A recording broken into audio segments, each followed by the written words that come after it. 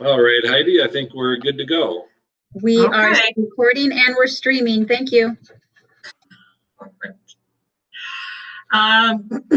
Okay.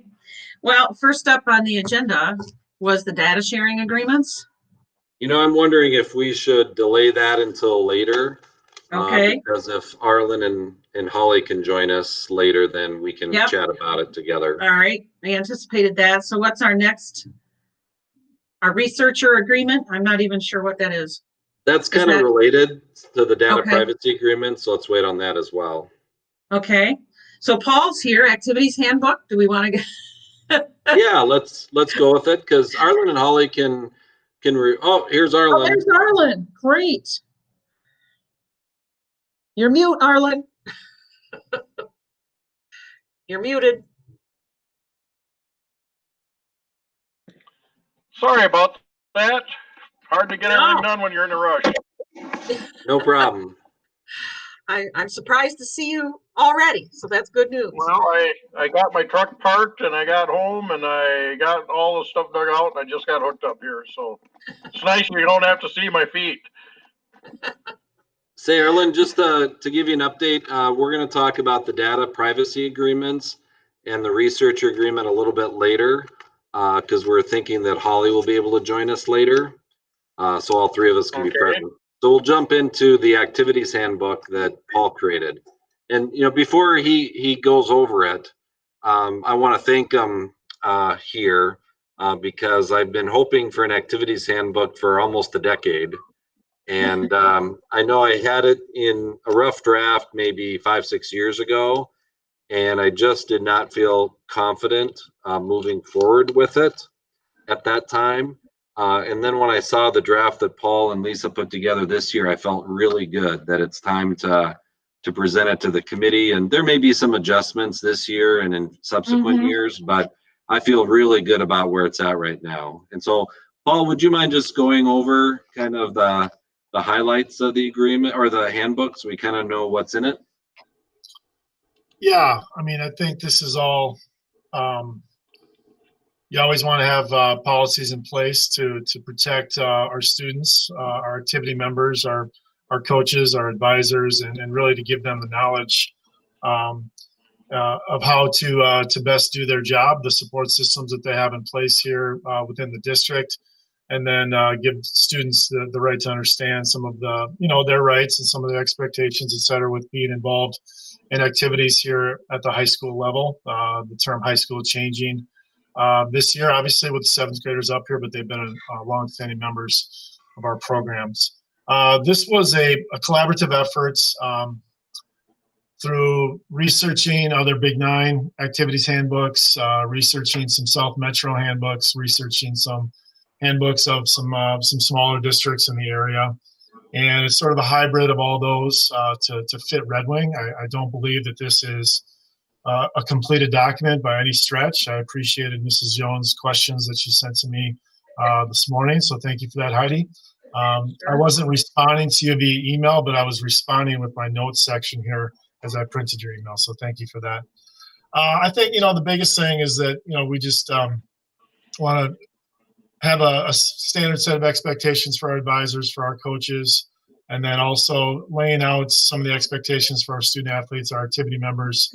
And, you know, unfortunately, in any type of handbook, there's consequences that need to be listed for certain actions, but that's certainly part of it. I can tell you that all the student eligibility, consequence issues, et cetera, are all verbatim from the Minnesota State High School League. This is not something that we've created here at Red Wing. This is as part of a member school of the league. And again, I'll just repeat this once again. Good afternoon, Holly. I'll just repeat it again that I don't think that this is completed, that we're always looking for ways to update it, manage it, change it. You know, one of the questions that was posed in the email this morning was the Why We Play video link, and I certainly appreciate that question, just because I truly believe that that's the essence of why we're involved in activities. And as I looked through the book, I didn't see a whole lot listed in there, so I appreciated that comment and that question. Okay. Along those same lines, We are in the process of updating our activities websites, and so I while that could be included in the handbook, Heidi, I do think that it could have a much more prominent position on our updated website, which we'll be coming up with here shortly, I hope. Agree. I'm happy to take the questions as they're listed, or if Arlen and Holly have anything going forward, I'd be happy to answer anything if you had a chance to review it. I didn't necessarily have a question, Paul, but just wanted to know, how fluid is it? Is it something you see yourself changing kind of as things come up and wanting to go back to the board every, 2 weeks or 6 weeks or whatever as something comes up? Or, how do you feel about the document yourself as a working document? That's my issue. That's a great question, and I guess looking for feedback either from the board here or Karsten on that, because, well, let me give you an example. I would argue that it could be as fluid as our world right now, and it's changing every day. So Yeah. our academic policy in terms of how student athletes, the expectations we have for them in the classroom has really taken a turn here in the last number of weeks with our hybrid learning, when you have students that are in the building 2 days a week. And that policy was originally written as a 9 through 12 policy. Well, now as we look at some of the struggles, and we're doing some great things here as well, but some of the struggles some of our younger learners are having, our 7th and 8th graders. And to be honest, our teachers are stressed out right now. They're working really hard. And so my point there, Holly, is that we've taken the time to reassess our academic policy for 7th and 8th graders. So I'm not sure what type of latitude the committee and or the board would give us here at the high school to change this document, but I think in any given document, there needs to be changes and to fit the times. And I certainly think that this document would encompass those same guidelines. And again, I don't know if it's every time we make a manageable change, does that need to get approved? That would be a good question for this committee and the board at large. If it's minor things, I'll throw that back to you guys. What do you guys think? Well, just speaking, I didn't know, Heidi has more experience with things as they change and going back to the board. And Arlen, my only thought is, if something gets changed, just put it in a different color or something so that the board can recognize it. Now, as far as reviewing, so that it doesn't become a headache that you're constantly like, oh, I got to take this board. Oh, I got to take to this board. I don't know if you work on this handbook with George and with Jay Chose and with your other assistant principal. I can't remember his name right now. I don't know if you work on that handbook with people in a committee. So Heidi, you can probably speak to it more about what that looks like when you have a fluid document that is needing to be changed. Right. So my comment on that would be, I think there's some things that shouldn't be fluid, like the consequences of disciplinary actions. That should be no question, because that's where you really want board approval, so that it's a clear message that there are strict standards. We are going to adhere to them. You can't talk your way out of them because of who you are, or which family you came from, or how great of an athlete you are, or whatever. So that's what concerns me about the board needs to approve, or do we? Because these are Minnesota State High School League rules that we can't change, that we have no authority to change, is my understanding. And so that's the one concern I have with, but I recognize on the other hand, there's lots of practical pieces that, sure, they're going to change, if it's preparation for something, or the activity isn't here any longer, and it's not going to happen.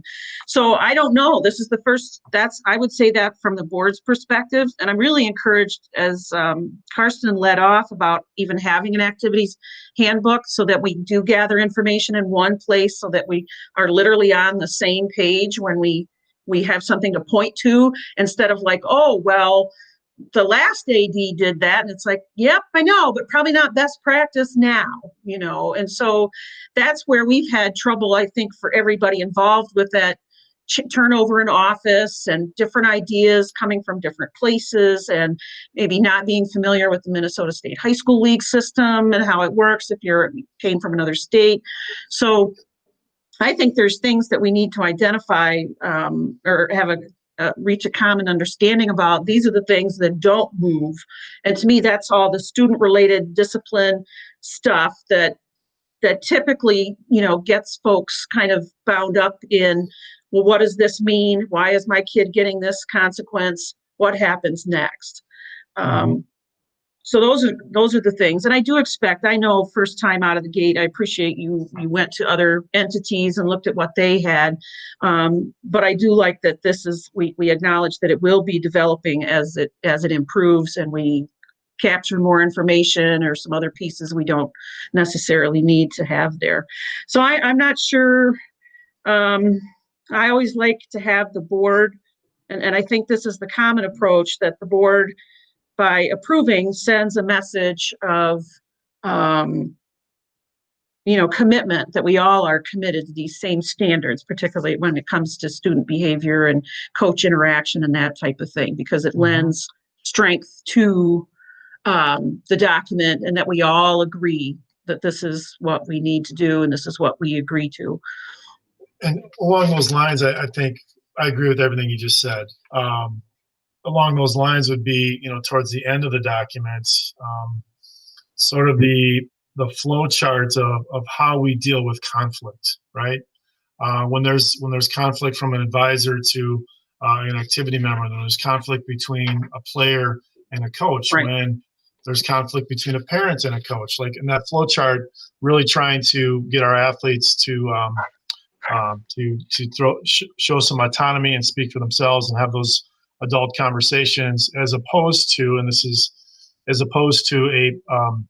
a parent immediately calling Carson Anderson, right? There's a process here by which that our coaches want to be aware when there's conflicts, right? And I just think that does that speak to your example there a little bit? And I just think out of respect for our coaches and our other administrators, that because all of our plates are busy, but we want to be able to handle things that we can handle, as opposed to not being aware of them and then it being reported to somebody else. Right. I think people need to have, everybody needs to have, at least know what that, you said it well, Paul, about what that conflict resolution looks like, because it shouldn't be, well, something just happened in practice and I disagree, so I'm the parent and I'm going to call up 3 different people and state my case. And now we have 5 different administrators that heard similar stories, but maybe not the same. And we don't need 5 people working on this. We need one chain of command that's adhered to, and we know we respect the authority to each level. And yes, so I think that's important. Absolutely. So Karsten, were your expectations that the board would approve this? It's on the agenda for tonight as a discussion item. Yeah, and I asked Paul to give an update about just activities in general, and I thought he could mention the handbook. So I'm not looking for board approval of this document tonight. Okay. The same with the other documents, sort of a presentation tonight, and then we'll kind of follow your lead as far as what we do next. I think Arlen was going to say something. I think. Arlen? No, I don't think I was. I was trying to look something up. Why, did I ask to say something? Oh, I just thought I heard you start and I thought I interrupted you. So just wanted to make sure. Didn't, but I was trying to find where I saw this, and I want to make sure it gets into our handbook here, somewhere in our policies or other student handbooks. It relates that the school primary function is the education of our children, and then the activities come behind that. And I was trying to find that here, and I'm wondering if it's in the student handbook. I was just over there kind of glancing. And I think that is important. If I didn't see it in here, but I haven't reviewed this handbook a great deal because I was gone this weekend, and as soon as I got back yesterday, I went back to trucking, and the day has been full. So Paul, would you mind taking a look through the student handbook or policies to see if there's a reference to what Arlen is talking about? It sounds familiar to me as well, but I don't know where it is offhand. I know it's printed I printed it in some papers because it's fundamental to many of my disagreements of what we're doing with COVID here, so. Sure. Um, And then, So- Paul, in addition to that, if I know you're talking about the potential changes to the academic expectations, if you could really take a close look at the student handbook to see if there are any conflicts with the student handbook. Because if there are, then I think we take both your handbook and the student handbook up for revision in November. Okay. Yep. You know, and just as an FYI, my dream has not been to include that information in the student handbook, but without the activities handbook, I had to put it someplace and get the board endorsement on it. So that's why I put in the student handbook. But we can easily take it out of the student handbook and put in the activities handbook, because all athletes and activity participants will get that handbook. So that would be the common connection there. Okay. And then finally, I think you did it already, but we have a non-discrimination statement in our student handbook. Did you include that in the activities handbook? Carl, seeing that. Well, if not, it's my fault for not mentioning it to Paul in advance, because I did look at the handbook about a week ago or so, and we should really include that non-discrimination section word for Absolutely. word in the activities handbook. Absolutely. Thank you for mentioning that. That was not intentional, obviously, so I appreciate that feedback. Yeah, and by the way, I can send you the Word version of the student handbook, so you just copy and paste. Okay. Thank you. You know, depending on what the three of you want, we could certainly, take some more questions or comments, and then, Paul can incorporate the changes that we just talked about, and then we can take it to the board for approval on November 2nd, if that's okay with you guys. I see Holly saying yes, and I think it's important that well, first of all, I love the fact that it's done, and I do give Paul a tremendous amount of credit for putting it together, because it's time consuming.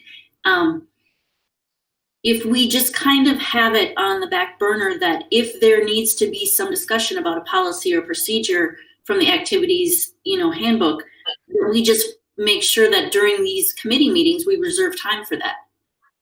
perfect. Like if Paul really wants to discuss something with us and say, on page 3, I'm just a little, this wording just isn't working for me, or I had a situation come up, then what Paul needs and the department needs is for our feedback, but not necessarily for us to chastise after the fact. Mhm. And so to do this in a collaborative, approach, always reserve some time for this to come up. So like you said, Karsten, reviewing it the next policy and legislate, perfect. We don't have to review, we don't have to approve anything tonight, just to give it a little bit more wiggle room. Right. Yeah, and if you come up, if you have time to peruse the document before, like within the next week or so, just let Paul know what you're thinking, and then he can make those changes as we move it forward. Yeah. Do we have time to go through some of the questions that I had? Oh, sure. I Okay. think so. I know we have like a lot of ground covered today, so I'm trying to parse out our time as best we can. Paul, were you able to look at, I suppose one of the things that's really important to me is that coach's code of ethics, and Yep. you had in there as professional educators, but sometimes we have coaches that aren't professional educators. And so how do you bridge that as far as coach training?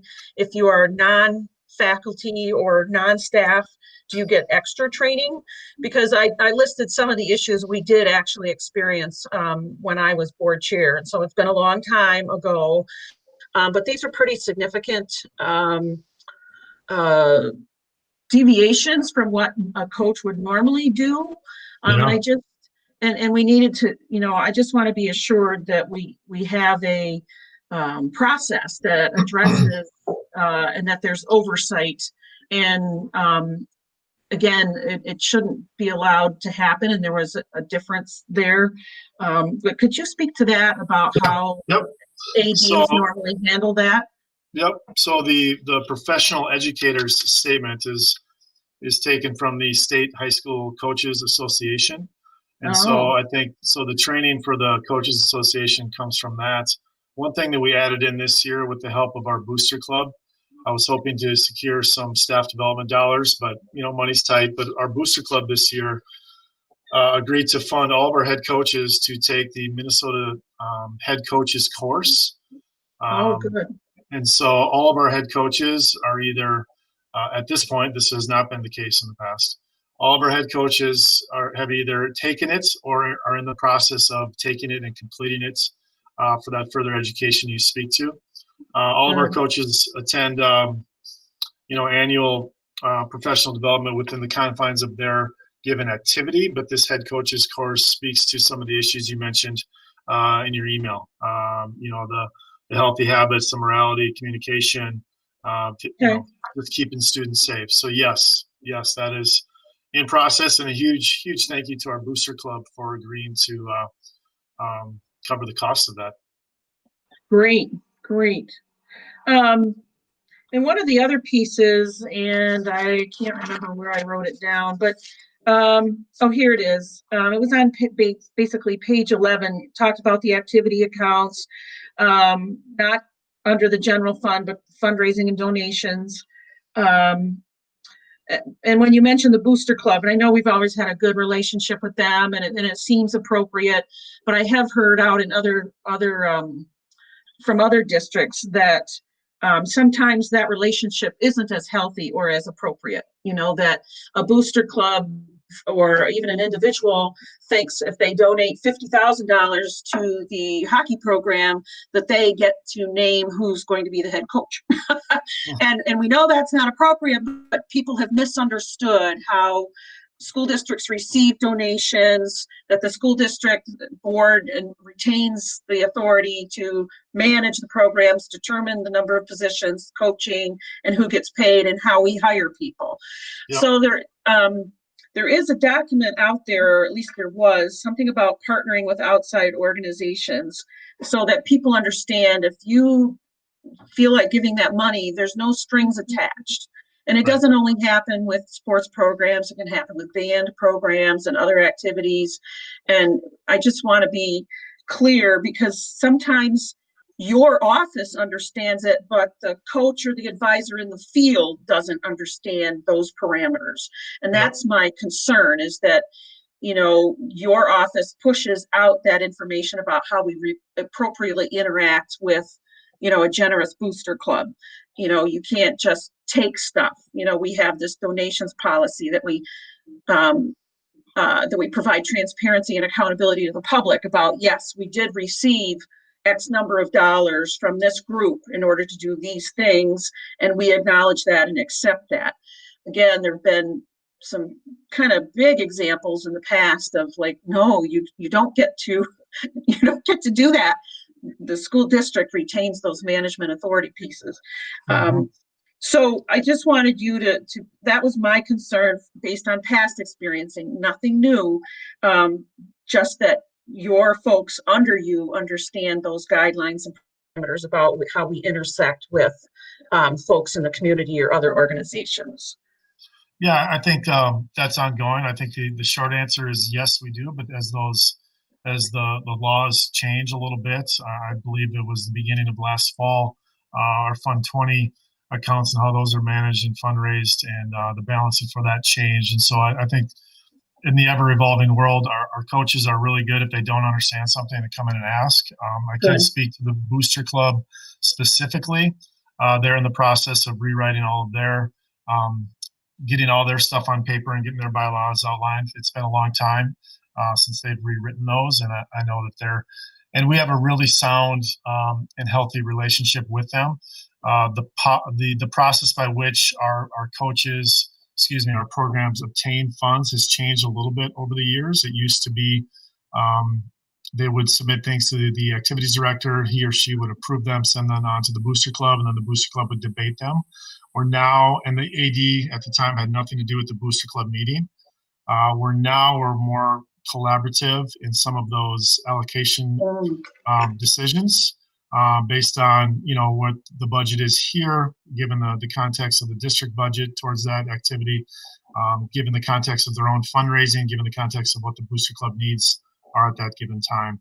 And certainly the booster club has taken a hit over the last year, just like everybody else has. Our coaches and our advisors have been told, at least from this office, that they should only things that go to the booster club at this point are just absolutely have to's. Like, I cannot get through my season unless I have this. And so we're really trying to be mindful of our spending there and respect their fundraising efforts as well. If that answers part of your question a little bit. Okay, good. It sounds like things are changing, and it's better that you are collaborative and having the conversations together. So I appreciate that. I think a couple other smaller pieces was you quoted language about tobacco use, and I know our policy it now encompasses, when it comes to tobacco use, also encompasses vaping, but you didn't have that language in the handbook that I saw. Yep. Is there a distinction from where that language came from, or? That language came directly from the Minnesota State High School League. I guess the one thing that would qualify, I'm trying to pull up the page here. That was on page 19. I guess the one thing that would qualify as that would be, does it say nicotine delivering system or something along those lines? Right. Where am I at here? And that certainly was not intentional, but that literally, under the auspices of the league, it's whether chewed, smoked, absorbed, dissolved, inhaled, so that, used to deliver nicotine, tobacco. So we could put that word in there. But again, I took the verbiage right from the league. In their bylaw 205. Yeah, my suggestion, Paul, would be to follow the State High School League because the School Board Association interprets the law, for the whole school setting, whereas the State High School League has very specific expectations for sports and activities. So that'd be my suggestion anyway.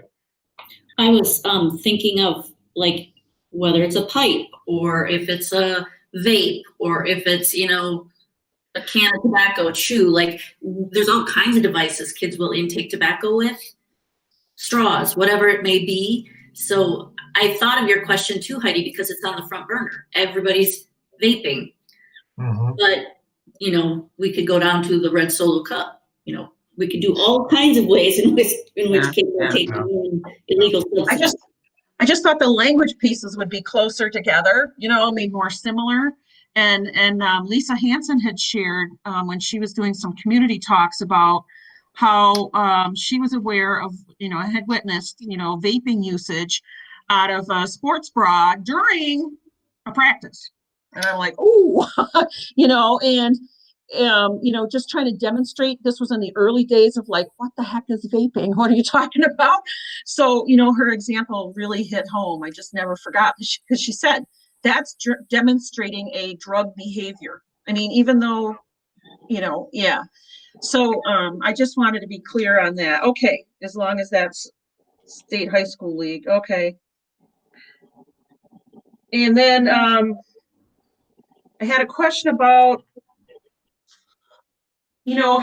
about participation in activities. So if we had a male student, and I just made up an example, who wanted to be on the cheerleading squad, is that kosher? We allow that, or that's not a problem? Okay. No, we take guidance from the league on Okay. that. But I don't want to get into specifics, but we had Right. 2 scenarios on both sides, so to speak. One last year and one this fall. So Okay. the short answer is yes. All right. And then you listed programs under, what kids can do for activities, but then you said administered by county or community ed and rec. So how does that relationship work? Could you just explain that briefly, and then I'm going to be done talking? No, I think that's really important. As I get into, we've had a lot of conference meetings over the last 6 to 9 months, right? And we have a certain number of activities that we offer here that are offered by other districts. Those districts sometimes choose to offer them through the high school, where we are offering some of them through community ed. And part of the reason for that, I think, has been a financial one, in terms of paying coaches, of having transportation dollars allocated towards them, et cetera. But the relationship is, so for example, let me use TRAP as an example. Our coaching staff and our program there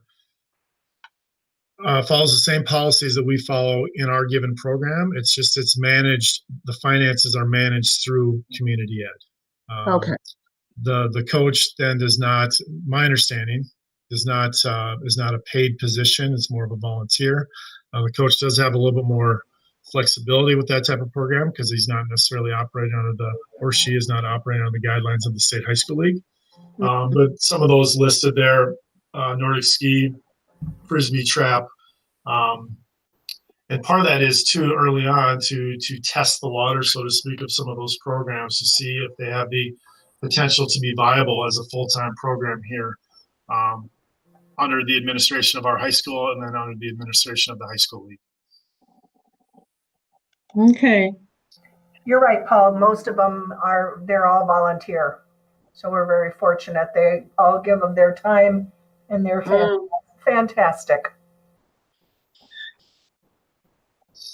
And then I know a lot of the language you had, I said I would stop and now I'm not.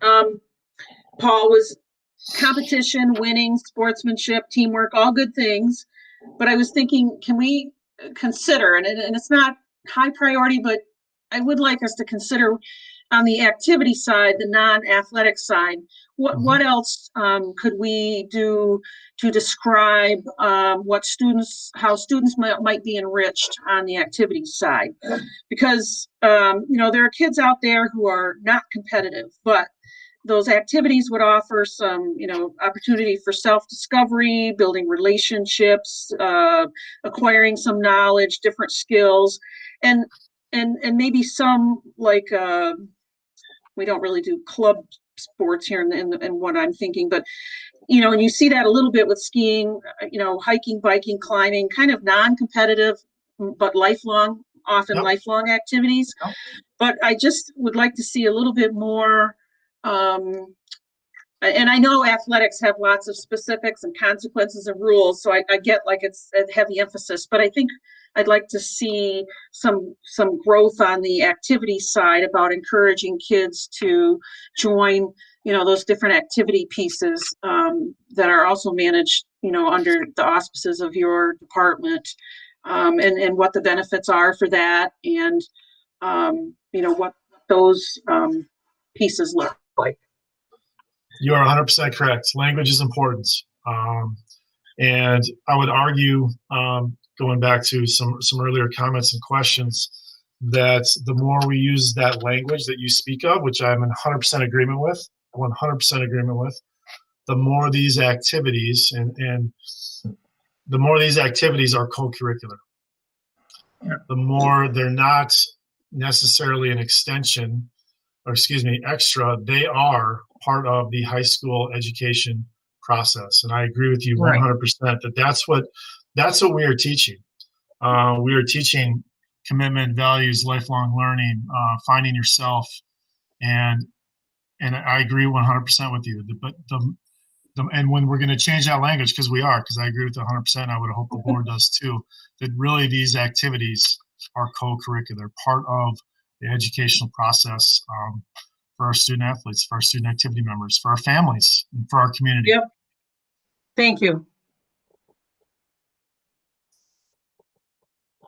That's all I had. That's all. But no, thanks. I really, really appreciate that we're spending some time on this and that it's coming to fruition, that we have something that kind of captures all that we offer and what our expectations are. I think going forward too, something like this can be shortened for a sort of a student parent handbook. They necessarily don't need all of the verbiage that's in here, but if we can have something on our new website, which hopefully is coming out in the next 7 to 10 days, just sort of a snapshot of what we offer in like a 2-page, 3-page PDF. I think that would I would like to head in that direction as well. Right. Agree. Okay. I want to thank Heidi for those questions. I did have a chance to read them this afternoon. I thought they were all very valid concerns in the handbook, so thank you, Heidi. All right. Sure. Any other input for Paul as we develop this? All right. Okay. Thanks, Paul. Thanks a bunch. It's good Thank you. to see this department kind of doing some new things. It's really, really good. Way to go. We're trying. So We I know. love the work, Paul. Thank you. thank you. We'll see everybody in a couple hours. Yeah. All right. Carson, we want to circle back to item 1 then, data sharing. Yeah, sure. Let Okay. me, now I didn't include the documents because we're talking about it at the school board meeting tonight. Right. But I thought if you guys have some preliminary questions, I can do my best to answer them and try to get other answers before the meeting. So the proposal tonight is to approve some agreements with i3Works as well as some data privacy agreements with Every Hand Joined and some other community groups. So I don't know if you had a chance to read any of those documents before the, that were posted on the board agenda. Several of them were identical except the name of the organization. So Right. there are just a few key documents to review. Well, committee members, do you have anything to start off? I read through the board packet on it and stuff, and I honestly don't know how I'm gonna vote tonight. I'm not sure I really like that we've been sharing this data for the last several years. I know there's good things that come out of it, but I just have a hard time sharing all that information from our school with other organizations. So I don't know where I'm going yet tonight. Sure. I can speak to the fact that I think it's gotten convoluted. I think what people have been sharing without knowledge to the community is dangerous. So if I'm understanding this correctly, these documents were all signed, but no parent or guardian was ever given the opportunity for an out. The contracts were signed and off they went, but they weren't run through the board or the legislative or policy committee. They just were kind of signed.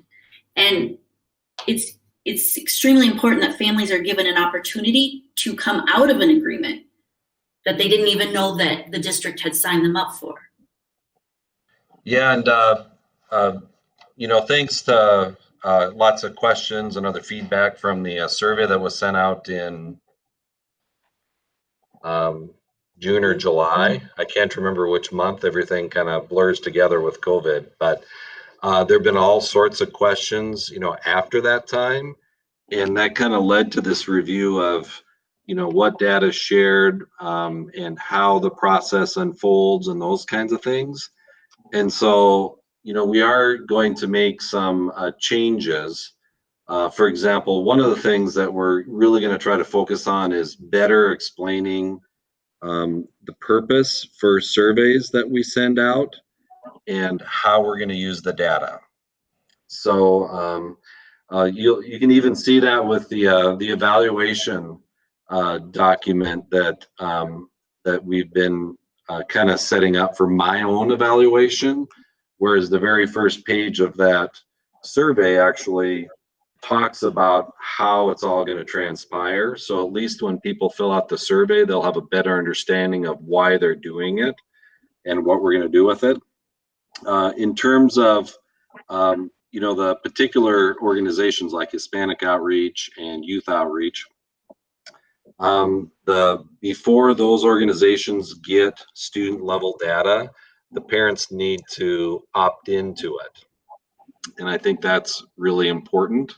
So they'll sign a parent permission slip to share such and such data. And then that's what triggers, our release of the data to the person specified in the release form. Now we've done that in the past, so that's not a change.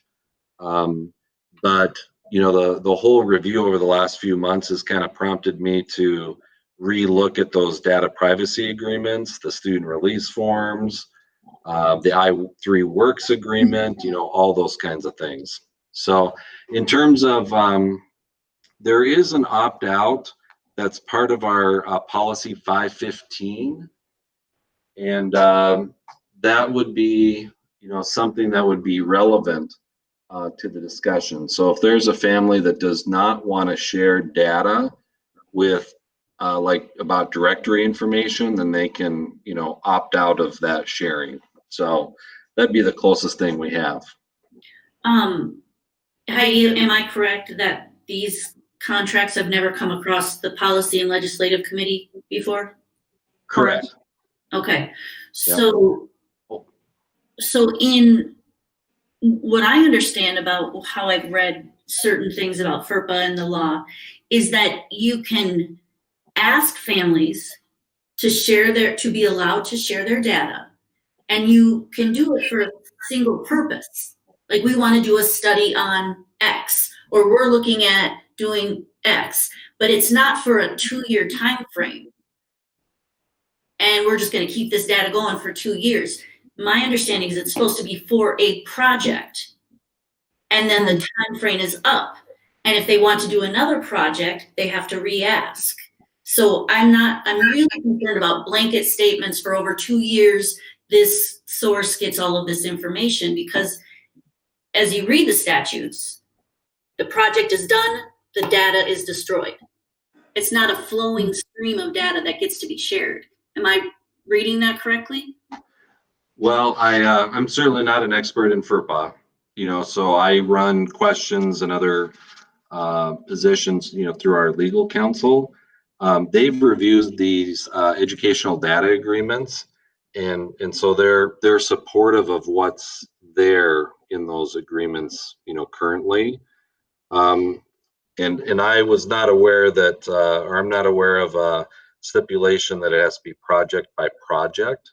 But one of the other, I should have just listed all the changes that we're making. One of them is that I kind of want all of our agreements to be yearly instead of these 2-year agreements or 3-year agreements, because it's a real pain to keep track of everything. If we do everything year by year, then the school board can decide if they want to continue that relationship each year. So the ones that are proposed would be just through August 31st of next year. And then sometime in August, we'd want to consider if we want to extend it another year. So I think that's kind of getting to your point, I think, a little bit, Holly, in terms of all these agreements that are out there and who's signing what when. So I kind of want to do them every year and then take them first through this committee and then to the full school board. So we have directory information on the contract or the preamble, and then we have legitimate educational interest, but neither one of those specifies income. Specifies what? Income, whether or not a student is on free or reduced. And to my knowledge, that information should not be shared with anybody. Yeah, there are some stipulations when that information can be shared. So for example, going to,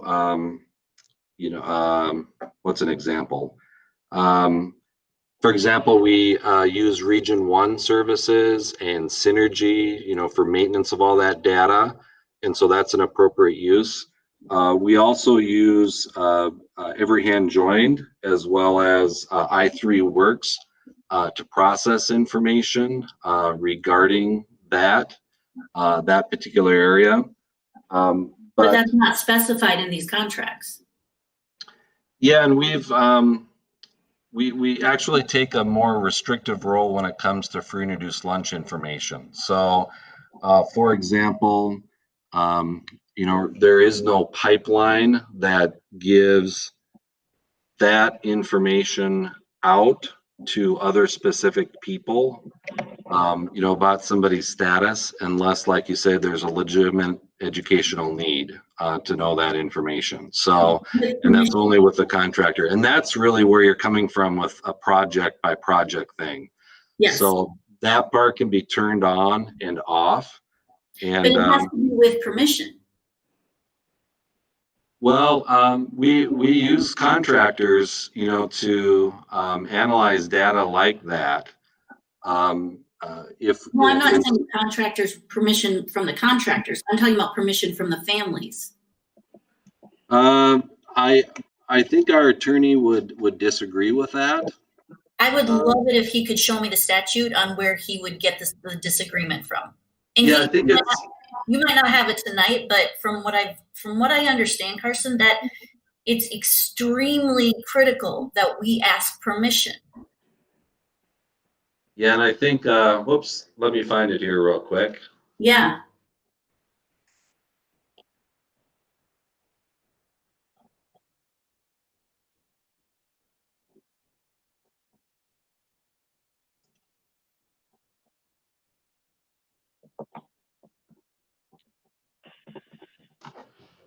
I have so many different agreements here.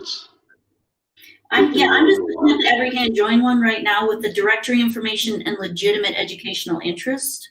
It's, how I've read it is directory and non-directory, and anything non-directory, you cannot share unless a person signs on the dotted line. Yes, you can share that about my family. Here we go. Let's see. Can you share it with us? Yeah, I'm actually looking at the same agreement. Yeah. So you're not looking at anything more that the attorney has come up with in terms of sharing finances? Yeah, I'm actually just looking at the free and reduced lunch status is, I think, what you're talking about. I'm looking at the agreement itself. Yeah, there's actually verbiage. Let me see if I can. I'll try to find that verbiage before our meeting this evening, so that I can share that directly with you. I see at the bottom it says financial aid, but that still doesn't. No, that's different. Yeah, free and reduced, and health and welfare. I feel like we really, well, you know how I feel. So at this time, I'm not in support of the cluster approach of what we're looking at, but not even a but. And I still want it to be a lot more clean. What do you mean a lot more clean? A lot more clean. So you say, well, I would like them to be 1 year. I would like, so the contracts have come in and out.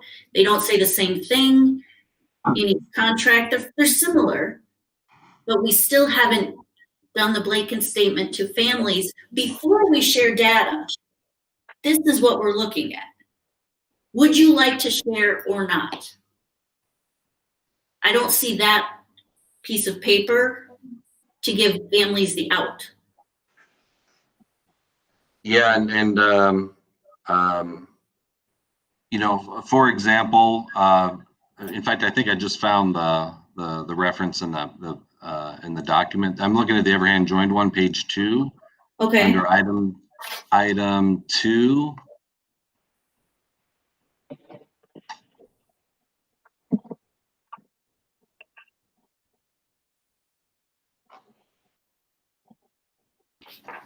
So, for example, in this case, Everhand Joined and I3 Works would be considered school officials under FERPA.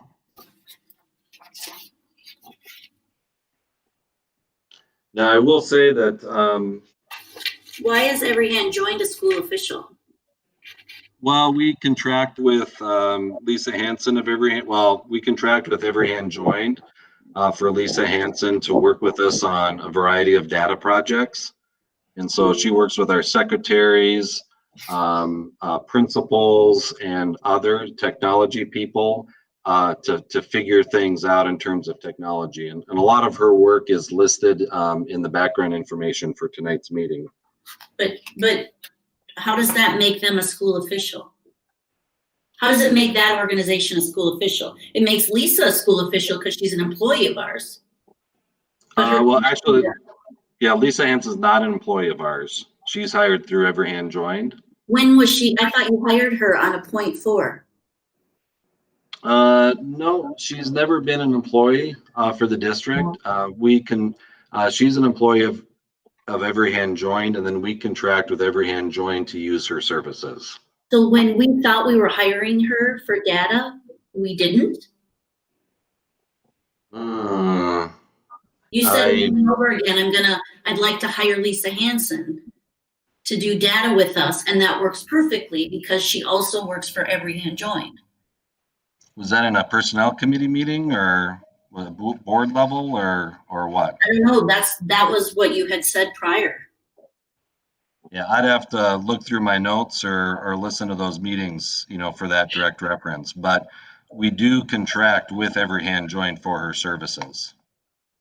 And I would love to hire her or add more time to that contract, but with our financial situation, I just don't think that's feasible. Arlen, Can you did repeat? you want Oh, sorry, go ahead. Arlen, did thank you want you. to add something to the? Yes, I did. I guess, I'm in a land that I don't understand why we're gathering all this data, and certainly it's not my expertise, so I'm not going to weigh in whether we should or shouldn't just on that. But what do our neighboring school districts do on this? Are they sharing their data? What are our peers, school districts of our size, doing? Are they sharing data like this, and how are they doing it?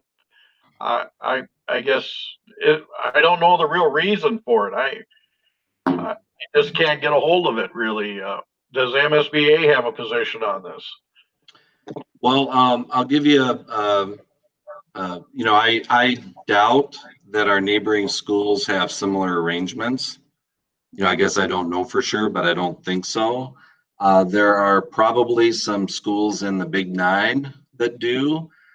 For example, there is a Strive network in Austin and in Northfield. And so, there's data sharing, I assume, between, the place in Austin and Austin Public Schools, and the same, for Northfield. So we're not alone, as far as schools our size. And, there are at least 70 Strive networks across the country that, do work with, data sharing, on students. So we're certainly not alone. In terms of the benefits, I think the benefits are very clear. And that is, organizations like Every Hand Joined, Youth Outreach, Hope Coalition, Hispanic Outreach, use that information to work with kids, to benefit those kids. So, the more we can do, appropriately to provide that information, I think the better. That's where I go back to it's too clumsy. Are they helping to increase reading scores? Are they helping to, what is the targeted need? When you say, well, they're helping kids, well, so are the Girl Scouts. So does the YMCA. All of these community entities help children. So what is it directly that we're hoping to target? Well, I think it depends on, the organization. For example, Hispanic Outreach may have a very different goal than Youth Outreach. Every Hand Joined has a more global approach because they work with more kids. So it really depends on those particular organizations. So I cannot give a blanket statement that all of these arrangements are to help reading scores, for example. I just can't. Yeah, I just think it's real critical that we go back to parent permission and be real transparent about how we access students and their data and with what agencies. And I don't think for a minute that there's,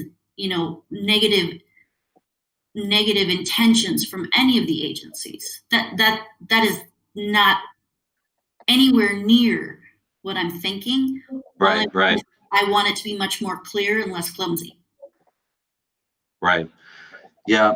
So I just wanted to, I'm trying to remember some of my experience. So I sat on one of the network tables for Every Hand Joined with college life readiness and post-secondary planning. So some of the data we received was, hey, X number of percentage of our kids say they're going on to a certain kind of plan. And then when we got some more data, it's like, oh, but in reality, they didn't finish. So so it was aggregate data that I don't think this size district, and I don't know if any districts are doing it or most districts are doing it, but it's saying, well, so your kids are saying they're doing this, going on to a 2 or a 4-year school. And then actually when they go on, we didn't have any completion rates.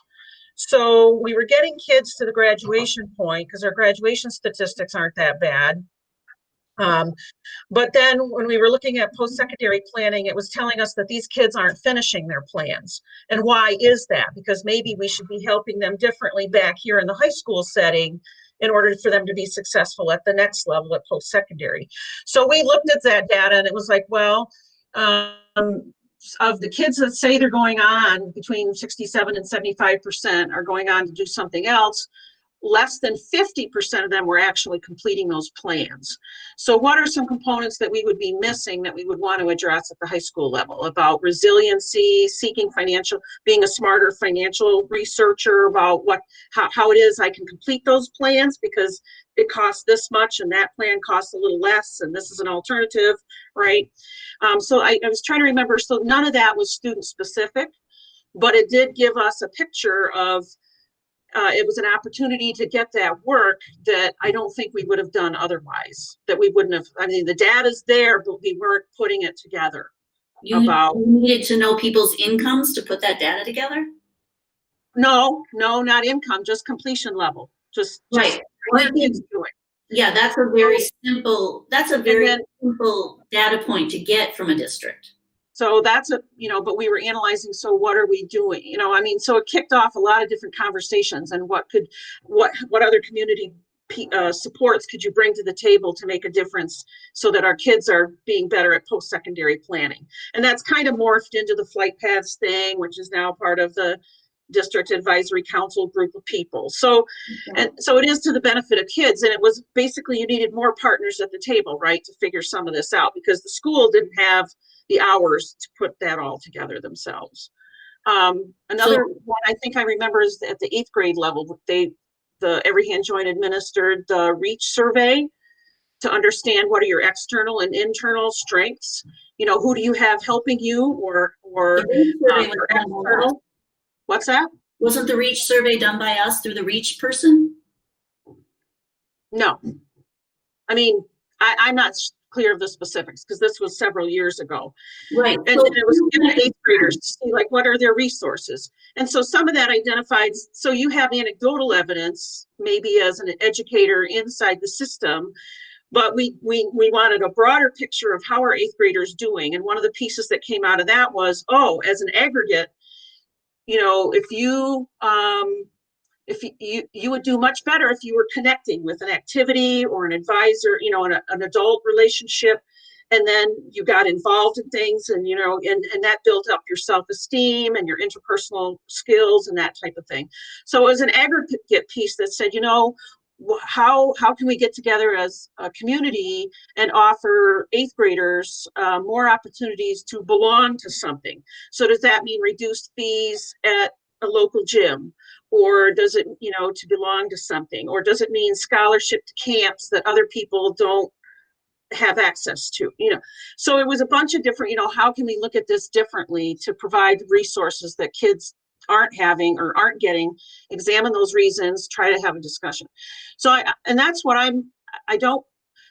think in a lot of that was aggregate information. It wasn't a sharing at a personal level on anybody's, personal case. I couldn't identify anybody. That's great. But I thought these agreements made that differentiation. If you're going to do student level, which maybe youth outreach and Hispanic outreach do more at a personal level, like, hey, that student. So instead of is it fair to say, Carson, instead of like a referral service? I mean, it's sort of like that, but we don't call it that. It's like, hey, we have a connection with an organization. Can we share your information with them because we But we think never asked. benefit? Heidi, we never asked. But aren't we asking if we give these No, opt-in they've or already opt-out signed. forms? They've already signed, the district's already signed these contracts. They're already signed. They're shared, the data's being shared right now. Aggregate data, Directory and non-directory information. right, but Yeah. not identified, like, So I'll give you an example. There's, Non-directory is very identifiable. yeah, We've for already signed example, the contracts. yeah, we share attendance, discipline, gradebook, information, as part of the data mart. And I think that's kind of what you're getting at, Holly. And now we do not provide free news lunch application, or health information or the specific IEP, that's not shared. But we did. If there are, so that's kind of the general database. And then, Non-IEPs. what's that? What I'm saying, and I don't want to get into, I mean, this could go on for days. That's Sure. not what I'm trying to get at.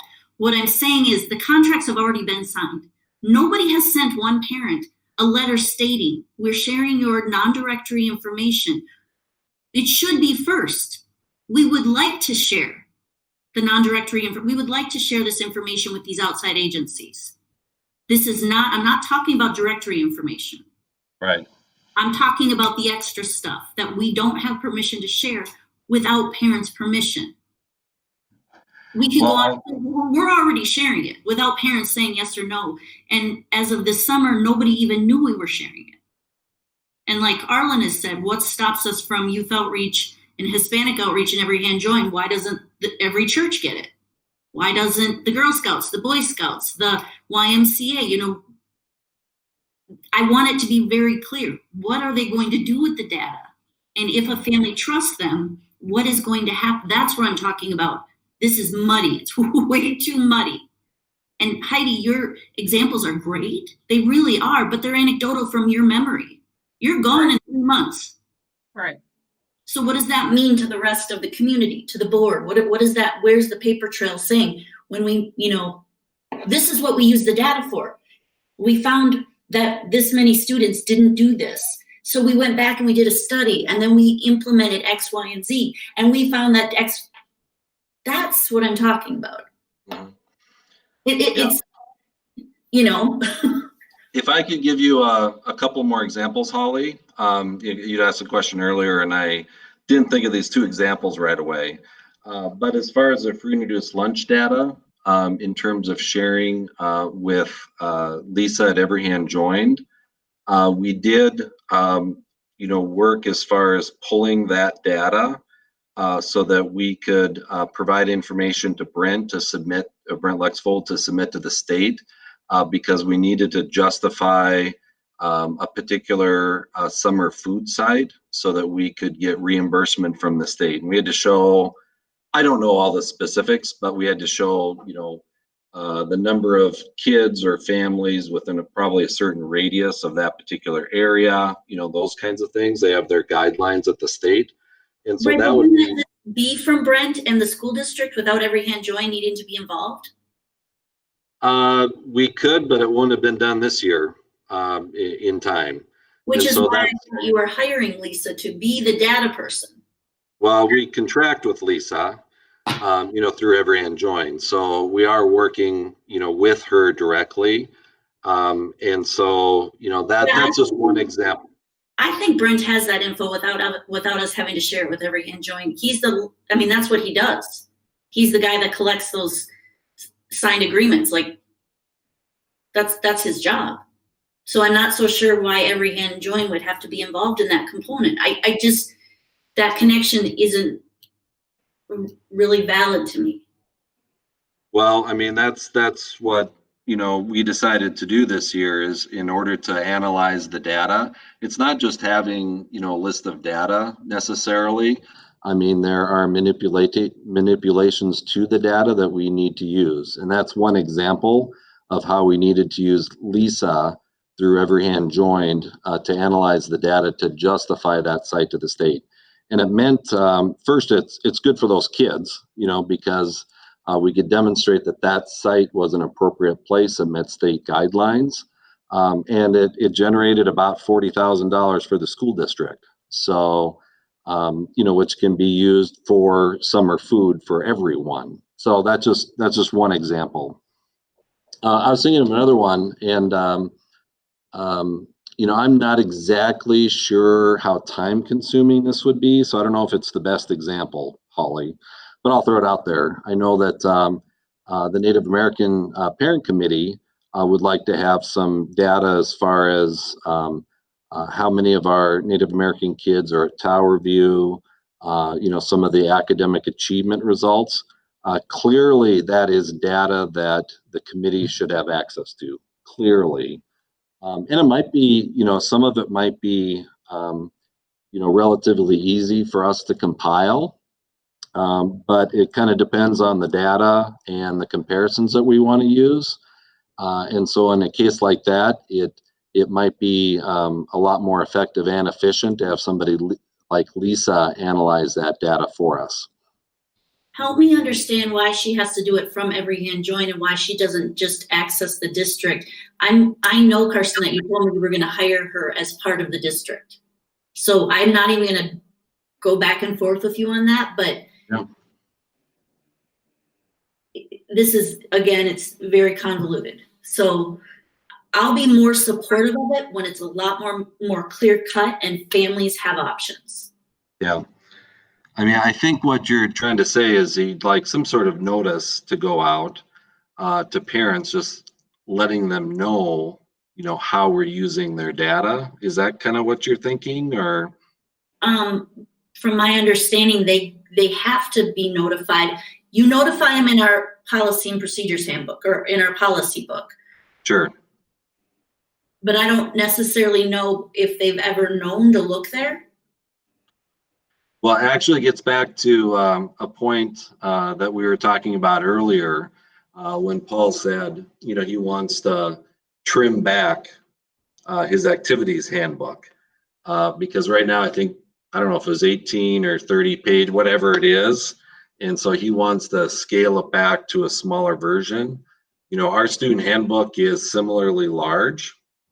So I get where you're coming from. I mean, sometimes when there's too much information, then it's harder for people to access or to understand the information. I think that's probably the point you're getting at there. Yeah, I feel like it's not been clear. Whether it's been sneaky is another adjective, a whole nother can of worms, but I don't feel like it's been clear. Yeah, I think, I really think that, we have these agreements in place. We want to continue to revise our agreements and our procedures. And I'll tell you what, those organizations are doing really good work for those kids. I mean, if we're talking about equity, and I think that's important. Yeah. I mean, these organizations are serving kids who need that extra help. So let's go back to the contracts are in place without notifying parents that they have the opt-out. They're already in place. So we're voting on what tonight? Well, some of them are, I mean, if the board doesn't concur with the agreements, then, they will not be receiving information from the school district, because I only want to move forward if the agreements are in place and the board is supportive. So you're asking we can time, pull out of those agreements. But you haven't put in the caveat that in order for the agreements to work, families have the right to opt out, and this is what it looks like. Where is that? Well, that wouldn't be in the agreements themselves. But if there's, let me try to come up with an example. Let's suppose Hispanic Outreach wants, or let's say they have, let's say Youth Outreach. They have, employees at Youth Outreach, mentors at Youth Outreach who work with kids individually or in small group settings. And so in order for them to receive information about, let's say my son, Lars Anderson, he's not a student here, but if the parents of Lars Anderson want to have youth outreach work with Lars, then I would need to sign a student release form allowing that student level personal identifiable information to be shared with them. And so that's happening now. That's the expectation. What's that? Where is that happening? For example, youth outreach and Hispanic outreach. So We already have the data. yeah, but that's not shared with youth outreach or Hispanic outreach unless there's a student release form. Here's how I relate it. We have the county services, we have medical services. People don't get to just go, hey, I like what you're doing there. Can I have access to everybody's HIPAA records? Can I have access to everybody? We're a public entity. We're not a private school. People don't just get to come to your door, knock on it, and say, hey, can we have access to your data? We think it would be a good idea. Of course it would be a good idea, but there's stipulations around it. But I would also argue that places like Mayo and others outsource some of the data management and analysis. They don't have everyone. Email asking me if they can share mine, and I sign off. Do you think that's true in every single case? I would hope that they're ethically bound to the law. I'll give you an example. For example, and by the way, I don't know the answer to this. Right, that's one thing. I would hope that they would ethically be bound to the law. Well, of course, but that doesn't mean that what we're doing is not ethically bound by the law. And so I just want to make that clear. I want to make it clear that my son's data was shared in 2016, 2017, 2018 without my knowledge. And that doesn't make me happy. So you're saying that it was shared with Every Hand Joined, or you're saying with other organizations? Was shared with whomever without my knowledge. But I'll give you an example of. Nobody sent me an email and said, hey, would you like to out of this? Nobody sent me that email. Nobody sent me that letter. But health insurance, let's say, if what are they called? The adjusters for health insurance rates. Oh my gosh, I can't believe I almost went into that field. Now I can't think of it. But there are underwriters, yes. Underwriters would be one example. Yeah, there's another term too. Underwriters. I mean, they're looking at data all the time to determine potential risks for the group, and therefore they're setting up these health insurance rates. And I don't know if every single health insurance company has those data analysts on board as employees, or if they contract with other entities. I don't know the answer to that, but that would be kind of a comparable situation where people do contract with others to do that work. What's that? That's profit based. We're not making any money. Well, I looked up FERPA under the U.S. Department of Education Family Policy Compliance, and the statement I came away with was, generally, schools must have written permission from the parent or eligible student in order to release any information from a single student's education record. However, FERPA allows schools to disclose those records without consent to the following parties or under the following conditions. And one of those conditions is organizations conduct or working on behalf of the school. You got to go. I thought that's where we're at. No, there's directory information, which is exactly what you're talking about, and non-directory. No, that's public. That directory is public. I get the directory thing because non-directory. I know, but it says it doesn't specify non-directory. It just says they'll share information. No, okay, that's fine. You can read that part. That's the Department of Education. I'm trying to grow in knowledge here, so I looked it up. I thought that's kind of where the safe space we were in. we're beyond the safe space. But that's okay. I know what I've read too, so I know how I stand on it. Yeah, and by the way, we don't release the free and reduced lunch status for an individual student to youth outreach or Hispanic outreach unless they sign a separate form that specifically authorizes it. So we take the free and reduced lunch information even to a higher restrictive status. So just to let you know, because I think that was one of your initial questions. And I'll give you an example. And that's, by the way, externally and internally. So Karsten Anderson cannot go on the student management system and see who qualifies for free and reduced lunches. Our principals don't have access, to that information. So, but if there are parents who want to qualify for the $5 summer swim pass offered by the city, then they can sign this waiver or this release of information, to give to Brent to share that information directly with community education, for example. I mean, that would be one example. Great, That's even a waiver. separate, And which is great. A signed waiver is perfect. Yeah. Awesome. Yeah. Now, some school districts I know are more liberal in terms of sharing that information internally, but we have not done that, and we think that that's the right approach. Okay. My turn, Carla? please. I think this has kind of solidified what I thought before, that I am very cautious on what we're doing, but I also realize the benefits of what's going on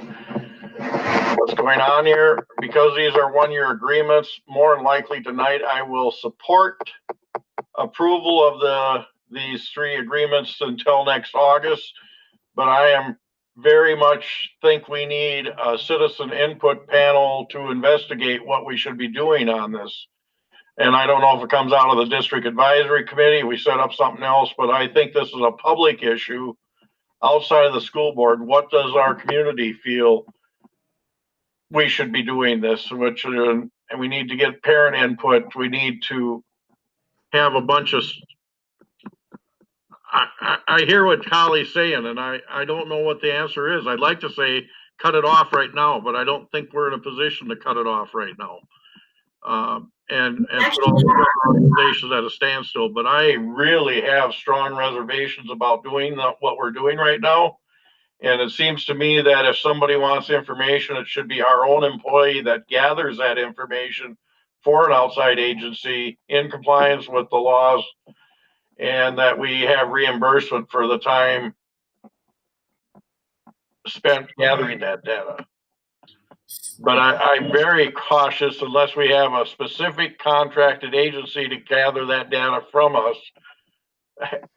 Just letting anybody go through our stuff, and maybe they aren't. I don't know all this exactly, but it seems like one entity, preferably our own employee, would be the one that would gather the data if somebody has a data request.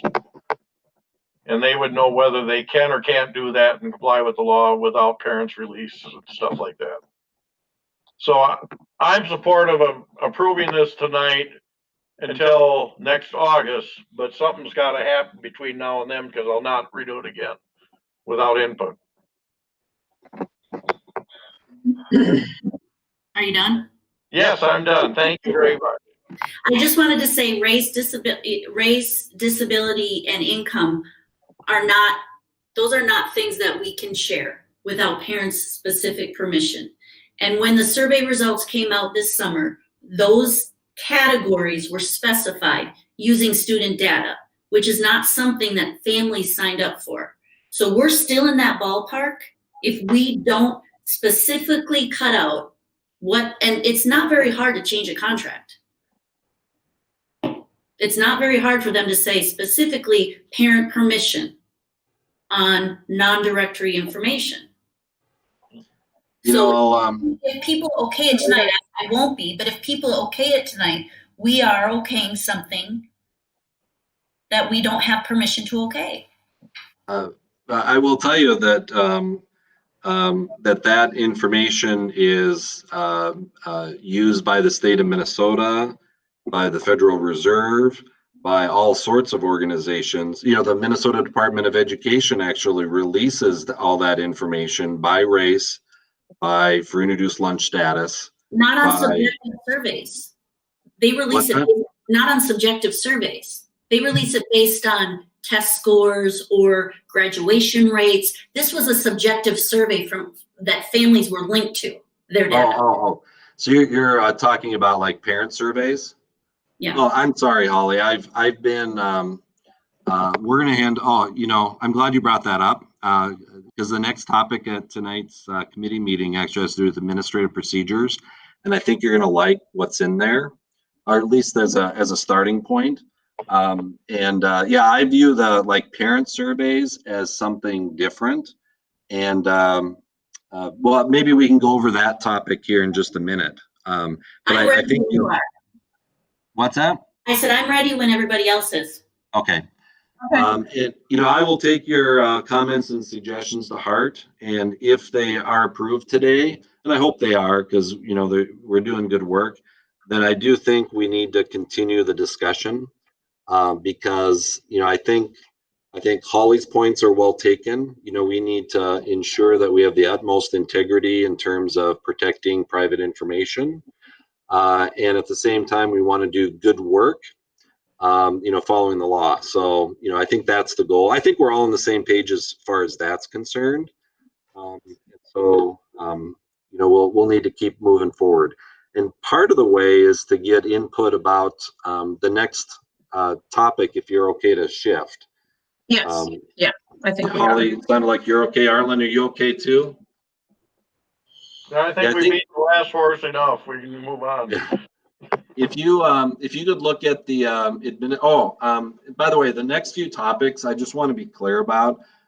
We just posted them today on the committee agenda, and in part because Lisa wasn't available last week. She was climbing mountains in Colorado, and and I didn't want to take her time to post this stuff. So the other even more important reason, though, is that I wanted to make sure that that we could just present them tonight, and I'll just go over literally the chapters in them so that you could review them over the next month, so that we can discuss items a month from now. So I'm not looking for board approval quickly. I think we should take our time, going through these next few items. So I'll just jump in real quick. Let's see. The first one is administrative procedures. And let's see here. I'll just highlight some of the major topics. First and foremost, we include a non-discrimination section in each one of our handbooks. So you'll see it in employees, students, administrative procedures. You'll see it in the activities handbook, the student handbooks for each building. I think that's really important. And that includes not only our non-discrimination statement, but who our human rights officers are, Section 504 people, those kinds of things. And then we also list the policies prohibiting discrimination right in each handbook, or no, in this particular handbook. So for example, bullying, harassment are policies related to prohibiting discrimination. Discrimination based on marital status, on pregnancy, those kinds of things are included.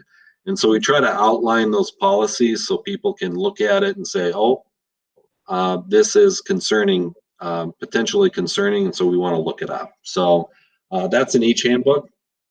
This administrative procedures handbook includes some procedures related to budgeting and financing. So you can see timelines, expectations for disbursements, non-public transportation payments, and stuff like that. The thinking is that these procedures are for a small group of people, typically the principals, the district office workers, district level administrators, those kinds of things. So the typical teacher or classroom assistant, really don't need to know that information. They have other information in the employee handbook that's relevant, but this is kind of more of a smaller group of people. There is also a section on human resources. And I think we're going to be we've talked about it a little bit already. And then in November, we're going to have a workshop session talking about hiring practices. And so I think this will be one discussion point that's part of that workshop session. And I'm sure other things will be discussed then too, but this Administrative Procedures Handbook talks about selection procedures, hiring procedures after selection, evaluations, timesheets, and those kinds of things. We have a couple of, we have another section on student enrollment procedures. And I will tell you that this one particular area is changing a lot. And so hopefully over the next month, I'll, further adjust, that particular section. And so really those are kind of expectations, again, that we are working with internally to make sure that we're processing each enrollment situation appropriately. I will tell you that this year we've had a lot of issues in terms of enrollment. And for example, we had, and they're all involving good people, just with some different perspectives. We had one family from a state, another state. It's not Wisconsin. We're used to dealing with a lot of enrollment questions with people from Wisconsin. This state is much further away from Wisconsin, but they wanted to enroll their high school child in our school so that he could take post-secondary enrollment classes through the state of Minnesota. Parents didn't live here, they lived in this other state. And so we've spent considerable time, going over that particular issue. We also have some questions about distance learning. For example, if there are some kids who are living in a different state, this year because of COVID, when can we count them as a student and when can't we? So we've had a lot of those issues, just to let you know. And then there's another section here about other administrative procedures. And a couple things I'll point out. One has to do with administrator coverage if an administrator is absent. So I better outlined who would do what if I'm gone for, let's say, 3 weeks. If I'm hospitalized or something, then who's going to do what? So I outlined it in this particular manual. There's also a section on data privacy, and I think that's what you're interested in. Well, we're all interested in, and please consider this the first draft. There's a lot more that needs to be added. And, I took what you guys said today, but if you have more thoughts or more angles or, well, what if, or what should we do here, please send them to me over the next few weeks, and then I'll research them and then add them to the agenda or to the Administrative Procedures Handbook. So please do that. I think that will make it much stronger. And so, Holly, I think that's, and Arlen, I think that's where I'm planning that we can really nail down, a lot of the details that won't show up in the agreements. It's more for, others. There's also information about lactating rooms for our employees, memorials, closing, school closing information, those kinds of things. So again, I'm not looking for, I wasn't expecting a thorough review when you have just an hour or so to review the document, but if you can just spend the next few weeks taking a look at it and just sending me comments and questions, I'd appreciate it. You mind if I jump forward to school board stuff? Nope. Okay. I don't mind. All right. Okay. Let's see here. I just have to find it.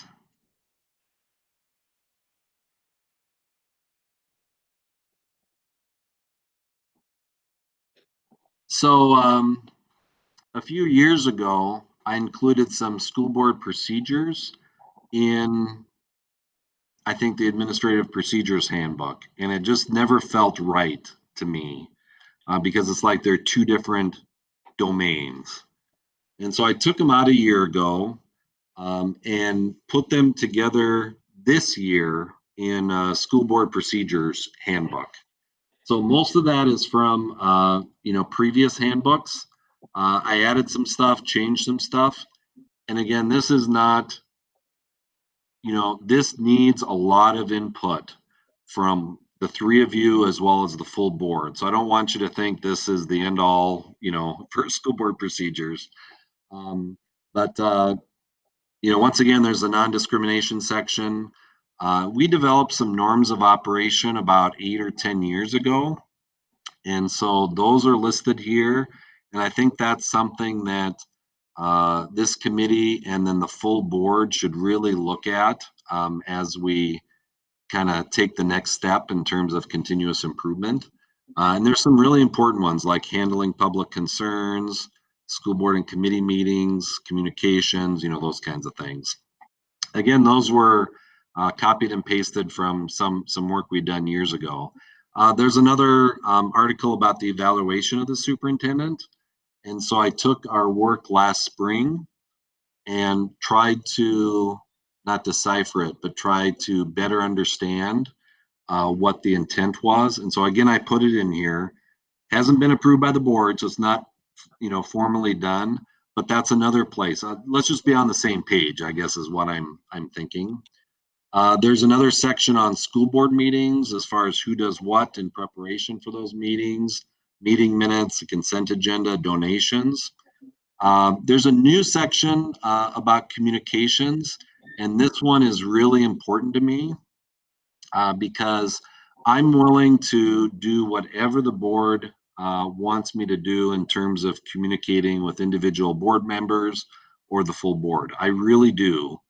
The problem is that I think, right now different board members have different expectations, and I'm not sure how to proceed sometimes. And that's not the board's fault. I don't think it's my fault. I just think it leads to an important discussion that we should have. So, and again, I'm hoping we'd spend a lot of time on communication section of this handbook, just so we're on the same page, and then I'll follow it. And I'll give you one quick example. I promise it'll be quick, but I had one board member who commented in January to me saying that he or she was, disappointed because other board members were receiving information and this person wasn't receiving the same information. And, I listened to what the person had to say, and I didn't quite understand, its impact or how it was unfolding. And literally the next workday, there was an email that was sent, and it was well-intentioned email. It was a well-done email. But after I saw that email, I fully understood where the board member was coming from as far as, why are other people getting email messages, but I'm not? And so that's just one example of how, again, none of that's intentional, but let's just come up with the common protocols and then, I'll follow them. There is a small section on policies, which is essentially just the policy review schedule that I think all of you are probably aware of already. And then I threw in something about planning. So what kinds of things should we be planning for in next calendar year and then the year after? Just to give me some guidance as far as what should be our next priorities. And then the final article has to do with our student school board members. And, I'm not exactly sure where we are, with that program and moving forward, because we've had a couple of different versions. And so again, my goal is just to put it in a procedural manual, and then we can figure it out together, and then, I'll follow through with it. So anyway, sorry for taking so long on what was supposed to be a quick topic. And again, I'm hoping we can review these in a month, either at the committee and or at a school board workshop. So actually, Heidi, were we going to be talking about the school board evaluation in October? Mm-hmm. Okay. Yeah, next week, a week from today. Okay. Maybe I'll talk to Pam and Arlen to see if this could be at least included as background information or as a source to talk about some of it. I think the evaluation is more broad than this, but I think they're related in some ways. What evaluation? One of the workshop sessions, I think, had to do with kind of the next steps to the school board evaluation that Okay, we yeah. did last spring. So, Okay. yeah, if I said superintendent evaluation, it was a mistake. No, I was just trying to get my brain wrapped around. Yeah. So Pam and Arlen and I can chat about that. Okay. Well, already I'll say the student school board member program that the board approved is, this language doesn't reflect what the board approved. So, I think the board needs to think about that. And I don't know where the old language disappeared. Yeah, I kind of took two, there were two versions. I know the board had approved one in the handbooks, and then, there was a different version being used. And so again, I'm neutral. I'm more than receptive to do whatever the board wants to do. And so I'm just putting it out there as a starting point, Okay. And, it might be one of those things where we talk to our student school board members and get their feedback, as well as George and school board members and stuff. So. Well, and I will stress that I think equity needs to be a part of the student school board program. And the original architecture of it allowed for that, that it wasn't just students funneling through a group at the high school with the facilitation of an advisor. It was meant to be open to all student body members at those appropriate grade levels, because I think we need to demonstrate that it's not just this group of kids who gets that option. It's anybody who's interested and motivated to do that kind of work that should be able to apply. So you may have emergent leadership that is not an academic high flyer, shall we say, and that's not my language, that's somebody else's language. But so I would love to see this district. Well, the district is doing it, but the board really needs to look at things with an equity lens too. And this is one of those scenarios that I think we need to pay attention to. Are you giving equal access to a wide variety of students, not just folks from a certain pool? Sure. So. Yeah, and that's, I don't know if we talked about this at the board level, but at some point we talked about having a racial equity analysis protocol, or what the city uses, the HEAP sheet. I'm not sure what the acronym stands for, but different ways of viewing procedures or practices like the student school board member, to make sure that we have a lens of equity at all times.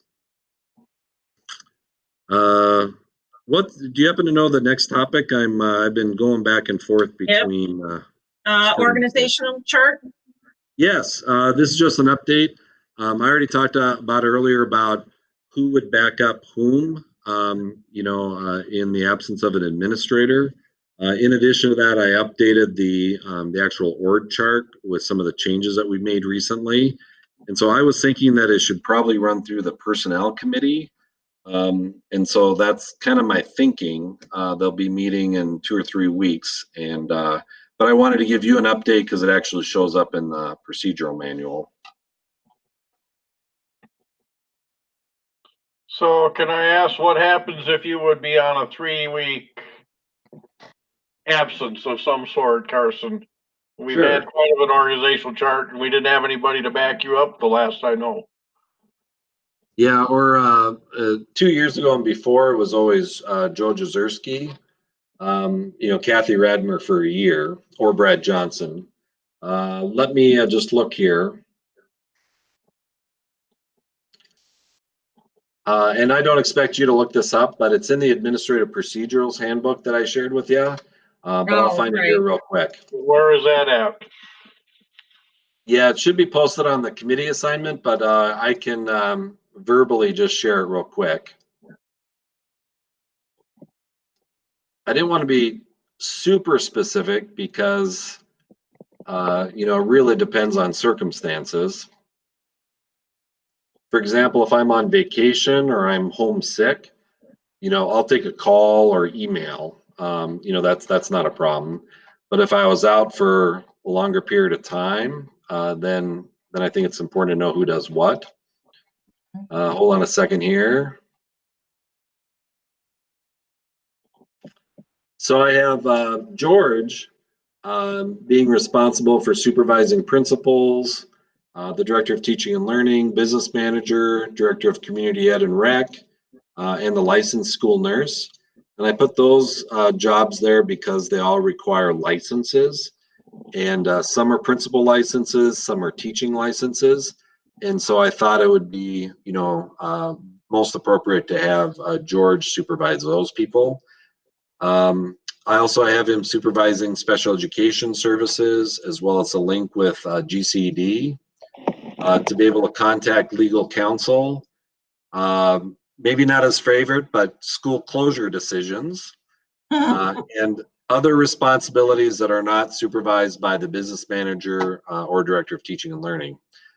Business manager I have down for supervising the director of buildings and grounds, the director of technology, food service director, and transportation services, sort of the operational stuff.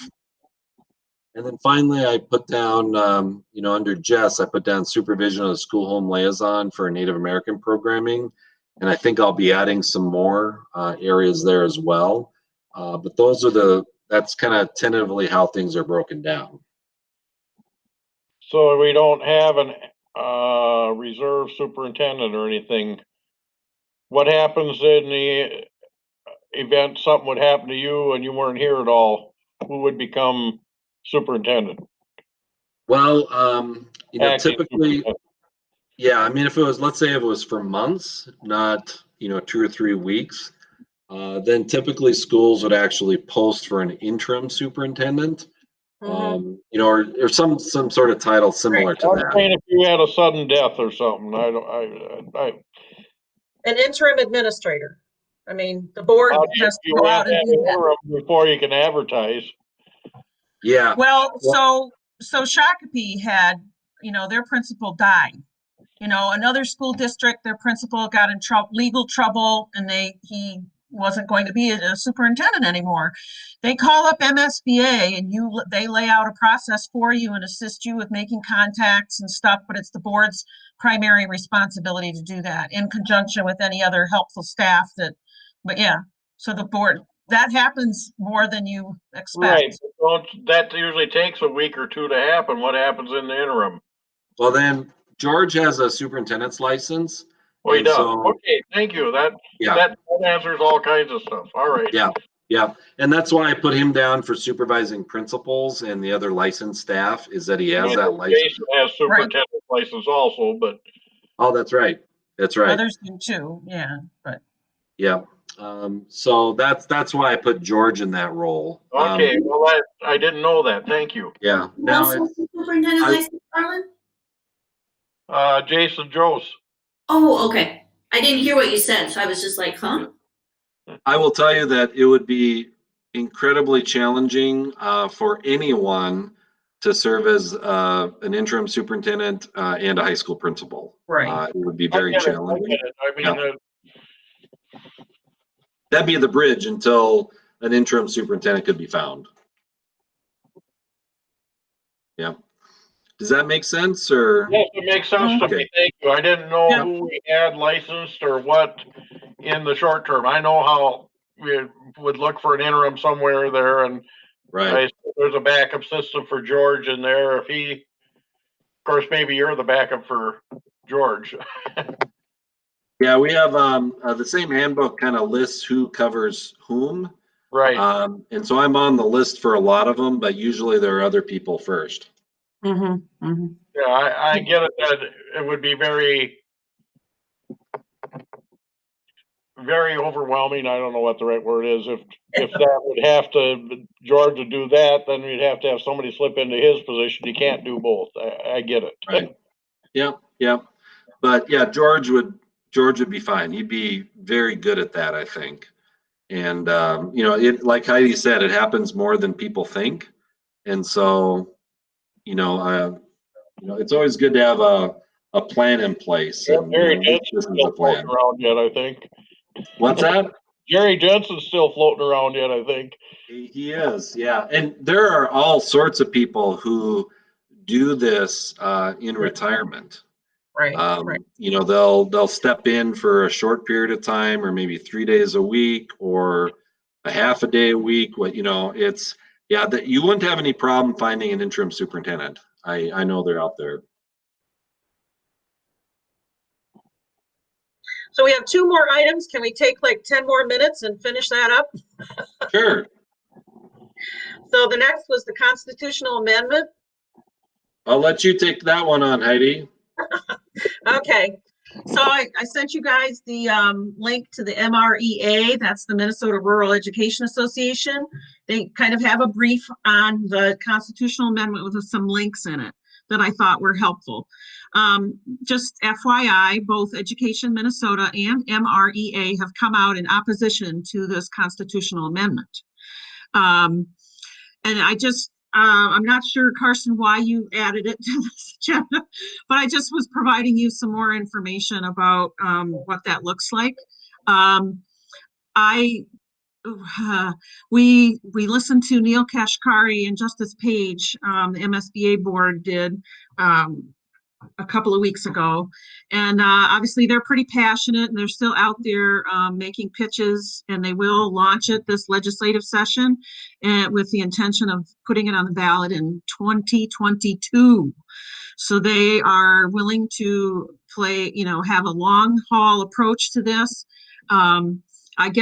I understand where they're coming from. They're frustrated with racial disparities and achievement, and they want to do something about it, and they feel like this is going to move the dial on that situation. And, you know, they have research and background. They send out emails, and they are entertaining a lot of audiences to talk about their approach and why they're doing it. And certainly respect those guys. There's a lot of knowledge at the table there. But some of the arguments or some of the discussion around it are, is it going to do what you think it's going to do by proclaiming public education as a civil right? And versus the constitutional language now that says the state shall provide and fund for an adequate school system. So they dispute the word adequate. They dispute the language that was created in 1857. I'm not sure that's a valid reason. There's some really old documents like a Constitution, Declaration of Independence that we, adhere to, that are very old. So I just think this is going to be a really discussion for those of you remaining on the board and the rest of the board. I think you need to have, and I'm sure MSBA is going to provide some opportunities, but I would encourage the next board. It will significantly, if it goes ahead, and there is some support for it and some bipartisan support, if it goes ahead, it could change things. One of the concerns is that it will open up individual school districts to litigation. So somebody can say, Red Wing Public Schools did not provide the education that my child needed. And so what are you going to do about it? And so that's one of the strongest arguments against the amendment is it will open up litigation. The courts will now have a foot in saying what constitutes a good education and why didn't this individual get it and what is the basis for that. And so the concern, I think, amongst a lot of folks is, what does that look like? Is it going to come, we're going to court, we're litigating this, the courts are going to say something instead of another collaborative effort with legislature and educators and administrators and that type of thing. So I think with lots of new board members coming on, you'll want to understand what the arguments are for and against this amendment or this proposed change, and especially your new board members. And I think personally, I think some of the caution is it really sounds attractive, but what is the impact? Will it do what you think it's going to do, or will it make things more difficult? And I know one of the other arguments is they've taken out the language that says you shall fund districts, public education. And right now, the Tom Melcher presentation said the state used to fund 70% of school district costs, now they're down to about 53%. So whatever state aid we've been getting has lost its buying value. So local districts are now turning to local resources again, which is inequitable across the state because the referendum we pass will cost each homeowner $150 a year. In other districts like Anoka Hennepin, it costs them $23 a year.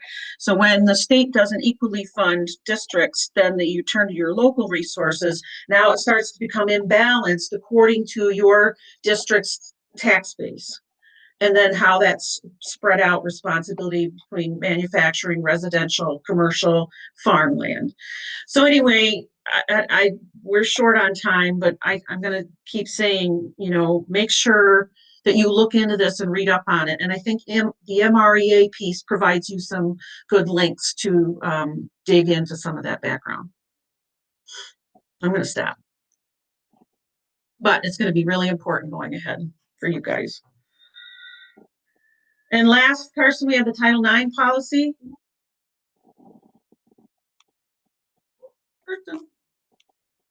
Yeah, I just put that on as a placeholder. I still don't have it yet. So I have the template from MSBA, and then I'll bring it to the next meeting.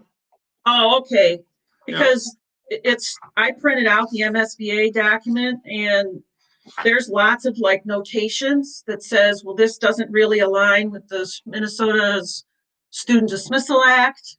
So and I know districts are struggling with this a little bit because it was launched in the middle of the pandemic and we're already responsible for it, even though we haven't officially passed it. And so there's more research to be done under that. And I did look up, Minnesota has reaffirmed the severe and pervasive standard just this past summer, the Minnesota Supreme Court. So that doesn't help us either. Yeah, so those notes are directly from MSBA?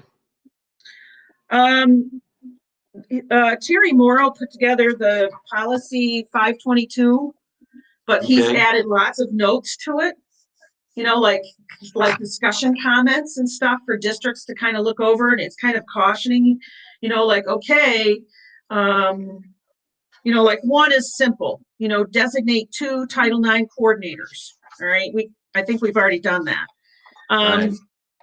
But then there's others that says, well, the interrelationship between Title IX regulations authorizing the emergency removal of a student and the Minnesota Pupil Fair Dismissal Act is unclear at this time. So he's added in lots of notes that you typically don't see in your normal policies. Because I think they have issues with the language that came forward in the context of how are school districts going to manage this.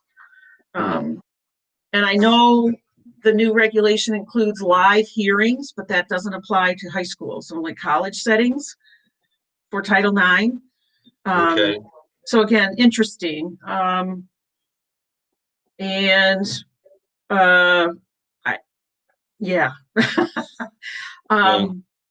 New York and California are the only ones who have removed the severe and pervasive language standard.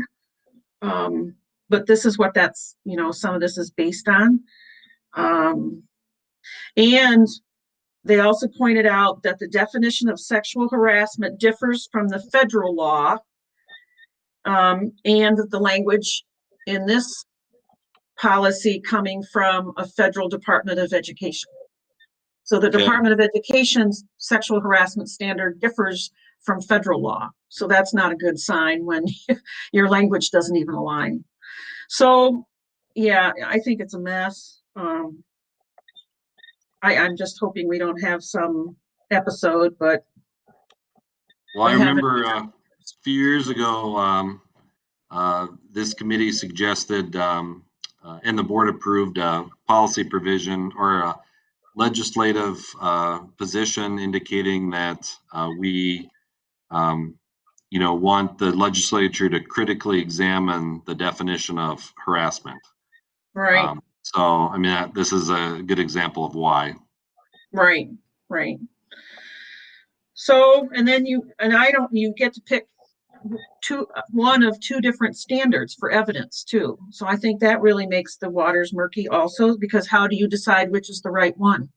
I mean, I'm not sure giving people options is the right way to go here. It'd be nice to have one standard, but apparently you get to pick either the preponderance of evidence, which is a lower standard, or clear and convincing evidence, which is a higher standard. So who makes that determination? Right. The person making the complaint, the investigator carrying out the investigation? Does the district pick ahead of time and just say, this is the avenue we're going down? So I think before this committee has discussion, I think you need, I don't know, I think a conversation with Terry Morrow of MSBA would be a good idea, policy services and legal, because he could explain some of his notes. And I know he's up to date on all the concerns around this new Title IX. Sounds good. Okay. Time for a quick supper, everybody. Yeah. Then we'll see you in about 15 minutes or so. All right. Thank you, committee. You're good. 3 minutes early. Thank you. See y'all later. I'll have to take a lesson here.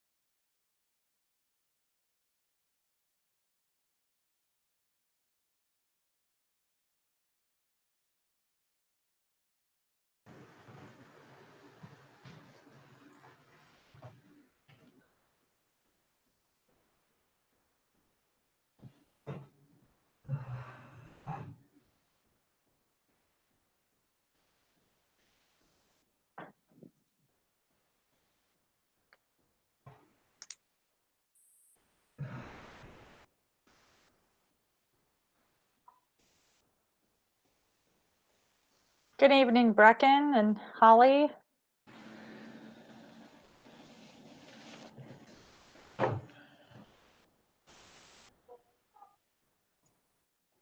Pam, I'm going to go ahead and start recording and streaming if that's okay. Yes, please do. I'm just waiting for Superintendent Anderson. There he is. Speak of the devil. Hello, everyone. Good evening.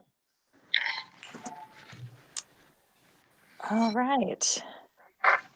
I would like to welcome everyone this evening. I'll call this meeting to order of the Monday, October 19th, 2020 school board meeting. It is 6:02 and we'll begin this meeting and call this meeting to order. We'll take roll call beginning with Ms. Janie Fair. Ms. Jones. Present. Ms. Tower.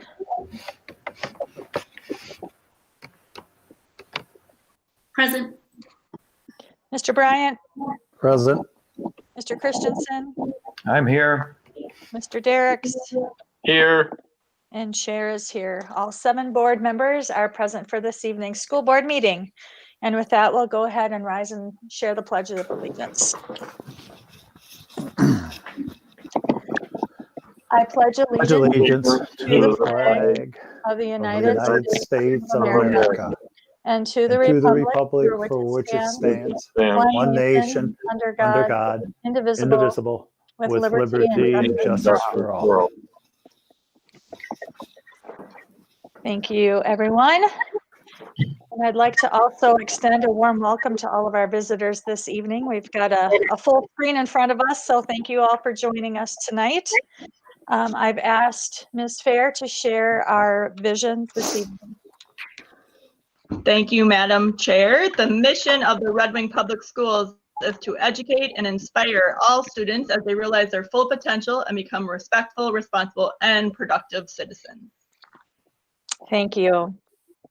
There is the agenda that was listed in our board packet that you have hopefully in front of you. Are there any changes to the agenda? Was there something added today by Lisa? I don't recall what it was. Is that included on the current agenda? It is included on the current agenda. That's business item 4.1, Quest Learning Together. That was Great. posted also in our board packet. That is posted. I'll make a motion. Jim will make a motion to approve the agenda. Do I have a second? Second. All right, the agenda motion made by Jim, seconded by Holly. Any other discussion? All right, then we'll take a roll call vote, starting with Ms. Jones. Aye. Ms. Tower? Aye. Mr. Bryant? Aye. Mr. Christensen? Aye. Mr. Derricks? Aye. Ms. Fair? Aye. And chair votes aye, so the agenda passes 7-0. The first item on our agenda is just to call your attention to our educational plan. And so that's always listed in every board packet to keep us focused on our strategic directions and goals for the district moving forward. And with that, the next item on our agenda is recognitions and upcoming events. Who would like to share something?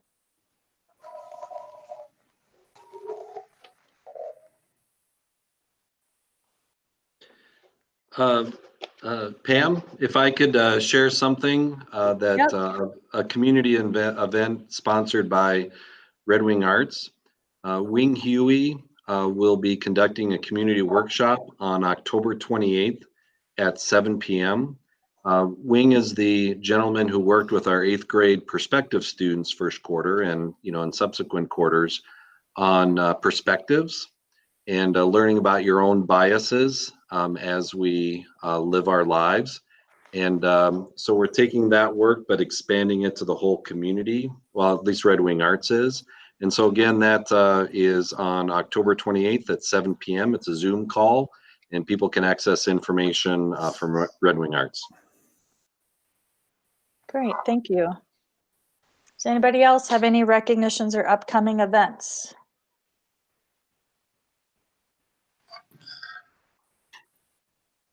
I would just like to recognize how hard people have been working and how people have really tried to keep the positivity going in all areas of the school district. So lots of people are sharing on Facebook about how they're trying to help each other. And so given that it's extremely stressful and COVID numbers are going up and people are all in flux, I still see a lot of positivity coming from people in the district trying to put on a happy face, and it's very difficult. So I appreciate that. Thank you. Thank you, Holly. Brecken, thank you. Nice to see you. Yeah, nice to see you all too. So we are starting to enter the last push of our first quarter. I believe there's about 3 weeks left. And so we're starting to enter that final push and starting to prepare for our transition in the next quarter. And then next week is the beginning of homecoming week. So that is still happening this year, and the student body's really happy about that. Tomorrow, student council will be meeting discussing dress-up days, but on Monday, there is homecoming coronation where the homecoming court will be announced and then king and queen will be declared. So that's what's going on next week. And just wanted to thank all the teachers. They've been amazing as always. They've been working really hard, meeting students where they're at. And I think that's everything.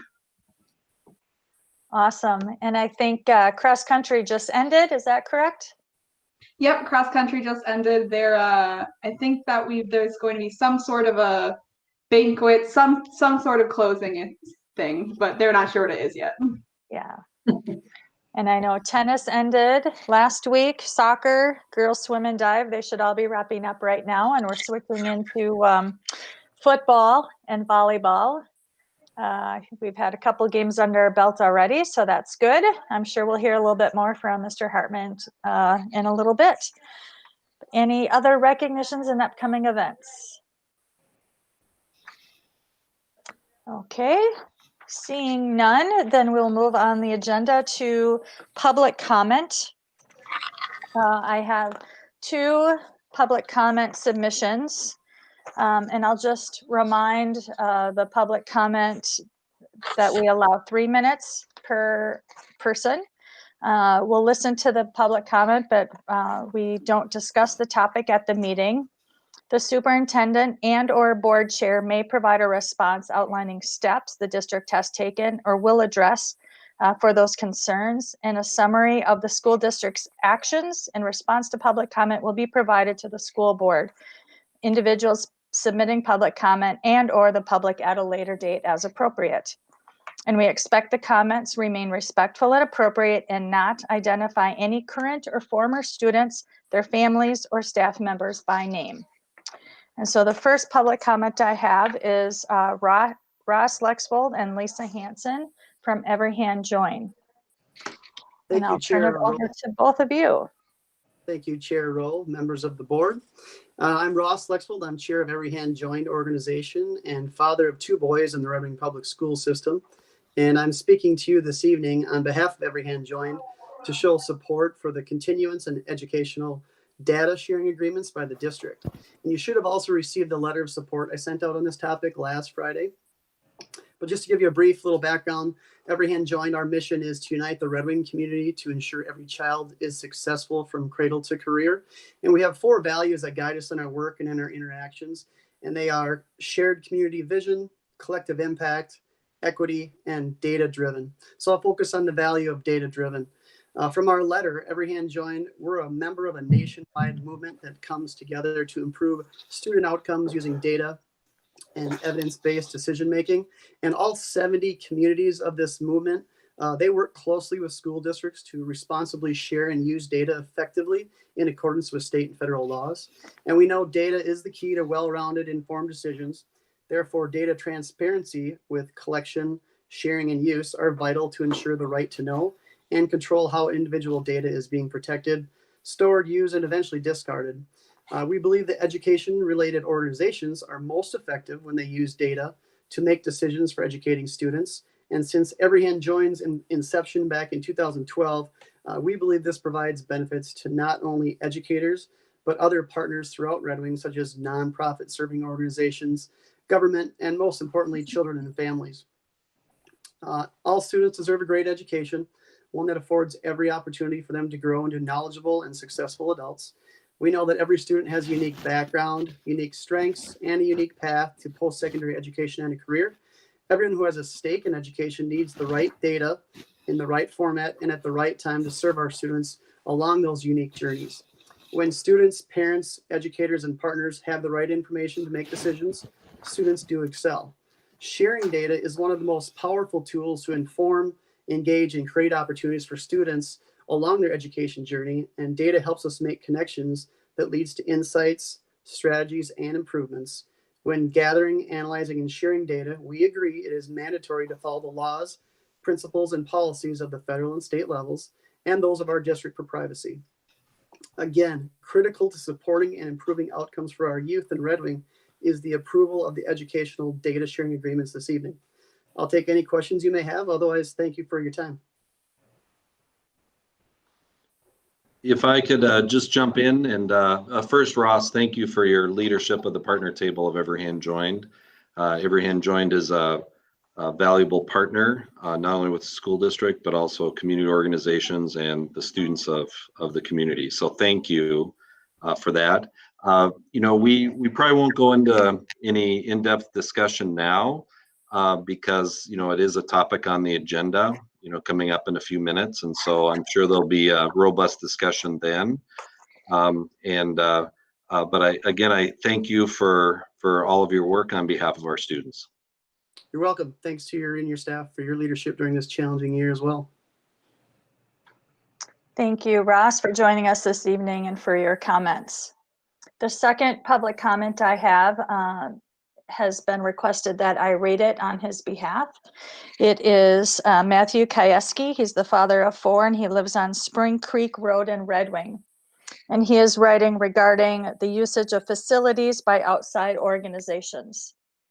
He says, I am writing to urge school board members and district administration to continue to allow non-school usage of sporting facilities of the district for athletic practice and competition.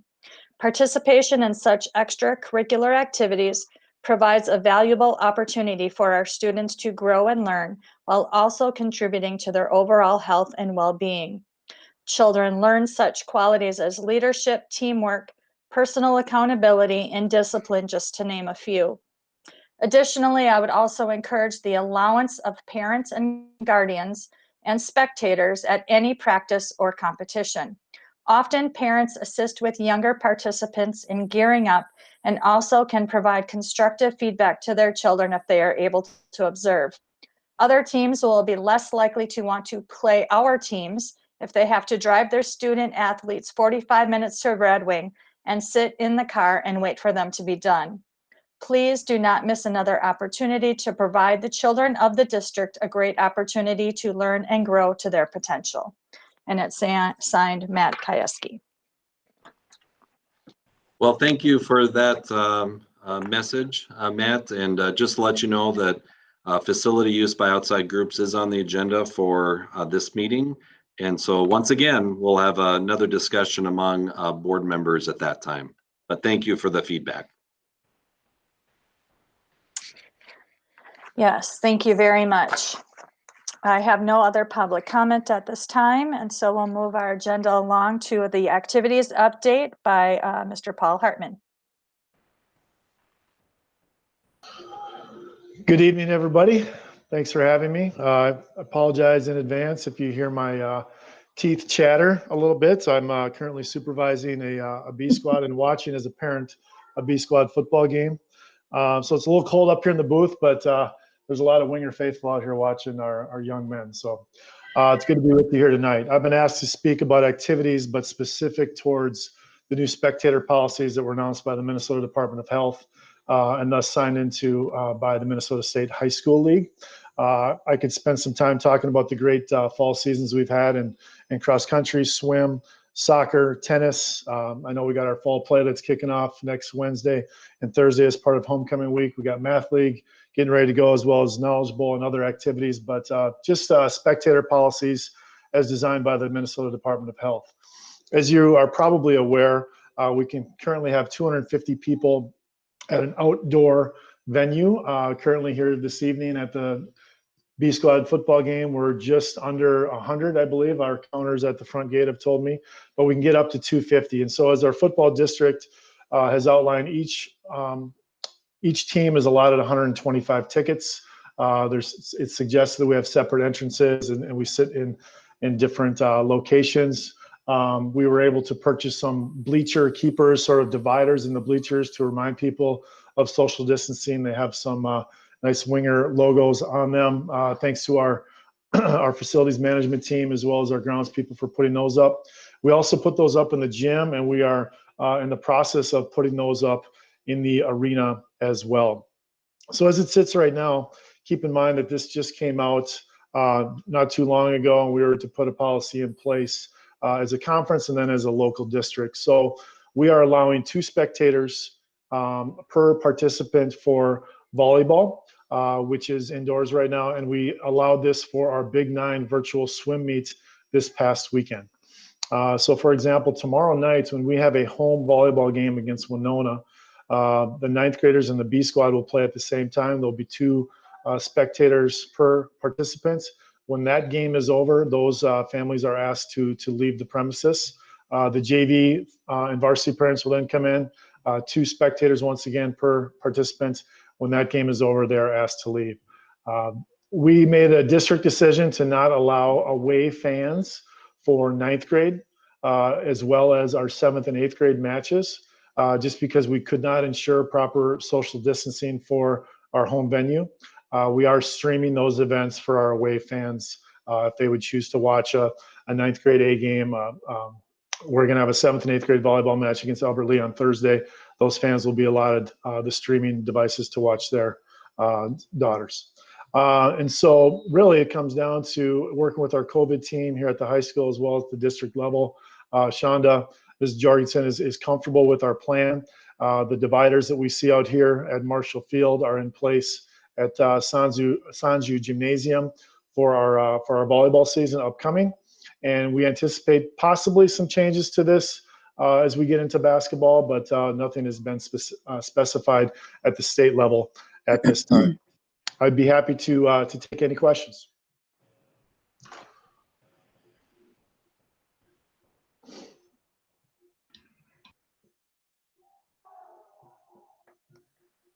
Paul, can you remind people how they can go ahead and get on the streaming opportunities? Yeah, which is another huge shout out to our community. Our district, our activities has a YouTube page now. That link is at Go Wingers. And so all of our home volleyball matches, B Squad, JV, varsity, at least right now, we're working out plans as we get into our other winter sports, but that is going to be found on our Winger Activities YouTube page. Our lower levels, which are going on simultaneously as the games or the matches on the main court, those are on Facebook Live, the Winger Activities page on Facebook. So that's the way it sits for volleyball right now, just because the spectators are limited. For example, we're not streaming football tonight because anybody that, for the most part, anybody that wants to come can come. So long answer, short answer would be district Winger Activities YouTube page and our Winger Activities Facebook page. Thank you. Jeannie, you had your name in the queue? Yep. Thank you. Hey, Paul, I think it's great that we're obviously playing and we're getting some spectators in, but I know I've had several parents come up to me about the frustration with the younger levels as far as watching and such. So can you tell us a little bit more? Do you see any movement on that of just like, as far as those 7th, 8th graders and the 9th graders? I mean, I guess why is the state high school league seeing that as different other than just that varsity sports, are more important or, more celebrated, I guess? Are you speaking to our home families or visiting families? Yeah. Yep. Home families. Well, to be honest with you, it was when the Department of Health came out with the guidelines, we did not feel comfortable allowing home families for that very first match, which now we're allowing 2 spectators per participant regardless of level. We're just not allowing visiting fans to come into our gym, and that's really a district by district case. Right now in the Big Nine, it's about splits in terms of who's allowing visiting fans. And it's based on the social distancing guidelines and the guidelines outlined by the Department of Health. But for our home Winger fans, it's 2 spectators per participant, just as outlined by the Department of Health. I think great. early on, we did not allow it because we weren't comfortable with our plan. And that was literally 48 hours after the guidelines came out. And we actually, if I go back to our Austin, you're speaking probably of our Austin volleyball match on Saturday, last Saturday. We allowed varsity and JV parents as a trial run to make sure that we kind of knew what we were doing. And then once we established that we kind of got it figured out, now we're opening up to everybody. So we feel good so far about the plan and the processes by which our workers are establishing those on those evenings. Good. Thank you so much. Thanks for clarifying that. So that's great. Mhm. What's the score, Paul? Do you want to know, Pam? We're getting better. We're getting better, Pam. It's a chilly night. It's wet, but we're getting better. Okay, good. That's what I want to hear. Heidi, were you about to say something? I'm sorry if I cut you off. Oh, yeah, just briefly, it occurred to me, Paul, what's been the impact on increased attendance now that we're letting fans in with the cleaning labor, the custodial piece about how do we sanitize after? Is that significant, or are we just kind of feeling our way through this? Or Well, I can tell you tomorrow will be our first home event in which we have multiple levels participating. So the last one was simply the JV and varsity trial run. Everything will be cleaned after, just like any other events. I know I was with Mr. Hartnick the evening after the Austin game, and he was very quick to get things sanitized and cleaned up before he left that evening. So there's no doubt, Heidi, that it will add some increased time and increased labor on our maintenance department. But I also know that our families throughout the community, as well as throughout the state, are grateful to have the opportunity to attend these events. okay, thanks. And Pam, if it's okay, I just thank you, Paul, for all we did. And I think it's really important, that last statement part about not only is it important for the mental health of student athletes to keep on playing and stuff, but I know as a parent watching my kids run cross country this fall, it was amazing how much it felt just, to have that as something that was normal and stuff. So I think it's important to not only think about the students, but what that means to the parents, our community in general. So I think whatever we can do in a safe way is great. So thank you for all your work, Paul, because it was great this fall to be able to watch our athletes in safe circumstances. So I appreciate all the work on it. Well, what's great about it is, we get a plan and we kind of develop it together, and then you propose it to our grounds people, and they're on it, putting up the bleacher keepers right away. And Al and Carol, as soon as we needed to get that thing ready to go for Austin, they were on it, and we worked together on it. So just a testament to the people in our district and the people in our community that want to give back and see our kids participate.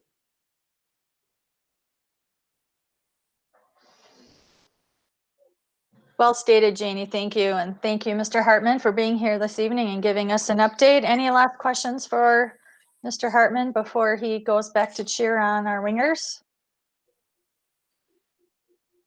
All right.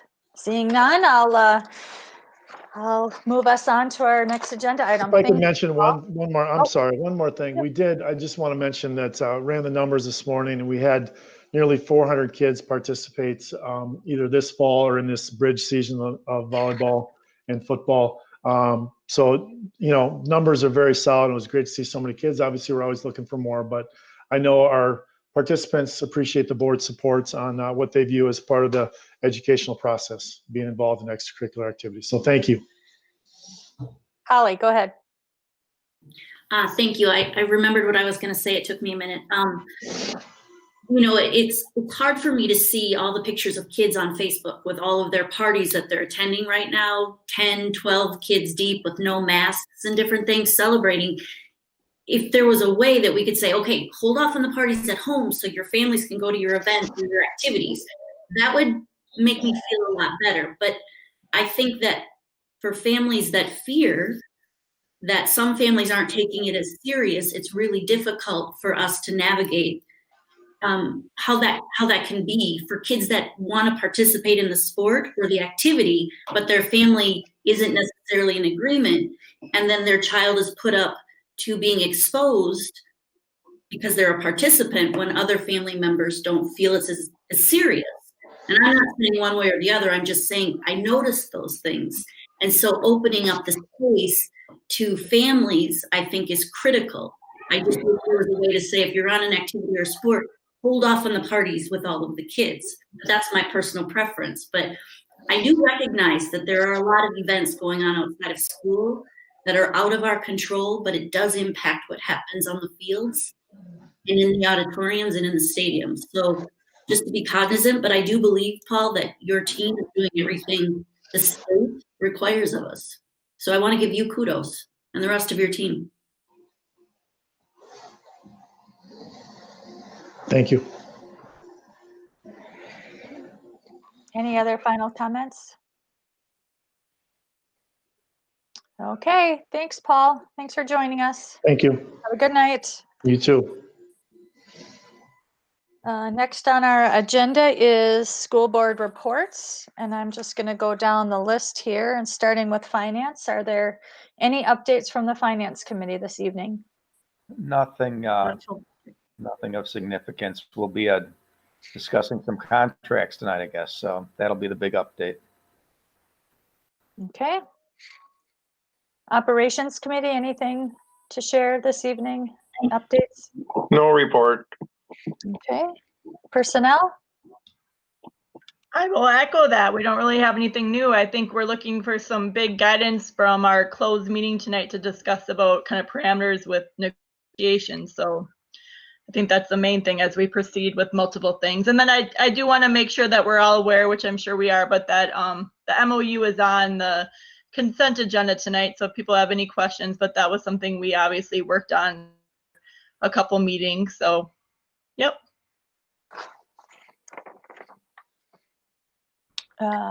Legislative and policy, anybody have anything they'd like to share about their meeting this evening or any updates? Well, I know we have a long meeting ahead, so I'll keep it brief, but you will have a number of documents coming before you, either probably later next month. An activities handbook. So we got an activities and athletics from Paul Hartman, something that we've been lacking for a while. So I think that's going to do the district some good. There'll be administrative procedures, school board procedures. We're trying to put some tips, some rules, some pieces that school board members need to know, I think, especially with an eye toward new folks coming on. And I urge, again, your new people will want to understand what that constitutional amendment will be. And then there's a Title IX policy that's somewhat controversial, but we need to adopt it. It's already in effect.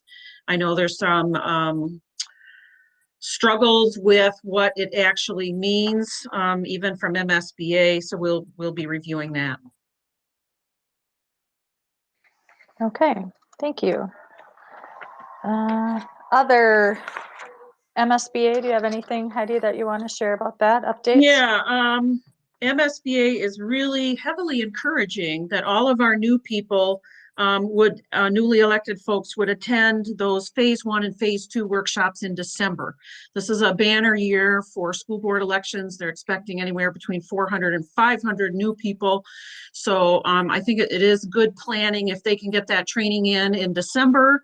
And Lisa Stegerda has all that information and times for when we need to activate that. But I just wanted to say that publicly to help those folks get acclimated as soon as possible. And then the leadership conference in January. MSBA has pushed back their office opening until January 7th. So again, just from an employer's perspective, what is it we need to do to keep one another safe? And if you can meet in a virtual environment, they're continuing to do so. And again, I've mentioned that other workplaces are doing that. I think the big news, if you didn't have a chance to attend the Tom Melcher workshop, he is semi-retired. He worked for 40 years at the Department of Education here in Minnesota. So MSBA granted him a Lifetime Achievement Award. But he gave a presentation that you can access still on the MSBA website about, again, that Public Education Finance Working Group. And some large picture pieces that I think would help set the framework. There's been a downward drift over the last 20 years in state public education financing. We've lost 10% of our buying power, and that leads to inequities across districts. So for instance, the state used to provide 70% of a school district's general fund.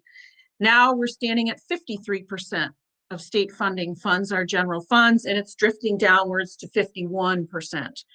What that means is, and that's since 2003, that if you're only getting 50% of what you need from the state, then you're turning to your local resources. You are turning to local operating referenda.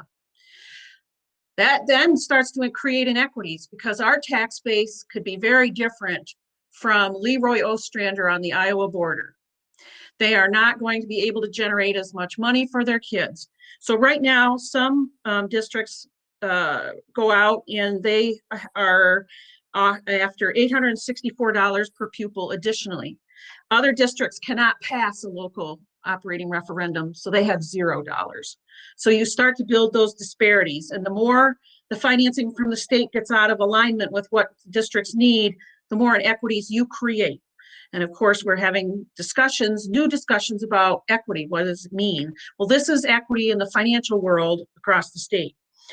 The new formula, they hope will provide 80% of what districts need to run their schools. And then again, this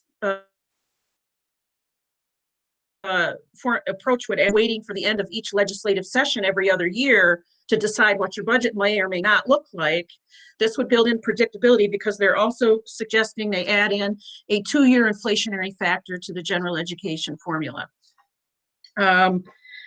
There's some special ed pieces, and I think there's also pay attention to extended time funding because that's supposed to address the achievement gap with our struggling learners, and they want to increase that and bump that up significantly. Other pieces that I think would benefit Red Wing in this whole finance discussion is Q-Comp availability to all districts. Now the money is capped. So that's one of the biggest inequities, our lobbyist said, is some districts get that extra money for their staff, others do not. So again, some get it, some don't. There's winners, there's losers. The safe schools, they want to double that. Safe schools money for, funds things like counselors, social workers, mental health pieces, along with physical safety measures at schools. American Indian Education Aid would advance significantly. It would almost quadruple. And they feel that that's equitable. So that'll be a huge change in funding. And then there would be some concurrent enrollment aid. Again, I think Red Wing Public Schools would benefit. But that's all I want to say about that. But please, if you have a moment, it's about an hour and a half. Tom goes over my head sometimes too, but I think it's worth, again, those board members that are going to be at the table next year, start wading into that because you'll want to be part of that discussion. They're going to be presenting to this year's legislature. The timing's horrible because, you know, the money's horrible, but it's a discussion they need to have because our state public finance funding is getting out of alignment with what the needs are for that. Thank you, Heidi. I think we all received that link today in our email about being able to access that recorded session. So might be something to put on our to-do list here in the next week or two. Yeah, this is Mike. I would really highly recommend that. Tom Melcher is very easy to follow for financial stuff like that. He does a great job. And you know, I've been to several of his presentations, and it's always informative as well as it can be entertaining in a dry sense. But definitely, you guys should all be checking that out, because somebody's going to have to be there, and it ain't going to be me. So, oh, and I also wanted to mention that, you know, the school finance thing, and then when districts have to request money from their taxpayers on a referendum, that referendum amount is capped. So you can only get so much. For instance, Red Wing is very near its cap. We were very lucky to do that. We had a great promotion event, and we had a great turnout for people supporting schools. But again, that's, you know, I'm surprised that it's only 10% that we've lost. I figured it was much closer to 20% in value. Anyway, go see Tom Melcher. Have some fun. Thanks. Thank you, Mike. Any other school board reports that we'd like to highlight this evening? All right, then Superintendent Anderson, I'll turn it over to you for administrative reports. Thank you, Pam. Let me find the right section here. Brecken did a nice job outlining upcoming homecoming events. I know it's partly weather dependent, so more information will be going out to students and parents from the high school. We did have a request to offer a la carte milk for in-person students in grades K through 6. And so Brent Luxfold made those arrangements recently.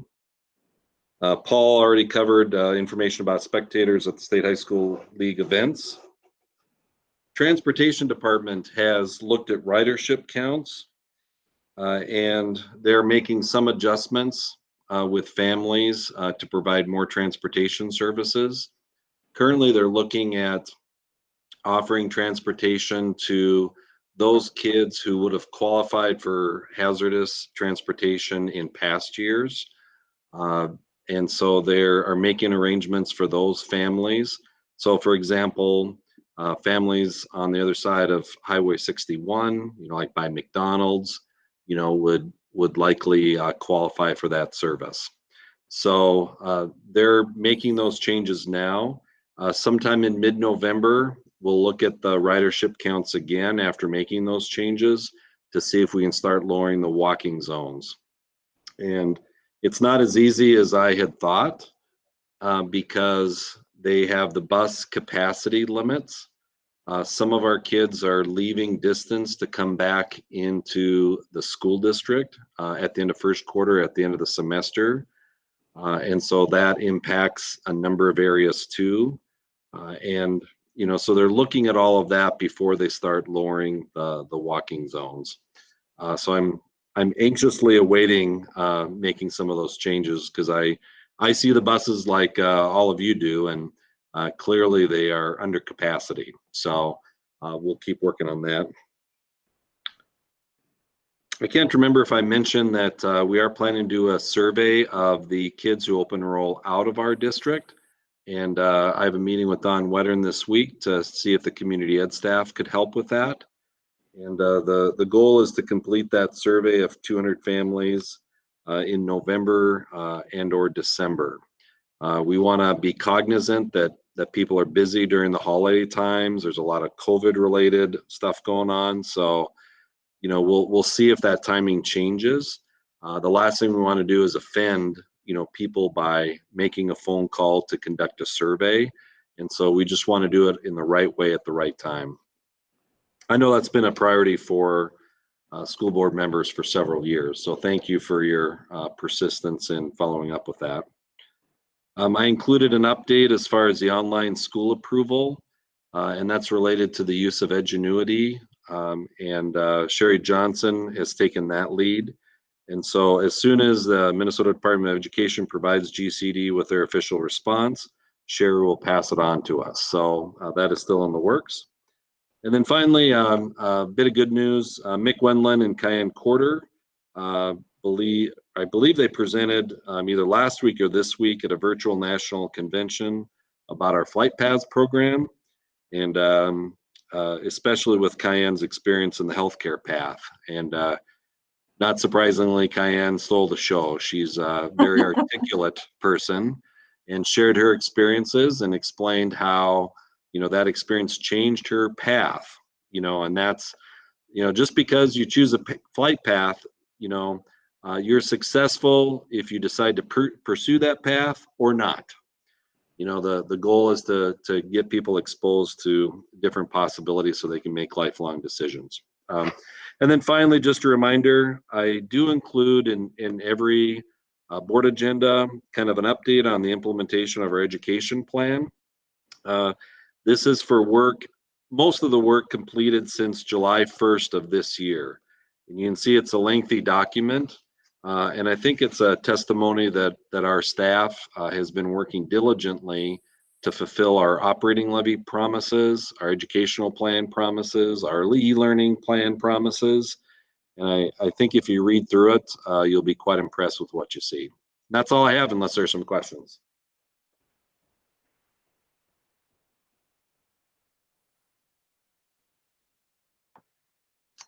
Any questions for the superintendent? Oh, Janie, go ahead.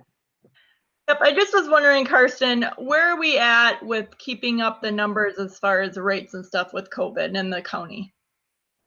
Are you just emailing those to us, or I guess I thought we were going to get to a point where they were in the school board packet every month or so?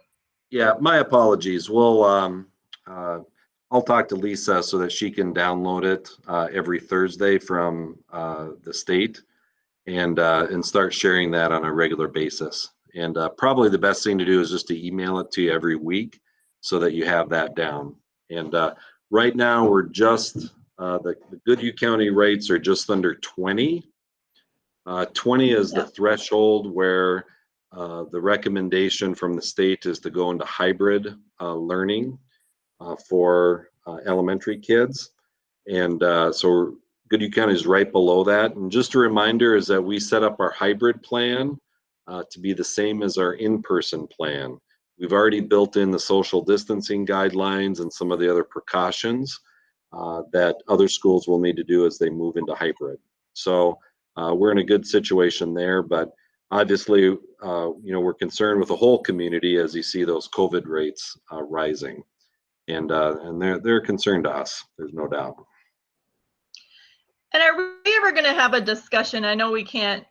I don't know if a discussion's the right word, but I know you had made the point that obviously when you look at numbers and solely when we talk about all this data, it goes into it. But as far as medically, have we seen outbreaks in our schools, or how are things going? Because I think it's important to continually be, at least talking about that in general.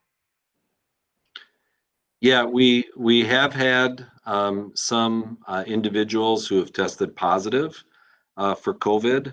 I don't have a particular number, but it's under a threshold that's being shared, by the state now for all schools. Yeah. And I will say that, and I think it was maybe Holly who mentioned this earlier in the meeting. We're concerned about interactions all the time, everywhere, but we're really concerned about those interactions happening outside of school hours.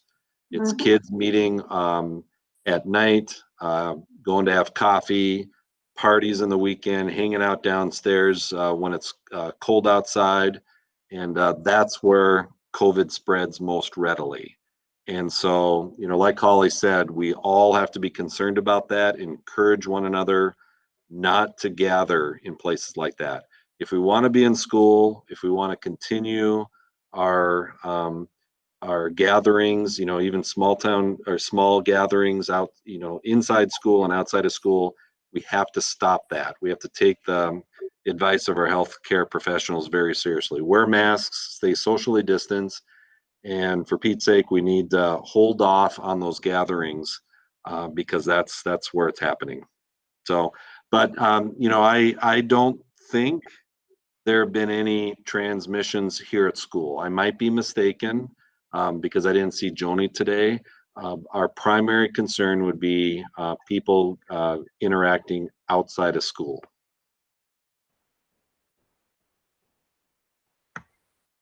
Does that answer your question, Janie? It does. In a general sense?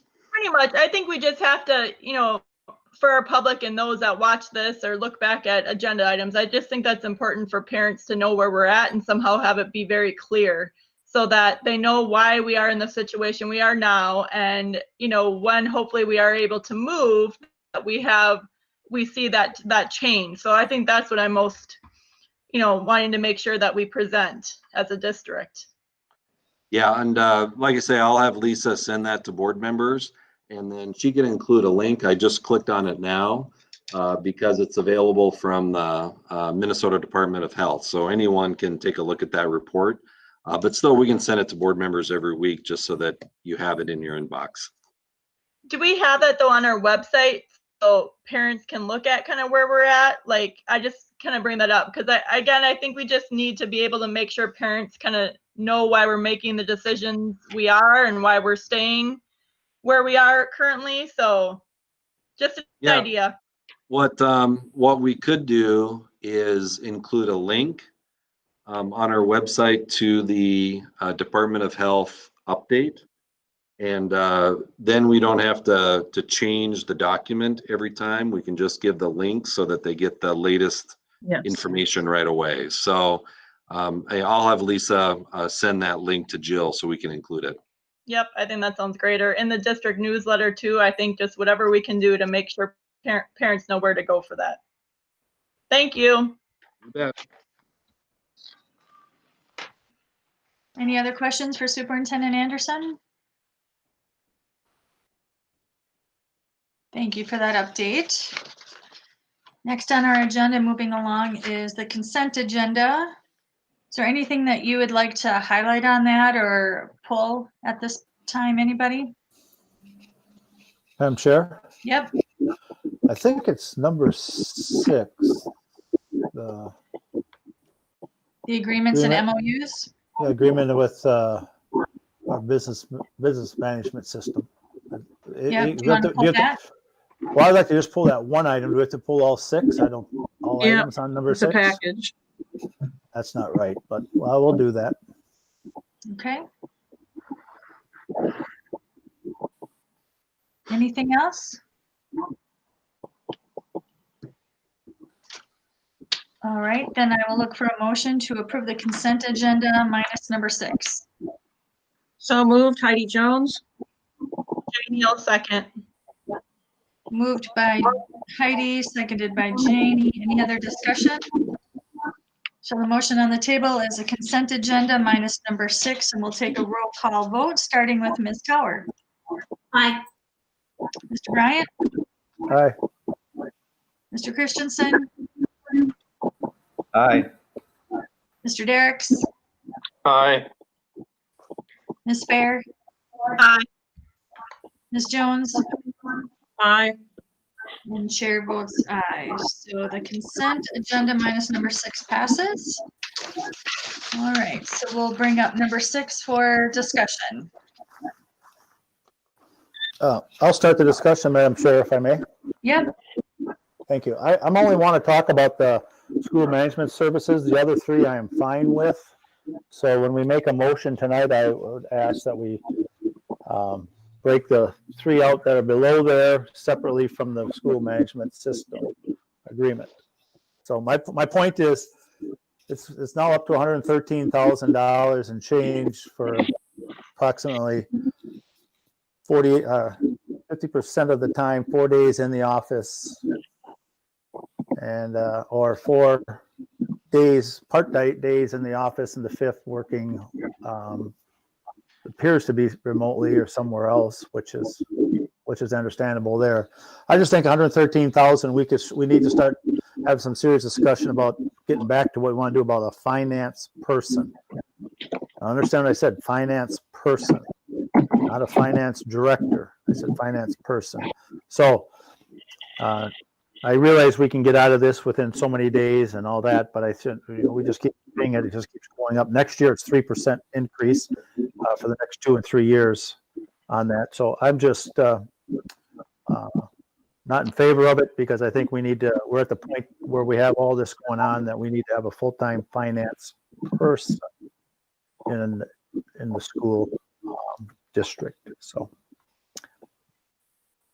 Arlen, you're in the queue. Thank you, Madam Chair. I'm glad Jim pulled it because I was ready to pull it for the same reason, basically. I'm not sure what finance person, finance director, whatever it is, but I don't want to see us committed to 3 years because I've always felt we should have our own employee being in charge of our finances. So going forward, I am going to vote against number 6 if this is all together and it's nothing to do with the other 3. I would like to offer a suggestion that we maybe do an approval of item 6 minus the school management services contract, so I could have a separate vote, but I don't know what your feeling is on that is. That's what I think I kind of said that, maybe not as the correct, the same way, but that's what I meant too. You're correct, Jim. Okay. Carson, do you want to address that? Yeah, just a couple of things. First, the $113,690 charge is actually for 2 different people. First of all, business management and support services, that's just under 80,000. And then also we have a district accountant service agent, and that cost is about $34,000. So if you add those 2 up, it's just under 114,000. But just want to let you know that it is for 2 people. Now, I think Jim summarized it really well in terms of, time commitment for Jackie in terms of in office or remote. The district accountant is here somewhere between 1 and 2 days per week. So I don't want to give the false impression that, it's 2 full-time people, but it does pay for those 2 different positions. In terms of the actual vote, I've always been under the understanding that that an item can be pulled. It doesn't have to be the whole set of items, that it could just be one item in that. But I know past practice has been here that we've, kind of pulled the whole set. And so I'll just contact MSBA to see, what best practice is so that we can kind of review that together. And as far as, what we approve or what group, I think it really depends on whoever makes the motion. So someone could make a motion to approve all 4 or just one of them or 3 of them. And then of course we could have multiple motions as we kind of review those items. At least that's my perspective. And I would agree, that's mine too, but. Arlen, did you want to add something to that? Yes, I'd like to make a motion to approve item number 6 minus the school management services LLC agreement. And then we'll take that up separately. That's my motion. Second. Okay. Made by Arlen, seconded by Jim. Any other discussion? So the motion on the table is to approve number 6 minus the school management services LLC agreement for business management and support services. We will vote on that, starting with Mr. Bryant. Aye. Mr. Christensen, Aye. Mr. Derricks, Aye. Ms. Fair, Aye. Ms. Jones, Aye. Ms. Tower, Aye. and chair votes aye. So number 6 minus the school management services passes 7-0. All right. Further discussion on the school management services.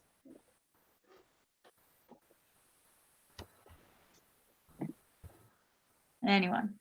Pam, I sent you. I'm sorry? I sent my name in. Oh, okay, go ahead. Yeah, first off, I want to say this is nothing against Jackie or school management services in my, as far as I'm concerned. I think they're good people. I think Jackie's done a tremendous job. My whole thing is I want to, and I thought we were going to get someplace where we would maybe have a more bigger discussion about where we want to go on this finance manager, director, whatever it is, as our own employee. And I don't want to commit to 3 years. So my objection is for the length of time, because I think we need to address that in the next year. That's all I got on for comment. Janie, go ahead. I kind of echo what Arlen said. You know, I'm interested in hearing more about whether this is a cost savings or how much it's going to cost us in the long run. But it seems like we have to have this as a different discussion item on the agenda. And I know we've tried in past times, whether it be the HR, HR plan or such. But yeah, 3 years seems like quite a long time to commit to something. But I guess does that mean if we approved it tonight, after a year, could we change it, or after 6 months? I guess I'm just very concerned with our finances at this point, and we're getting lots of requests from other things, and I just, I don't necessarily know how we're going to fit this in with other needs in the district. Heidi.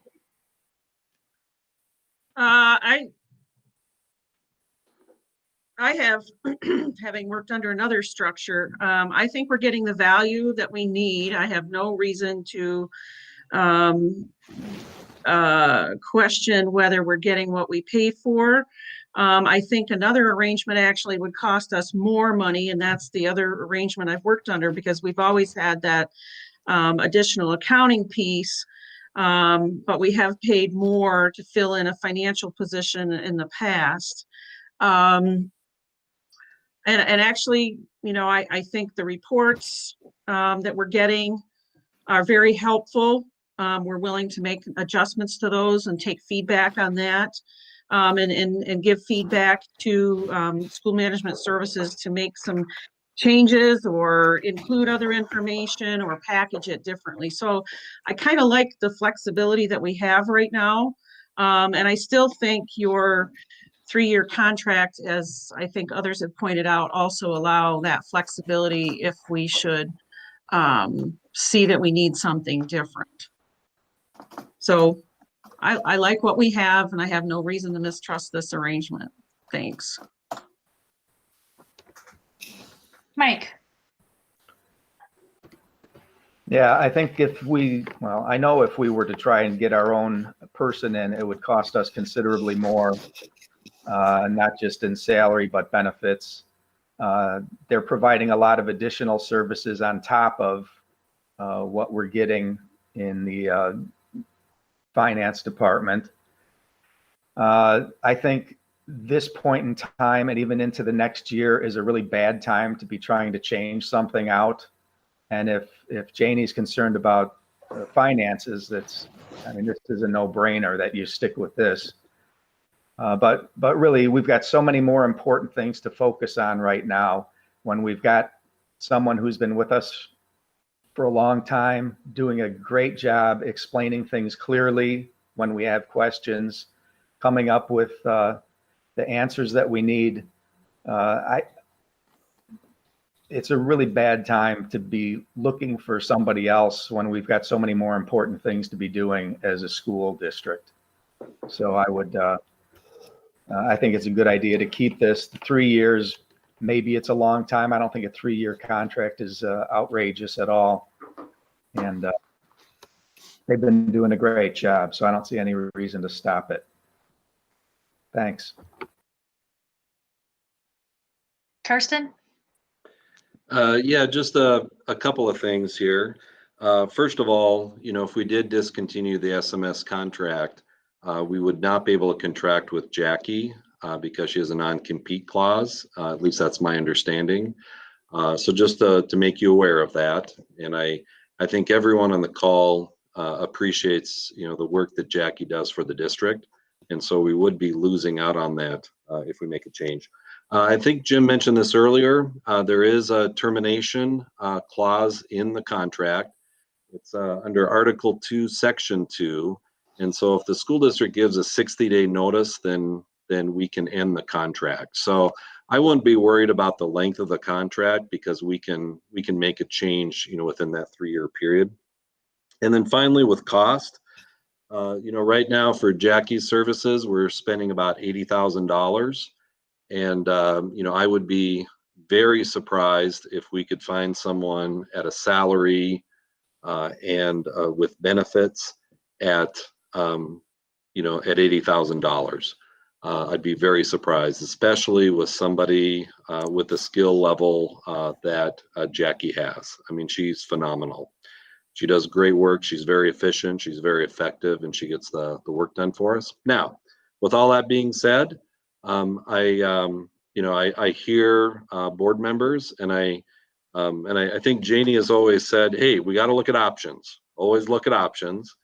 And so I do think the personnel committee should continue to look at some of these positions that we've talked about for years. At the last personnel committee meeting, we heard a proposal for special ed, 1 or 2 special ed coordinators. And so, we listened to that. We're taking that in. And I do think this should be in the queue. If we could come up with some options for at least the board to consider, then I think I owe that to you over the next few months. And so we'll do that. But I got to be open and honest with you. I'm confident that it would cost more. So I just want to be forthright with that. But at the same time, we got to look at the options and just see where things land. Jim. Thank you, Madam Chair. Good discussion, as always. I'll take it from a different angle. 113,600, I'm just using that number. So 114, whatever you want to use. I use 113,600. If I'm correct here, and I could be off a touch, we're getting 1,456 hours we're paying for the 2 people that are supplying a service for the Red Wing School District at a cost of 113,600, or it's $78 an hour. I think for 113,000, we can find somebody to handle the finances for our district. So I'll just share that out there as to we could gain 624 hours by hiring somebody full time that we currently are not paying for. Does Jackie do a nice job? Sure, it's zeroed against that. It's just how do we get somebody in-house to handle our finances? And if she is available, absolutely, we'd want to consider her. We have nothing to do about the no compete, but it is. We need to look at something because our finances are important. They drive us wherever we go. We just got done talking about the finances and the state and what they're paying and how less they're paying.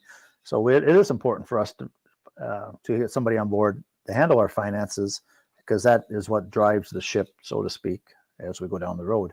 We talk every meeting about finances, and we're just afraid to start exploring other options. So thank you for your time. Thanks. Go ahead, Karsten.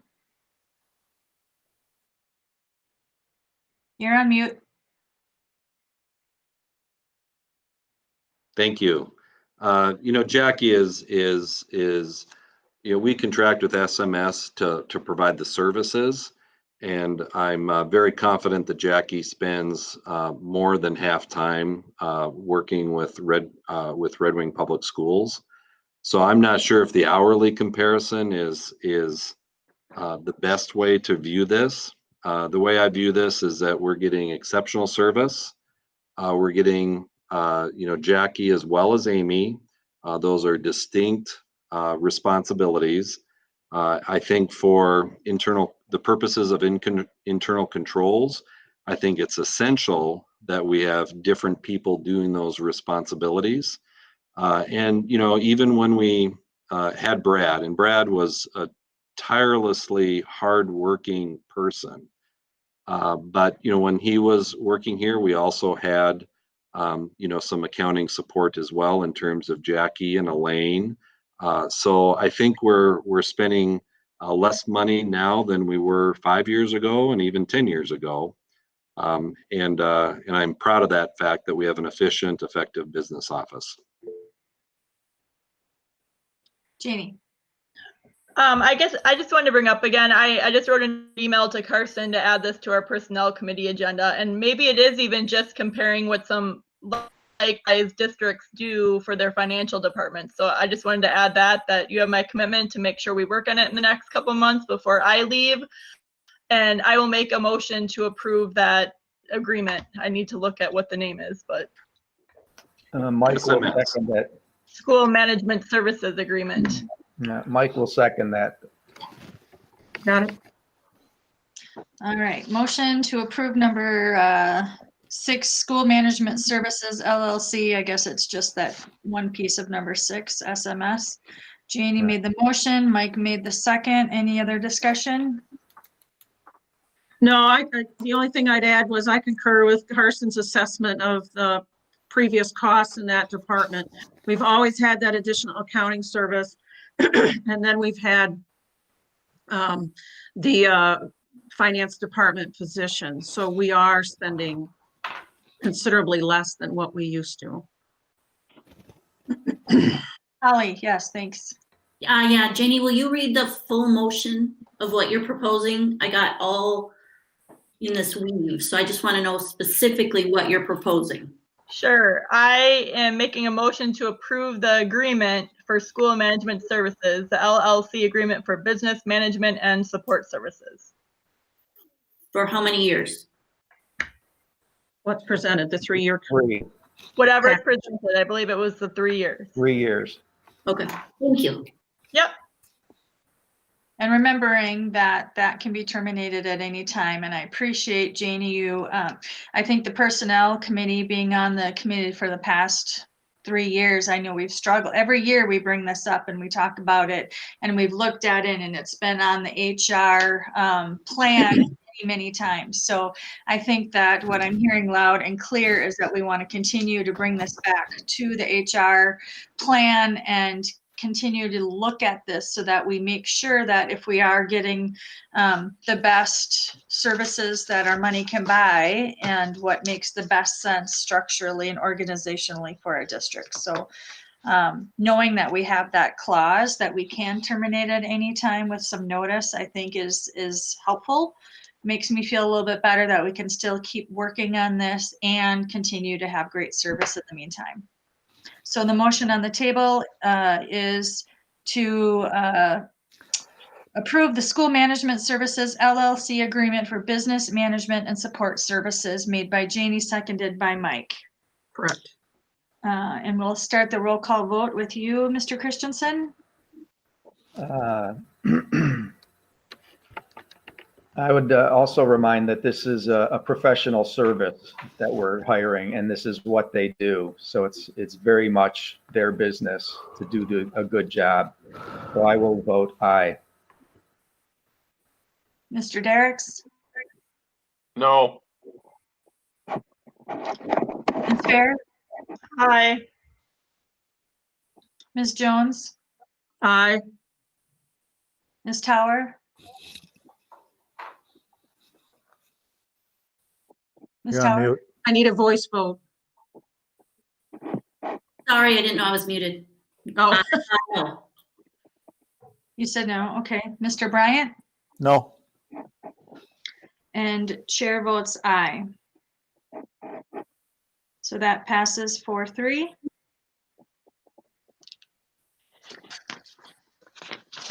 All right, that ends the consent agenda. Resolutions. The resolution accepting donations and grants, Superintendent Anderson.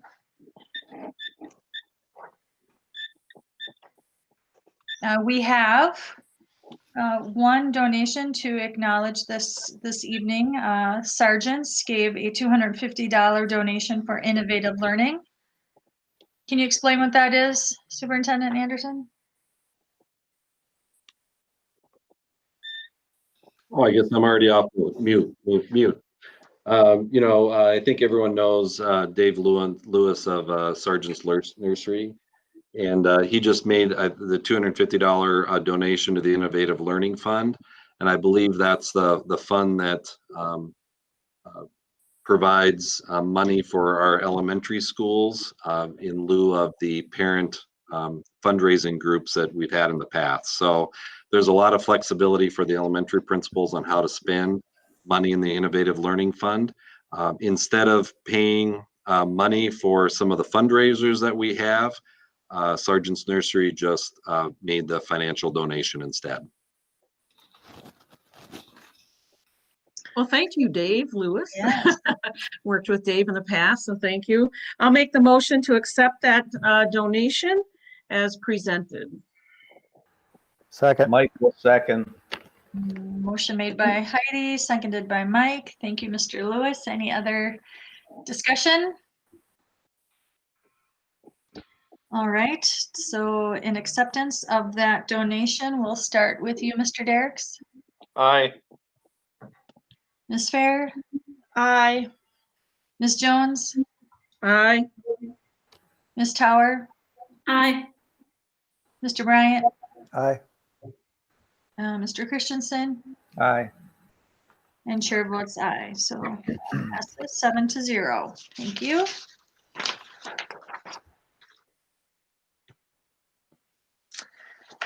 It always warms my heart when we get to that part of the evening because we really couldn't do it without our great community partners, and we definitely thank all of our partners financially and the people who volunteer and contribute to our district in financial and non-financial ways. It really takes a village, and we thank you very much.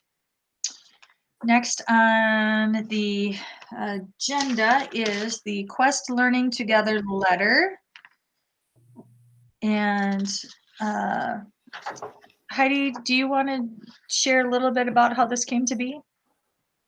Sure. So I know we've mentioned, I think, a couple of times earlier this evening during the board member about our appreciation for our staff members and all the hard work they've put in and challenges to overcome to reopen schools this fall.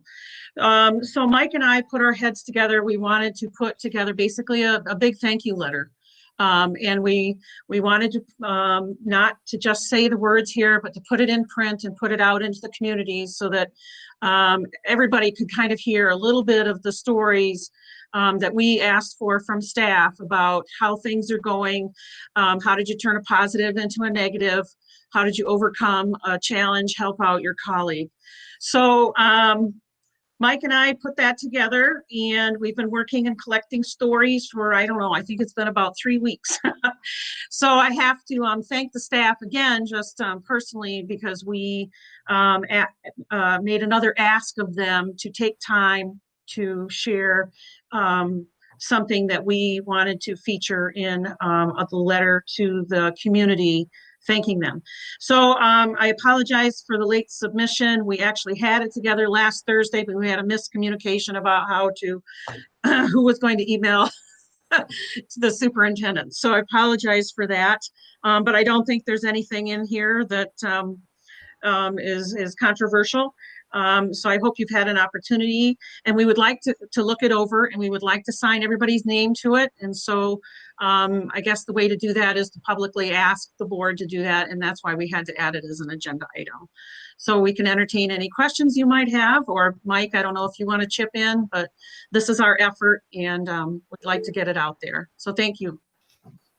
Yeah, I'll just say it was a really great experience, and we did put a lot of effort into it. I was traveling and doing it in my car, talking to people, and well, my wife was driving, and just it was so great to hear from these people, and they were happy to hear from us, from me anyway. I don't know how they felt about Heidi, never know, but it really was a great experience, and everybody was so positive. You know, I think we put in a little bit of negative. Some things are difficult out there, and we tried to acknowledge that in the letter too. Maybe not quite as thoroughly as we could, but we were limited in how many words we could use. It'll probably go in as a column, not as a letter. And it was just, you know, we wanted to know, how is the school opening going? What did the planning go as you expected? Could it have been better? What would you have done differently? And really, every single person said the planning could not have been done any better. The only caveat to that was maybe it would have been nice if we'd have known what the state wanted from us earlier. But there was always so many things changing, just like they're still changing, only not quite as precipitously now. But everybody just gave great kudos to the district administration and then all on down the line. I mean, Alan said that the janitors kind of took it upon themselves to really go into the cleaning and getting everything ready. And he felt like they made the staff feel safer coming back to school because they were so focused on doing a good job. The paraprofessionals were, they have a difficult job. They've had to adapt everybody's had to adapt, but they've been shifted and pushed and shoved, and they're working hard to make everything work.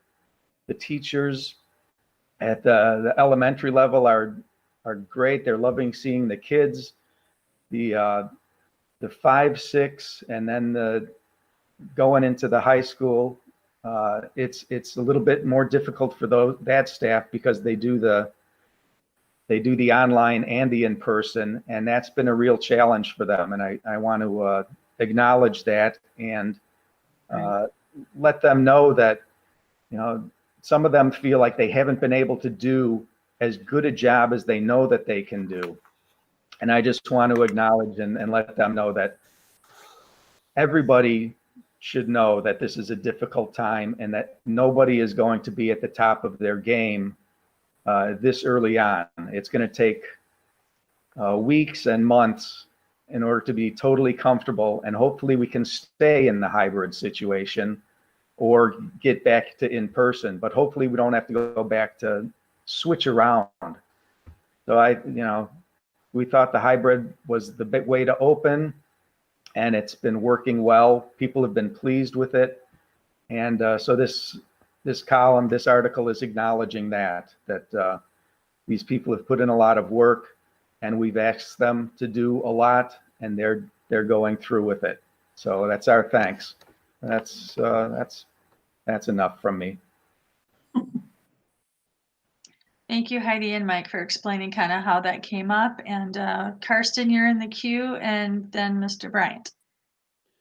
Yeah, I just want to clarify one thing. I posted the letter that I received, I think on Sunday or Monday, and I know there were some edits after that time, but I received it from 2 different sources, and so I just left up the initial posting. And Mike and Heidi, I just wanted you to know that that's the version that the board members have seen, so that, if the board approves it and people want to sign their names, that the one that's posted now is the one that's sent. So I'm sorry that I wasn't able to figure that out this afternoon. No, I'm sorry, I couldn't figure it out. I know there's some typos in there yet, at least one. I must have been doing electrical work when I was thinking about buses, but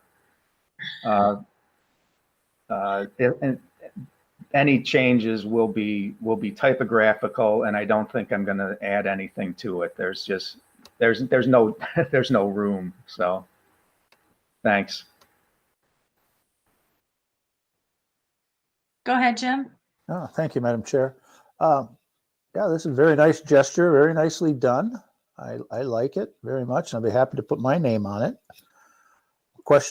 One question I have is, do the people whose names are named in here, are they comfortable having their name put in the newspaper?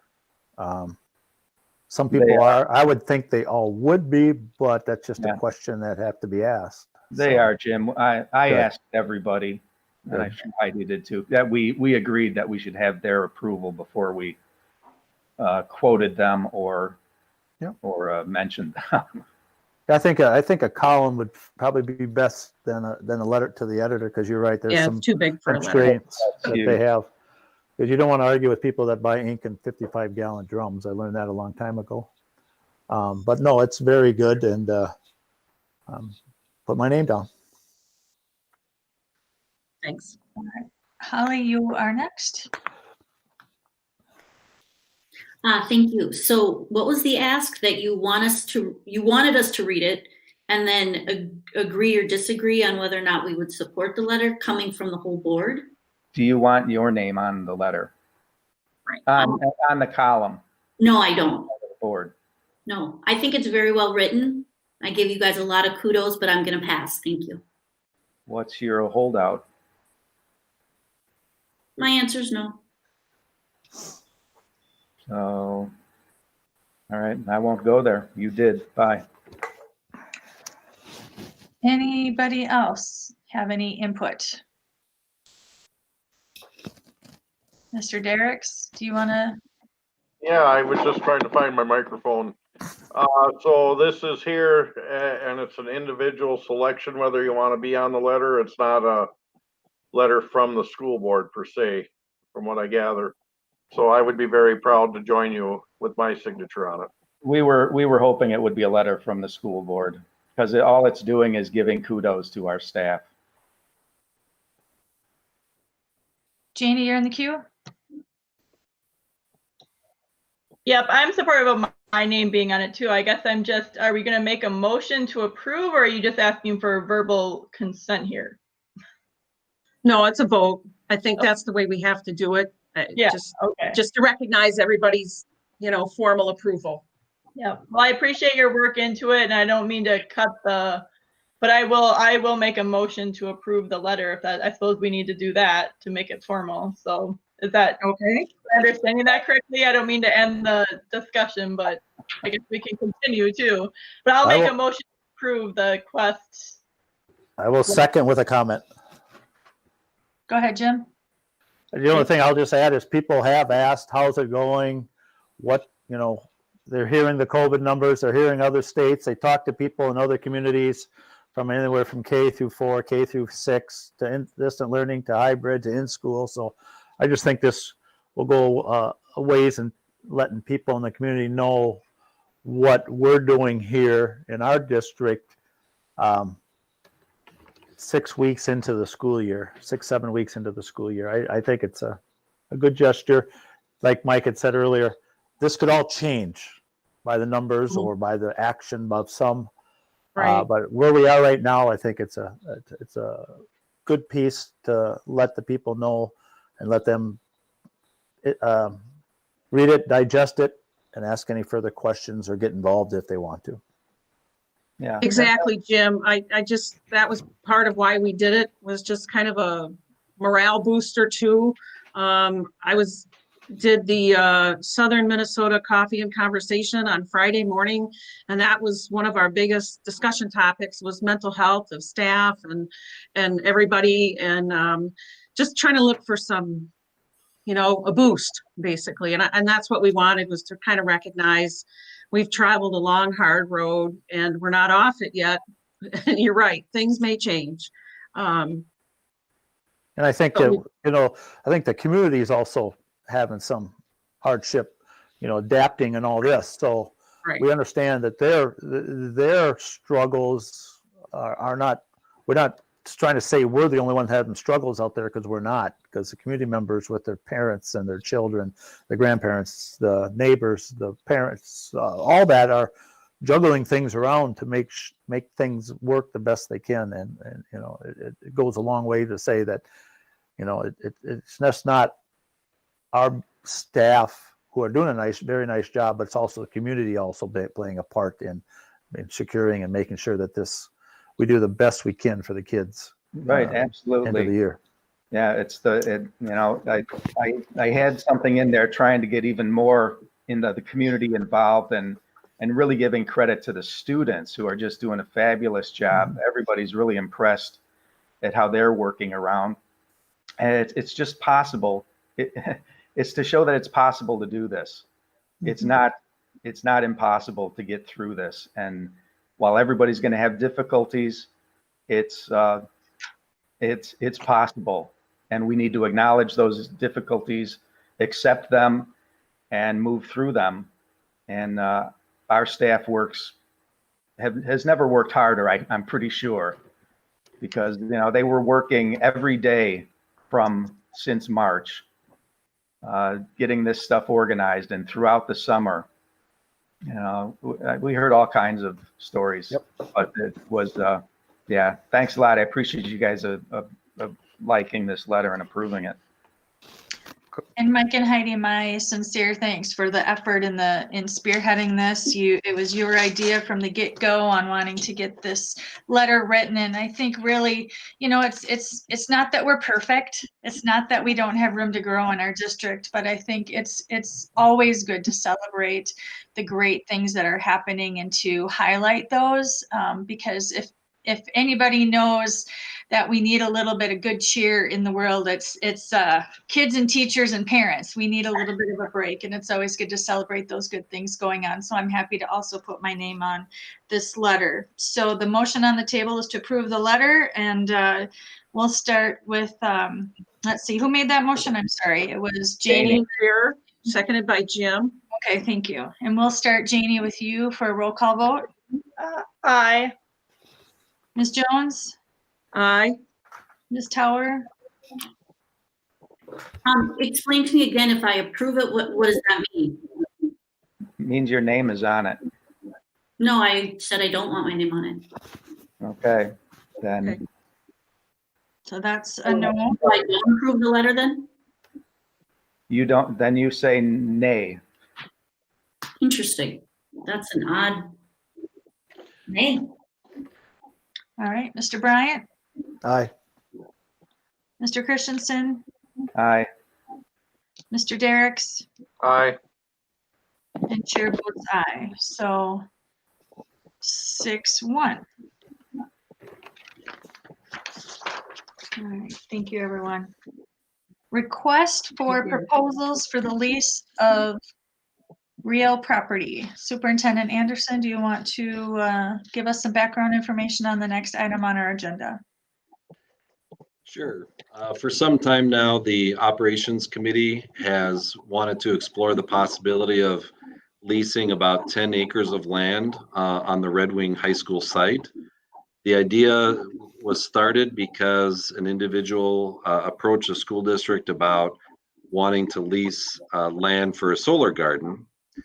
After talking with the Operations Committee, it was decided that instead of just selecting that person to do a solar garden, that we wanted to open it up to anyone to lease that 10 acres for any purpose. Of course, we'd have final decision-making authority, but we wanted to open it up so it wasn't just targeted at one particular person for one particular type of project. And so last spring, I know we had started to bring it to the school board again for review, but then COVID hit. And so thankfully, we delayed issuing the RFP. But now we feel like we have our feet on the ground after the school has started, and we're ready to pursue the RFP.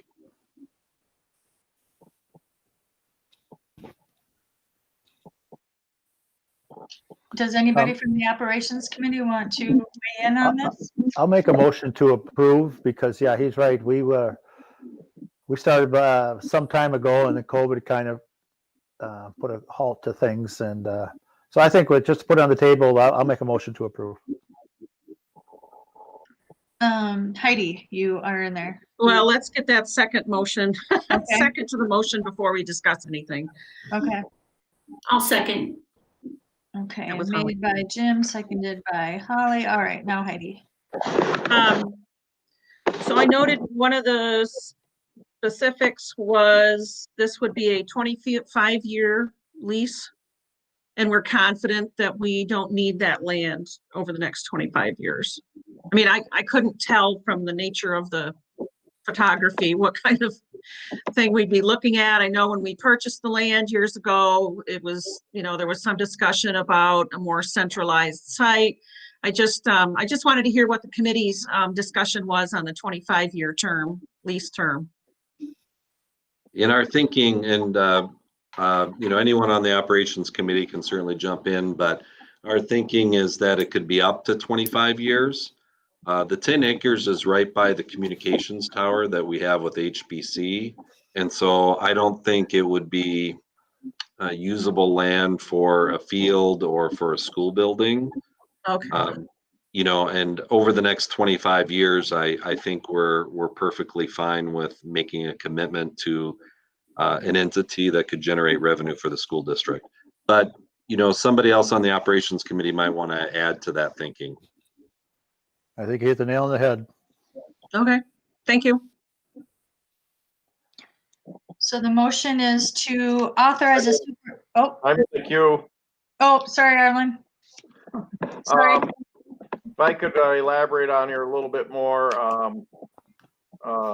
with a communication tower, usually there are restrictions on a lot of things that could be in that tower should it ever collapse. You wouldn't normally want to build a house or something within there. So a lot of that information is kind of in that RFP. I'd just like to clarify one thing. It wasn't worded exactly, but I would assume that whoever submits an RFP would have the right to back out if they are unable to get approval from the Board of Education and the city and whatever on zoning on this, because all this has to fit together. But it's a way to make another use of another 10 acres of ground up there.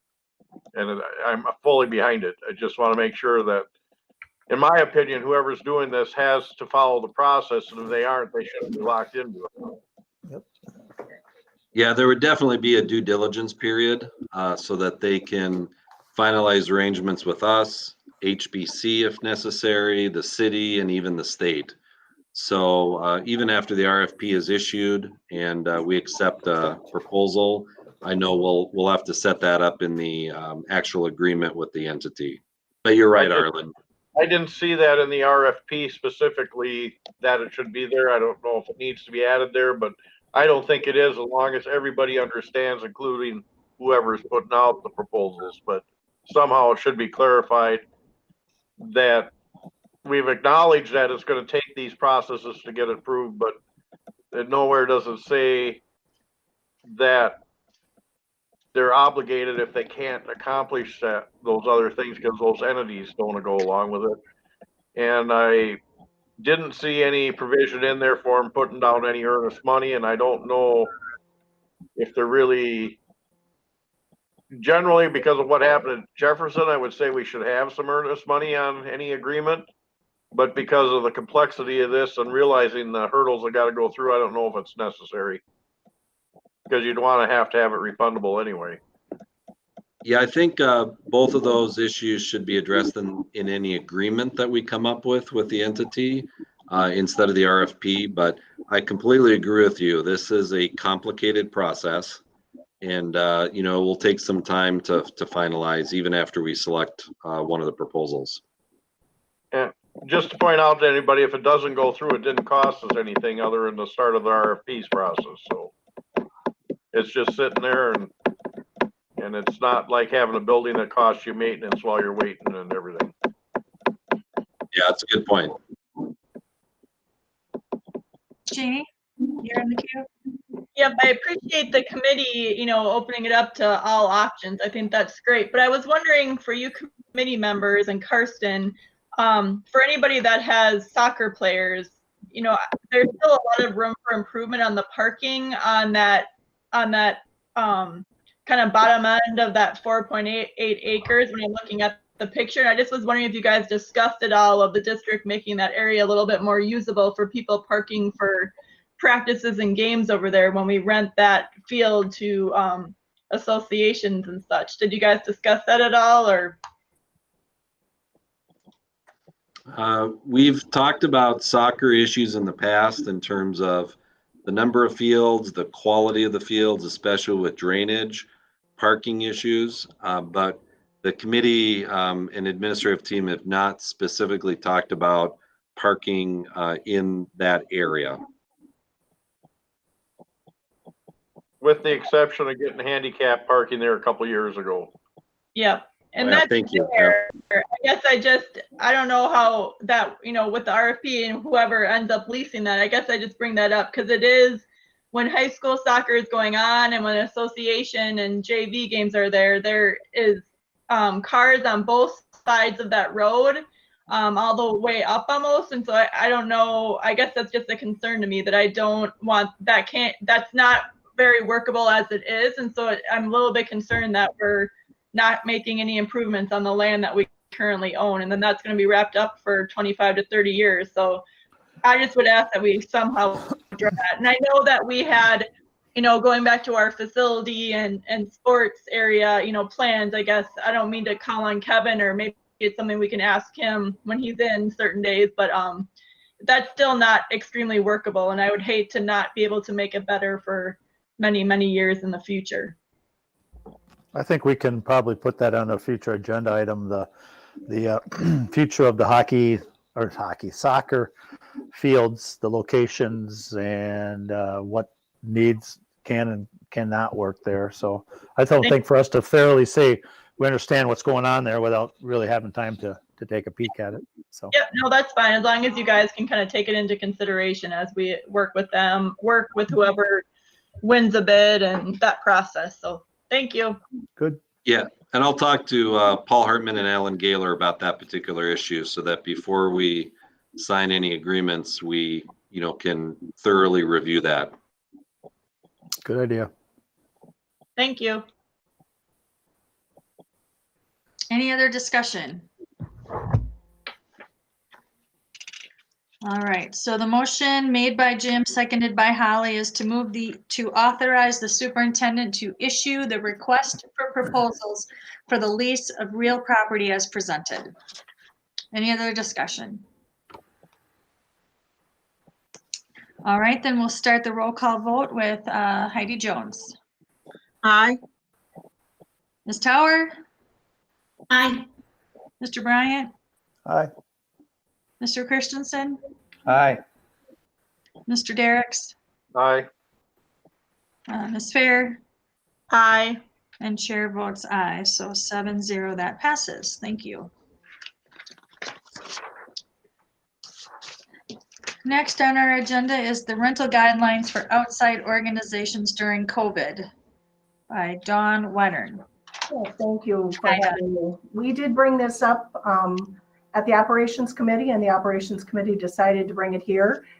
Since then, we have had the Minnesota State High School League, the Department of Education that has authorized 2 spectators to come for an athlete or participant.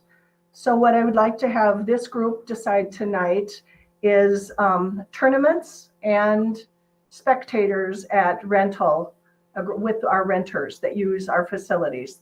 Majority of the renters that are currently using our facilities are youth organizations.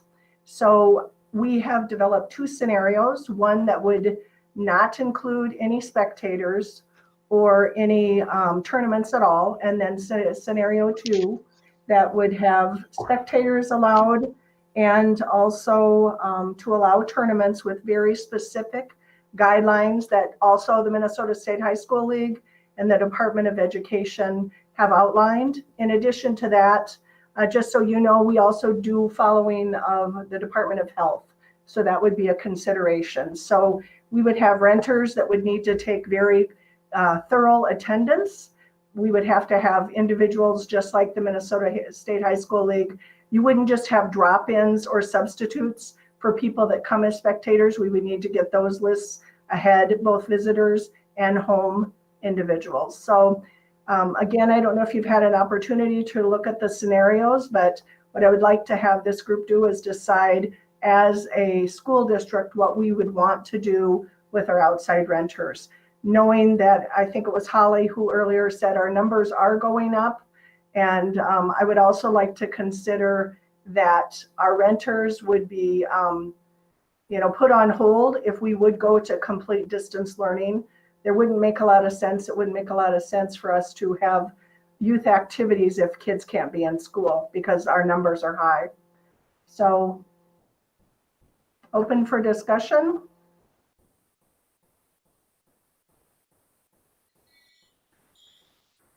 Do you think there will be, sorry, Arlen, your name jumped me. Go ahead, Didn't mean Arlen. to take away from you, Mike. I'm sorry. I am going to oppose either of these scenarios. It is my belief with COVID the way it is, I do not want to introduce any more people to our educational buildings to run the risk of spreading this anymore. My primary focus and everything I do is education of our kids and keeping them in the classroom as much as possible in a safe manner. And I'm sure I'll probably be on my own with this, but hopefully somebody else follow along. But I mentioned at operations, I look at the ice arena a little bit differently because it was built by the community. Yes, we run it. And when I thought through it, what is the criteria? To me, the criteria is that's more of an athletic facility for our sports. Yes, we have our students in hockey in that building, but it's not a classroom building. So because of classroom building, I'm not in favor of any of our regular educational schools being open to the public at this time. And I will stand by it. I won't. Clarify, Arlen, we do have renters in the building now. This would specifically be to look at spectators. Spectators being involved, both to come. Well, I'll stay opposed to it because I don't think we should have renters in the building. Okay. Thank you for clarifying that. Janie.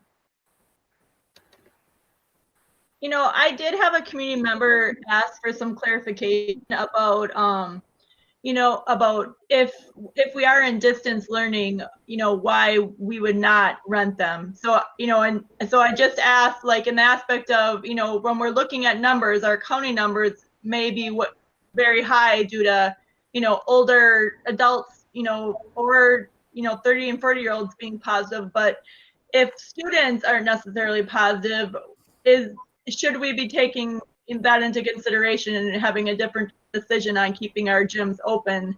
But Don, it sounds like you guys aren't, like the state high school league isn't even allowing that currently, or can you tell me the status of that? You know, I think Paul isn't on here any longer, but I think if the school would go to distance learning, that they would not have high school sports either. Correct. That, you know, like Wabasha has just gone on a 2-week distance learning model, and they are not allowing any activities in their building. And just to clarify, there's communities like Rochester that are not renting any of their facilities to anybody right now. They are focusing just on keeping kids safe during the day to make sure that they continue their educational model, and that is their focus. But they're like Paul said, they're all across the board. So what I would like just to have is some idea of what direction you would want to go, but I wouldn't suggest at all that we would open up our buildings if we would go to distance learning. You would have the same children in the buildings, and then how are we going to get that reduction in numbers? You're going to have continual exposure every single day. And just so you know, we watch our kids from the minute they get here to the minute they go away. And like Holly said, we are limiting their exposure. They're wearing masks the whole time. They're distance learning. I mean, they're social distancing. They wash their hands frequently, and they're monitored the whole time they're here. Once they come to school and they leave school, we don't have any way to monitor that. So that exposure, like Karsten said, is happening more on that social end. I can't tell you the number of times we've social distance kids all day long, and then they get in the car with 4 or 5 friends and they take the masks off, and there they go on their way. We saw the same thing this summer. I mean, we had 900 kids, 1,000 kids in community ed activities, and we could only monitor the time they were in our buildings or on our fields. So I think we're just opening up more exposure, and then for tournaments, you're bringing kids in from other towns, sometimes 6, 7, 8 towns for some tournaments. So we're bringing other kids in that we don't have any way to monitor in also. But the guidelines are very clear as far as keeping the data on who is in our building when they're here for tournaments. Also practices, we're going to ask renters to keep not only students that are participating, but also parents that would come in the building to help kids get on skates or help them with their equipment. So the protocol would be very tightly adhered to, and the association would have to agree to that. So I want to give the flip side. This is going to put the responsibility on those renters. Yep. And I guess if I can just add, sorry to interrupt you, John, a little bit. Like, I know I'm involved with multiple associations, and they each have their own COVID, preparedness plan. And so I fully support scenario 2. I just feel like we're within Minnesota State High School League parameters and Department of Education. Sounds like the Department of Health. So we got to make sure that everybody's mental health is well and good, and people are moving and taking care of themselves. So I just want to state my support for that. All right, thanks, Janie. Jim, you were in the queue. Thank you, Madam Chair. I look at this, it's going to be very similar to our school board vote 10 weeks ago when we went from either distant learning, hybrid, or in school. No matter what we decide, some people aren't going to be pleased with the decision.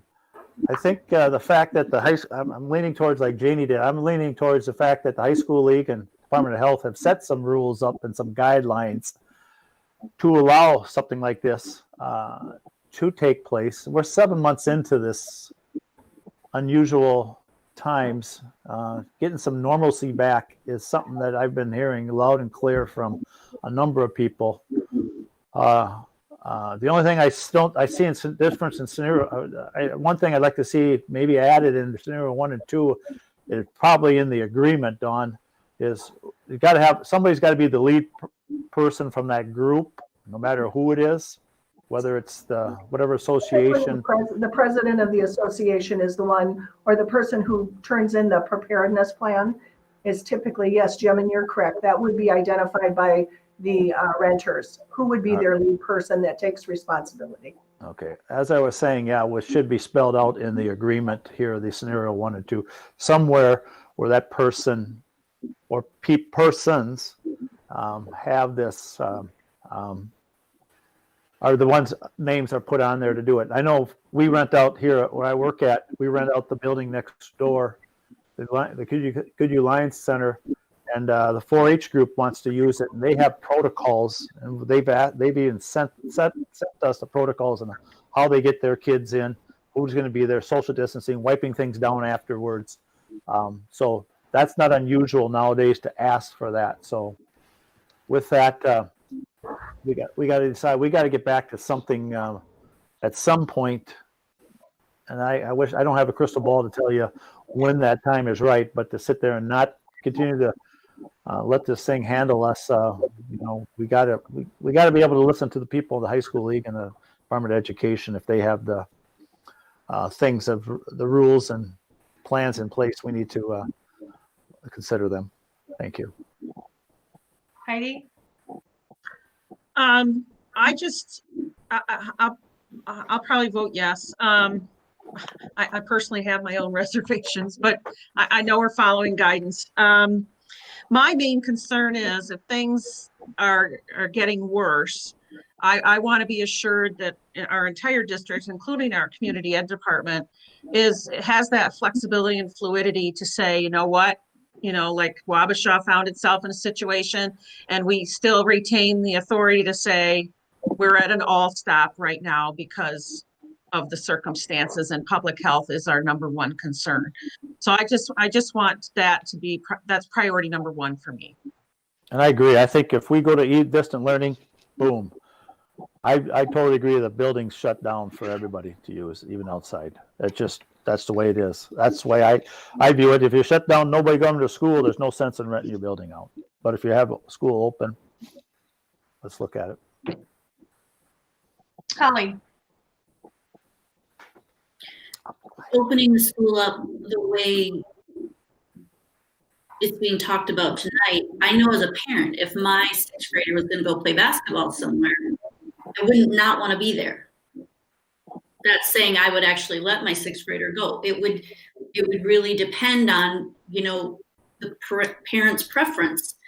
So I can't say keeping people away when they want to actually take care of their children while they're at the events is going to be productive.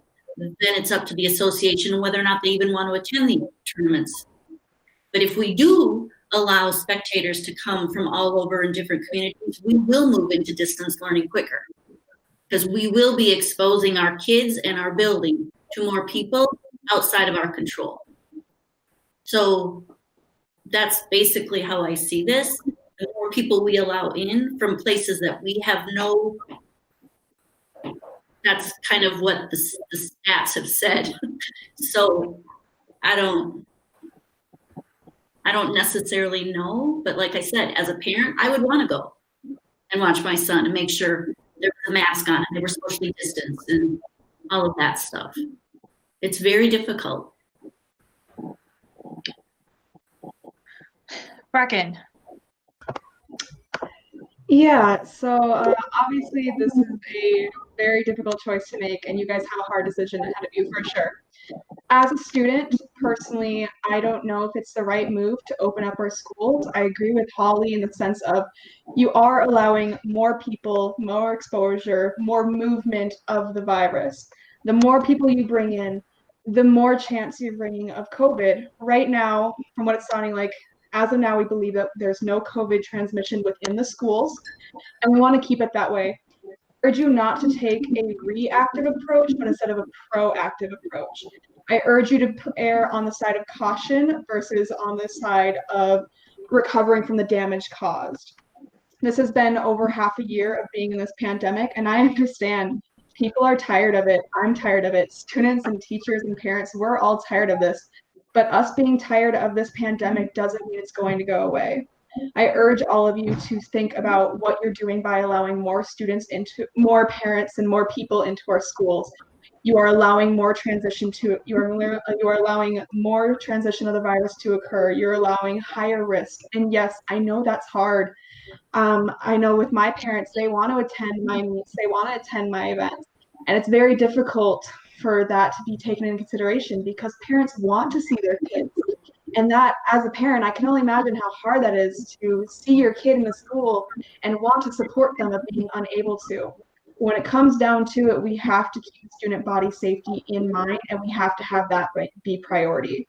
I would urge you not to vote for this, and I would urge you to keep in mind that students, we want to be in school, and that by allowing more parents into our schools and more outside community members into our school district, you're allowing school to be shut down sooner and for longer.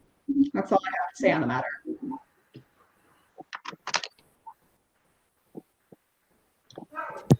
Thank you, Brecken. I will add to this by saying that all throughout this whole summer, associations have been working and continuing with AAU basketball, and hockey arenas have been fully utilized throughout the whole state of Minnesota all summer long. I think that with appropriate and proper precautions in place, it's not any different than shopping at Walmart or driving a car. I'm not here to debate science. What I'm trying to weigh is the mental health of our kids, the importance of movement, what kids learn as a part of a team. We have high school sports, and the kids are participating in those high school activities with parameters. And so why would we want to take that away from our younger athletes? So I am in full favor of opening our buildings. I think that from what I have observed through the summer, there were still kids running cross country this summer. There was 3 times a week we had winger workouts in smaller pods. The football players were working out in smaller pods before football started. Baseball association worked all summer long with parameters in place and smart parameters.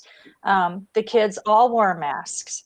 My daughter's softball team, they wanted to all be in the dugout, but they were able to spread apart and be able to be very wise. I think the kids want to be in school. They want to be with their friends, and they do want it to play their sports. And so I think a lot of kids and parents are willing to do whatever it takes to make sure that they can do these activities in a safe way.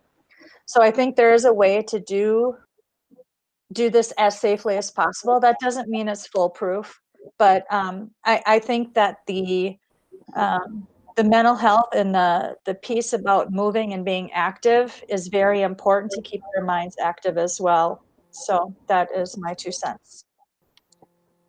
Any other comments before we have a motion to adopt the scenario 2?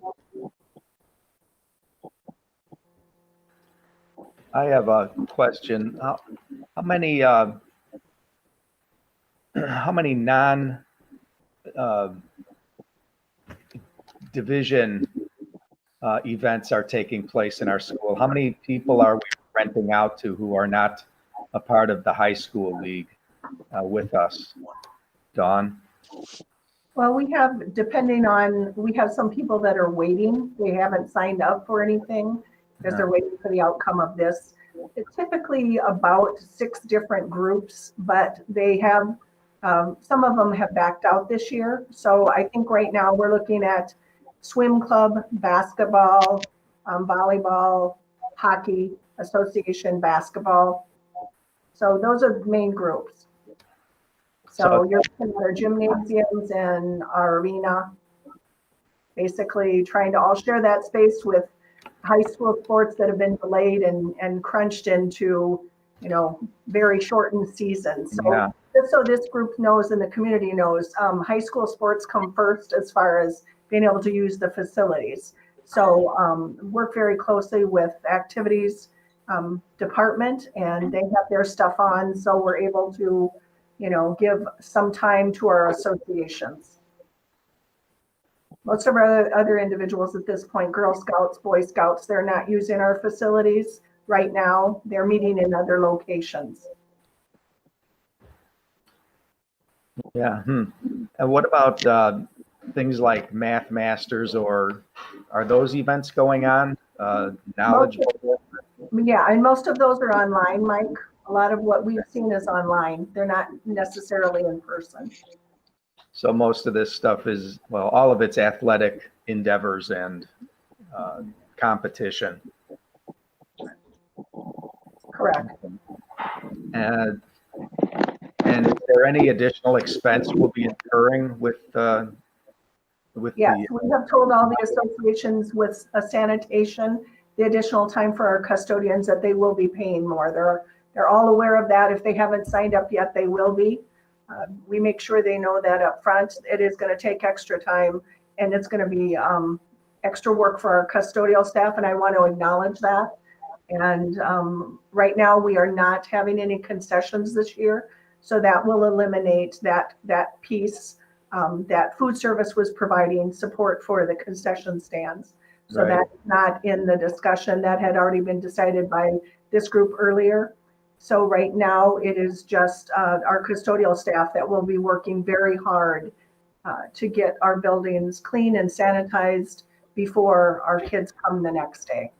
And the individual groups are going to be responsible for taking everybody's name so that they have contact tracing capabilities. And what if they don't do that? Excuse me, Mike, what? What if one of the groups or some of the groups don't fulfill their obligation to get everybody's name for contact tracing? Because that's a large part of this. At this point, we don't have in the agreement that we will monitor that. It is their responsibility and part of this contract that they will be signing, part of their preparedness plan. They need to take, our association would be responsible for not only when they use their building and bringing our local athletes in and spectators, but they would also be responsible for getting any visitors, list and attendance and making sure that we have that attendance down. It's the only way we can really do contract tracing. Is to have Right, but they will be giving us those lists? They need to have them ready. I don't know if we would need to take everybody's list, but if the Department of Health would need those too, because there's been a positive, they would have to, contact them and get those lists, or our association would have the information available. Yeah, I would, if this goes through, I would really recommend that we at least check in on them and make sure that in the beginning, at least, that they develop the habit of doing that. Some places do and some don't, and it's really a a major part of making sure that we can contain this virus. And All that right. is clear in scenario 2, that would be number 1. It's the way that we have to identify. And if we are really adhering to mask wearing and social distancing and hand washing, we shouldn't have any close contacts. You know, Right. so again, I just want, because I'm on the COVID team, that social distancing and mask wearing, it's what we have. It's the only tools we have right now. So if we don't adhere to those, we'll have consequences. Right. All right. Thanks, Dawn. Mhm. Janie? Yep, I'm going to make the motion to approve scenario 2 for these protocols for community ed. But just with a quick comment too, is that I almost wish we could have incorporated one of the association's COVID preparedness plans in here, because if any of you want to see it, I'd be happy to direct you to people, because they are really elaborate. I mean, all these organizations, whether it be the Y or the associations or schools and whatever group, have been working on this for many, many months now. And they're pretty elaborate about, being very specific about if your child what to do if your child has been exposed, what to do if your child is sick, what to do if your child has tested positive. And if I understand, when I read, I believe, the basketball one, they even have the point person who is the person who will be contacting the Department of Health and such. And of course that comes with human responsibility, and we have to know that we're not completely in control, but I just see no other way but to keep on working in the system of safety and guidelines. And I feel like we're doing that. So I'm going to make that motion to. Janie, those are public. So if anybody wants to see those are in our office on our counter that anybody can Great. see at any time. So those are available if anybody has questions. Holly? I agree with you, Janie, that the plans are probably perfectly laid out. I do also know that there are some staff in our Point buildings. of order, there's a motion on the floor. She was about to make it, but Who did make it? did anybody second it? No. Well, that's what we're waiting for. Is there a second? Not me. I'll second for discussion. Thank you, Arlen. So motion by Janie, seconded by Jim. Okay, go ahead, Holly. I was just going to say that I do know that there are staff right now in our buildings who won't wear their masks. It's very difficult to tell an adult to get their mask on. Very difficult. So when we open the doors to people we don't know, maybe it'll be easier to say, hey, get your mask on or get out. I don't know. But again, we open up to a lot of different entities.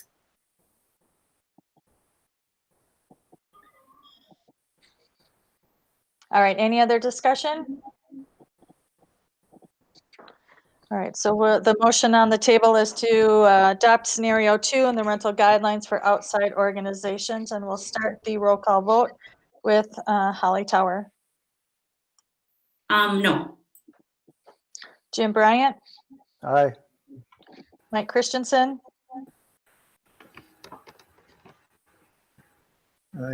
If you have to trust people, I don't know. I'll say aye. I mean, we need to, anyway, see how protocols work. Mr. Derricks? No. Janie Fair? Aye. Heidi Jones? Aye. And chair votes aye, so that passes 5-2. Mhm. Okay. Next on the agenda is health insurance plans for 2021, presented by Jackie. All right, good evening, board members. We have been working on our health insurance bids with the LMC for the past, probably about 4 months. Our bids went out in July. They were returned in August. As you can see from our recommendation, they were not very pretty. The LMC is recommending that we switch carriers to Blue Cross Blue Shield at an average of about 11.5% increase. Are there questions? Janie, or I think I saw Kirby was on the call too, if any of you want to add anything. Could you give us some context about, what were the other bids that you saw that 11.5% is the, the recommendation? What was the nature of the other bids and proposals that you entertained? So we entertained, Health Partners came in with a 16% increase. All the other bidders came back with over 20% to 30 or plus % increases. We have had a couple of really bad claims years. That is really contributing to the increase. Add to that the COVID pandemic and the uncertainty, and 11.5% is where we landed. The other piece that the LMC liked about Blue Cross Blue Shield is that Blue Cross would give us a second-year rate guarantee. Again, it's 15%, but Health Partners wouldn't even entertain a second-year rate guarantee. All right, that makes a lot of sense. Yeah, those numbers were hard to look at when it's hitting household budgets, but I guess I'm not surprised that here, this is where we're at. So, and I know this is hard work, so I give kudos to everybody who sits on that committee, because sometimes this is pretty painful to wade through and acknowledge, that you've got to make some tough decisions. So I served on the LMC for a long time. We really appreciate that group that gathers around the table. So I know it's not easy. I will make a motion to accept the Blue Cross Blue Shield as the district's health insurance provider for calendar year 2021. This is Janie. I'll second that. And then I just want to add, I want to thank, we have a superstar group of people on that LMC that know insurance and know their rates and know finances. So great job to Kirby and his team. And then Jackie and Amy are complete superstars. So this was a really hard process, knowing that, health insurance across the board for many people is probably going to be increases for everybody, not businesses, public entities. Yeah. And it was a thorough process working with our consultants who do a great job of helping us understand every little tidbit, and we did a great job of going back and forth with Blue Cross as far as kind of our needs and questions, and ended up getting some incentives in the end by even some of our questions and concerns. And I just wanted to acknowledge that obviously this will be a really big, change whenever you change carriers. I'm sure many of us have done that before. And I know Kirby and I and the rest of our district staff are working on ways to really have a thorough communication with our staff to just make that as soft and understanding as we can. I mean, there will be, I'm sure, some, hiccups, whether it be just getting insurance cards late or whatever, but this is a pretty thorough change. We have to change our HRAs and some different things too. So again, I just really want to thank Jackie and Amy, because they did a great job through this process, but then they're going to have a lot of work going forward too. But this is, a savings, if I can put that in quotations, of, over $150,000. And so we, in a way it made the decision easy, but it is what it is. And I just want to, again, thank everybody. Kirby, I don't know if you want to add anything while you're on the call, but, or if there's any other questions, but. Yeah, this is Kirby. Thank you for the invite. My understanding is I will speak if spoken to, so I can answer direct questions if there are any. Thank you. Mr. Bryant, you're in the queue, and then Arlen. Thank you, Madam Chair. Looking at this, and I'm going to have to abstain because I pay monthly for my full family insurance out of my own pocket. So I'm going to have to, out of this plan right here. So I will be abstaining. But I do have a couple questions. Health Partners, did they have a different deductible last year? Because I recall paying less than that $1572.18. It was 13 or 14 something. So I'm not so sure the Health Partners, I thought there was a $6,500 deductible, if I recall, or something like that. And then my other questions are what is this family 350 and single 350? What are those? I'm not Okay. quite sure what those are. Okay, so we have had the same deductibles for a number of years. There is a single plan with a $3,000 deductible, and the family plan that goes with that has a $6,000 deductible. Okay. And then there's a single plan with a $5,000 deductible and a family plan that goes with that has a $10,000 deductible. So we've had those for at least as long as I've been business manager, so about 5 years now, probably more. We do have some grandfather provisions because of some retirement agreements where we have to still offer that 350 plan to those that were enrolled Okay. in it when they retired. There's only 2 people left in that group.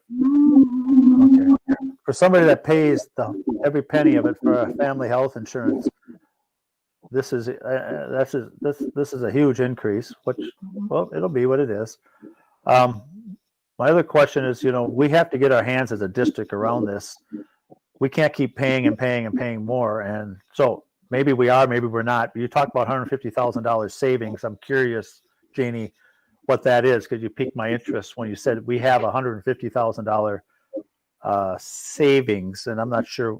Explain that further, please. Well, that would be the difference between if we would have stayed with Health Partners or not. So we're going to see an increase either way. So Okay, so it's not it's a savings if you stay with the current plan, Yeah. but it's not a Yeah. savings at all for anybody because No. everybody's paying more, and this is just going to drive. I mean, I quoted I'm going to get on my soapbox. I got the floor, so I'm going to keep it. And so I did a quote for our business out here for our employees. We have a very small group. There was one family that would have to pay $30,000 a year for family coverage.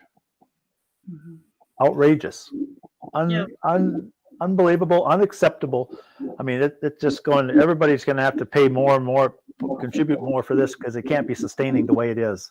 And we have to look at that as a group, as a district, as a state, as a federal government. And I'm not going to go into that, but I will be abstaining the fact that I do benefit from this, and I don't want to have any type of feeling that I'm biased. So I'm voting. I'll be abstaining, Madam Chair, when you call the question. Okay, thank you. Thank you for letting me know that. If I can add too, I mean, I don't have the numbers in front of me right now, Jackie, maybe you can, but I know our excellent teacher, Tammy Mickelson, had brought up that, one of the reasons they did see quite a substantial increase this year is that our rates have been fairly, I don't want to say reasonable, but not as high as maybe other entities have been for the last 10 to 15 years, and they almost called this like a catch-up period. And I'm not, at all justifying that, of course, but we have, realized that the clinic has, in general, been a cost savings mechanism. So I don't know if there's any questions on that, but we have seen, pretty flat increases compared to other entities in health insurance when other places are seeing bigger increases over the last 10, 15 years. So. All right, Mr. Derricks. Thank you. Thank goodness for Medicare. I finally hit the milestone. But I just wanted to say I will abstain from this vote because my wife is employed by the district and it has a bearing on her income or benefits. So thank you. Good comment on the Medicare. You got me good on that one. Your day's coming. I got 11 months away, but I won't tell you how old I am. All right, so I do have a motion on the table from Heidi and seconded by Janie to approve the Blue Cross Blue Shield as the district's health insurance provider for calendar year 2021. Any other discussion? All right, then we'll take a roll call vote, and the roll call vote at this time starts with Mr. Bryant, who is abstaining.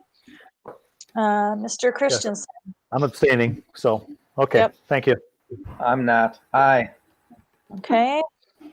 Mr. Derricks. Abstain. Yep. Ms. Fair. Aye. Ms. Jones. Aye. Ms. Tower. Aye. And chair votes aye. 4, and 2 abstain.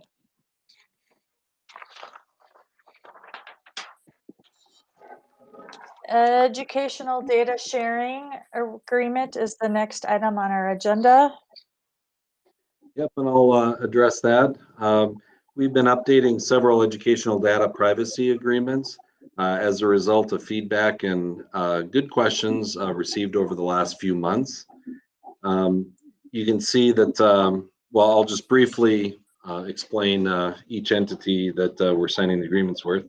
First of all, i3Works.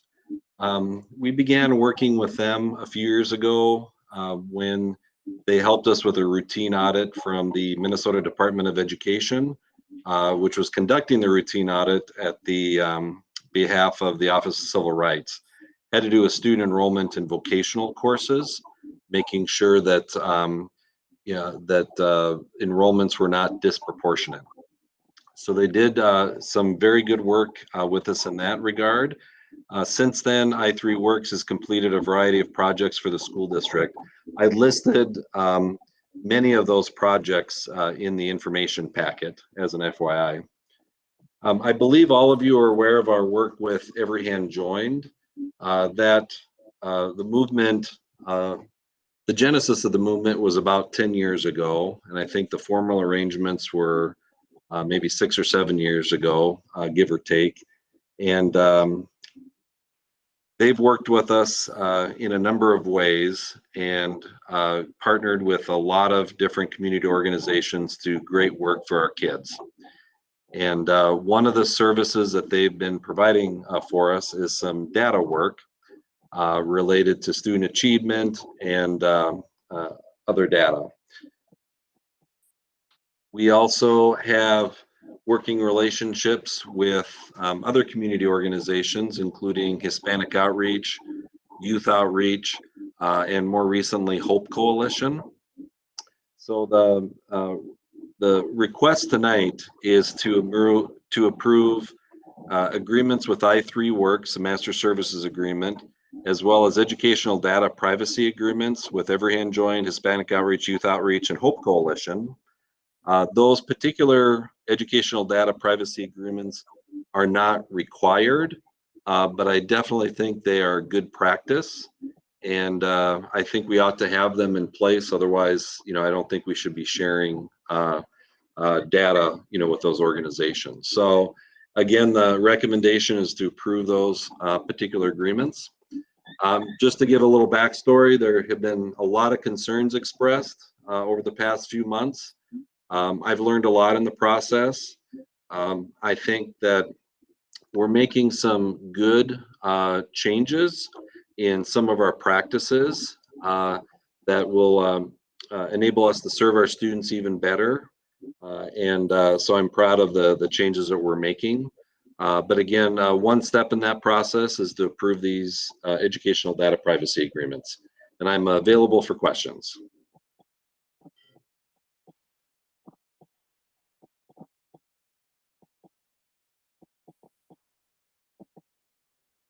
Holly.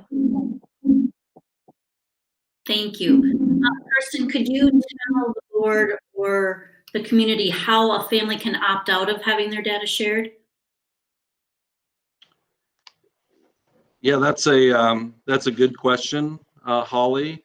There are different, for example, we have directory information that's essentially public information. And so parents can notify us if they do not want us to share that information outside, with anyone. It's sort of an all or none kind of deal. Right now, when we're sharing educational data, for example, with Youth Outreach, if we're sharing that student level data, then parents need to sign a release form to share particular kinds of data with Every Hand Joined and Youth Outreach. And so with the student level data, it's an opt-in. In terms of opting out, I don't, what individuals could do, I believe, would be to notify us that they would like that to happen. And then, we would process it accordingly. I haven't had anyone do that. And so I don't think there's, we'd have to navigate those waters as they come up. Thank you. Janie. Yep, I just want to comment in complete support of this. I just feel like if we're going to start making student outcome decisions and changes and improvements, we have to have these data sharing agreements and data available to us. We always talk about making data-driven decisions, and that's what, is good practice and best practice, and I've just in full support of this. I mean, I've worked with Every Hand Join a little bit, and I don't know what we would have done if we wouldn't have had the data that we were able to have and make improvements. And specifically, I know many of you have heard of the Summer Blast program, and it was essential that we were able to see in a, I believe the term is a disaggregated way to see, where our greatest needs are for improvement and where our data just is, as a reality in this district. So whether it be equity or, just communication or activities of trying to get our kids involved in different, mentoring or different programs outside of school, we need to be able to see real fact numbers. So whether it's Hispanic outreach or the Y or anything, I just am very supportive of being able to look at data so we can make data-driven decisions when we're trying to change outcomes and make improvements in our district. And with the Summer Blast program, we were able to look at data and see that kids were making, improvements in their reading just by some of the programs that our community working toward. And how great was that for people to be able to see that and know that they're putting a commitment into something that was showing positive outcomes. So again, we have to have data and ways to gather that data to make those positive changes happening. So I know I'm going to support this, and I'm going to make a motion to approve this. I'll second that. Motion approved by Jeannie and seconded by Heidi. Other discussion? I see your name in the queue, Holly. Thank you. So it's my understanding that the contracts are already signed. So then it's assumed that people are in agreement. Is that correct, Karsten? Yeah, in the past, these agreements have not gone through the school board for approval. And so, I signed on behalf of the school district, these educational data privacy agreements, and those kinds of things. In the future though, and this is kind of part of the continuous improvement process.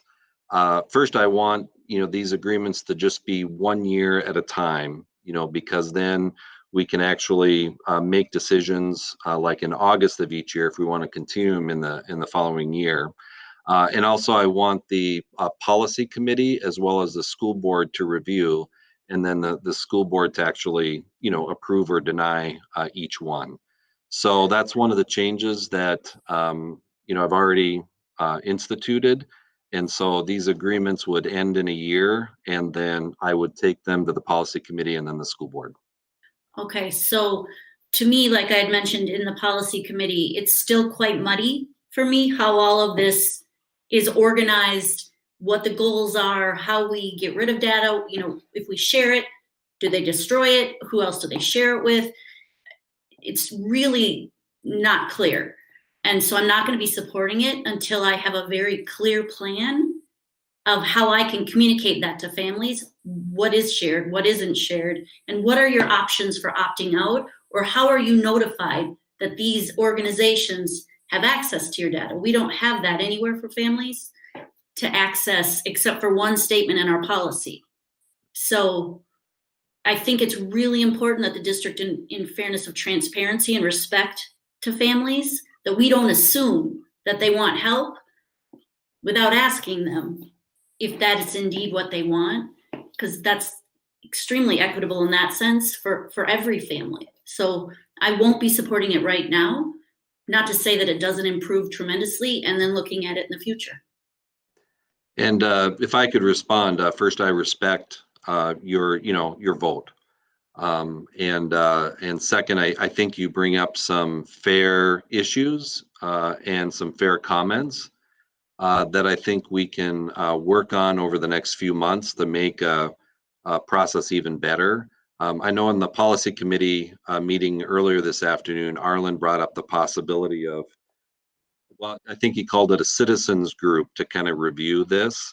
And, perhaps it could go through the district advisory council or another entity as we work with the policy committee to really refine everything we're doing, and then take it to the board for approval. So I think you're on the policy committee, Holly, and I'm glad for that. And I think if we can further outline some of those questions or some of those concerns that you and other people have about a lot of different issues, what data we share, whether or not we conduct surveys, what information do we share from those surveys, both students and parents.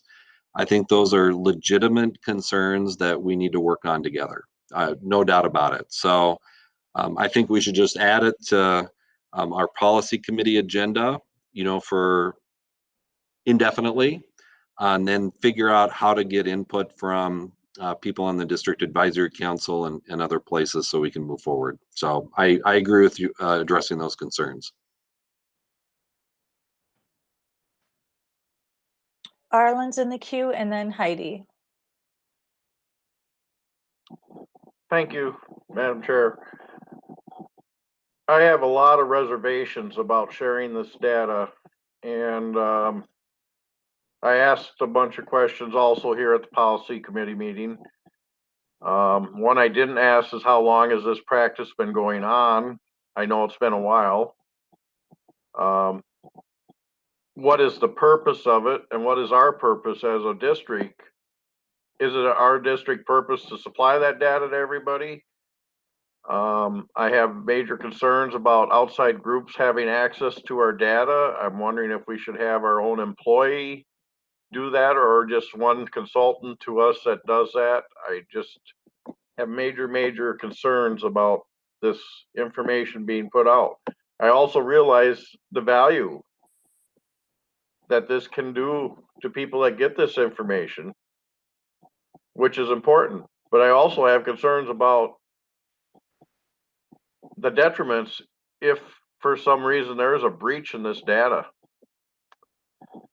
And so what is the best procedure to going forward here? As Carson said, I don't know what kind of group it is, but we need, I think, to have parents and I don't know how much community members, but stakeholders in our district that their information is going to be put out there. What their feeling is, how do we do it? How do we safeguard it? Because the best way to put this program together is if that group that's data is going to be going out there has a say on how it can be used.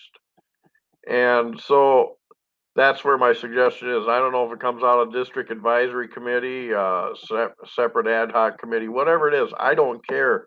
But let's get this out to people. Hey, this stuff is here. It's being put out. I believe we're doing it within the confines of the law. So for that reason, I'm not going to oppose it here tonight. So I will support approving this tonight, but it better be figured out before next August, because next time my vote's going to be no if we don't have answers. That's my statement. Thank you. Heidi?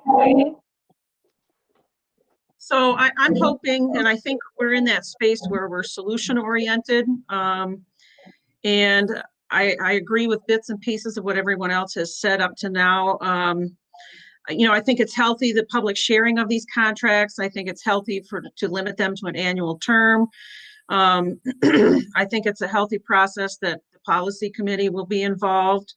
I do think it's a very appropriate suggestion to put this in front of the district advisory council or committee. I think that's a good group. It's fairly large, it's diverse. That's what it's meant to be, as representative of the community. So I think that's a good idea. And I really, looking at all of the work, it has been an effective partnership with these organizations to improve student outcomes.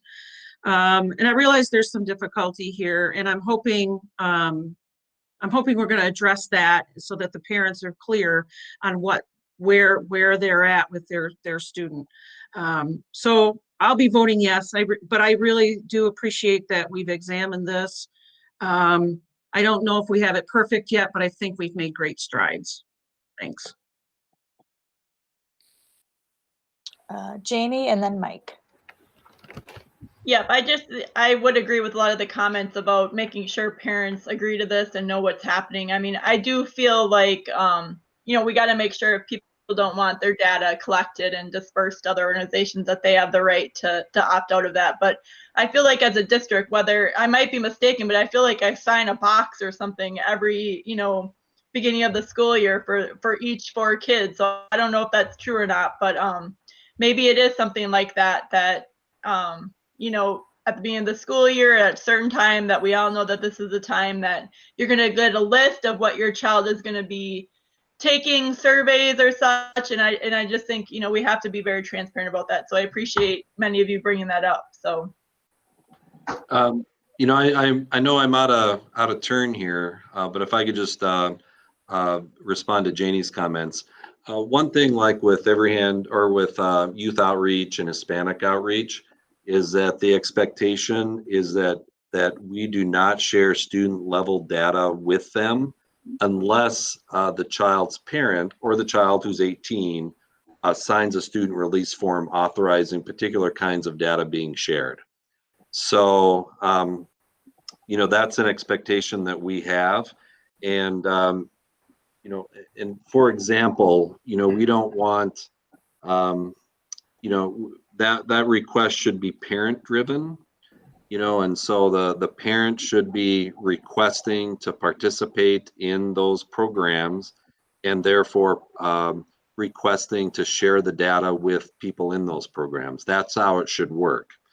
And, so at least we aren't just indiscriminately just sending information to youth outreach saying that, grades for particular students are such and such. We need to rely on that parent release. And I'm sorry, I just probably complicated the whole discussion by bringing that up, but I did want to make that clear, that we do need the parent release forms to give that information to those folks. Right. You're saying that we need it and we do that. Yeah, I think the concern is more of just like general access to data. And I think that's where the concerns are. But the expectation is that if Hispanic outreach wants to work with some of their kids who might have need help with homework or English or attendance issues or something like that, then the parent needs to sign the student release form indicating that the school district can share that information with Hispanic outreach. And so that needs to go through, and then the Hispanic outreach employee representative can work, directly with the kids in that way. Do those organizations prompt the parents, or do we do that? How does that get there? Yeah, and that's an excellent question. My expectation is that, that we would want parents to lead it. And so, that's the delicate balance as far as, getting the parents to express interest in those organizations. Okay. Now, I will say that youth outreach, Hispanic outreach, Hope Coalition have very strong boards and backing in the community.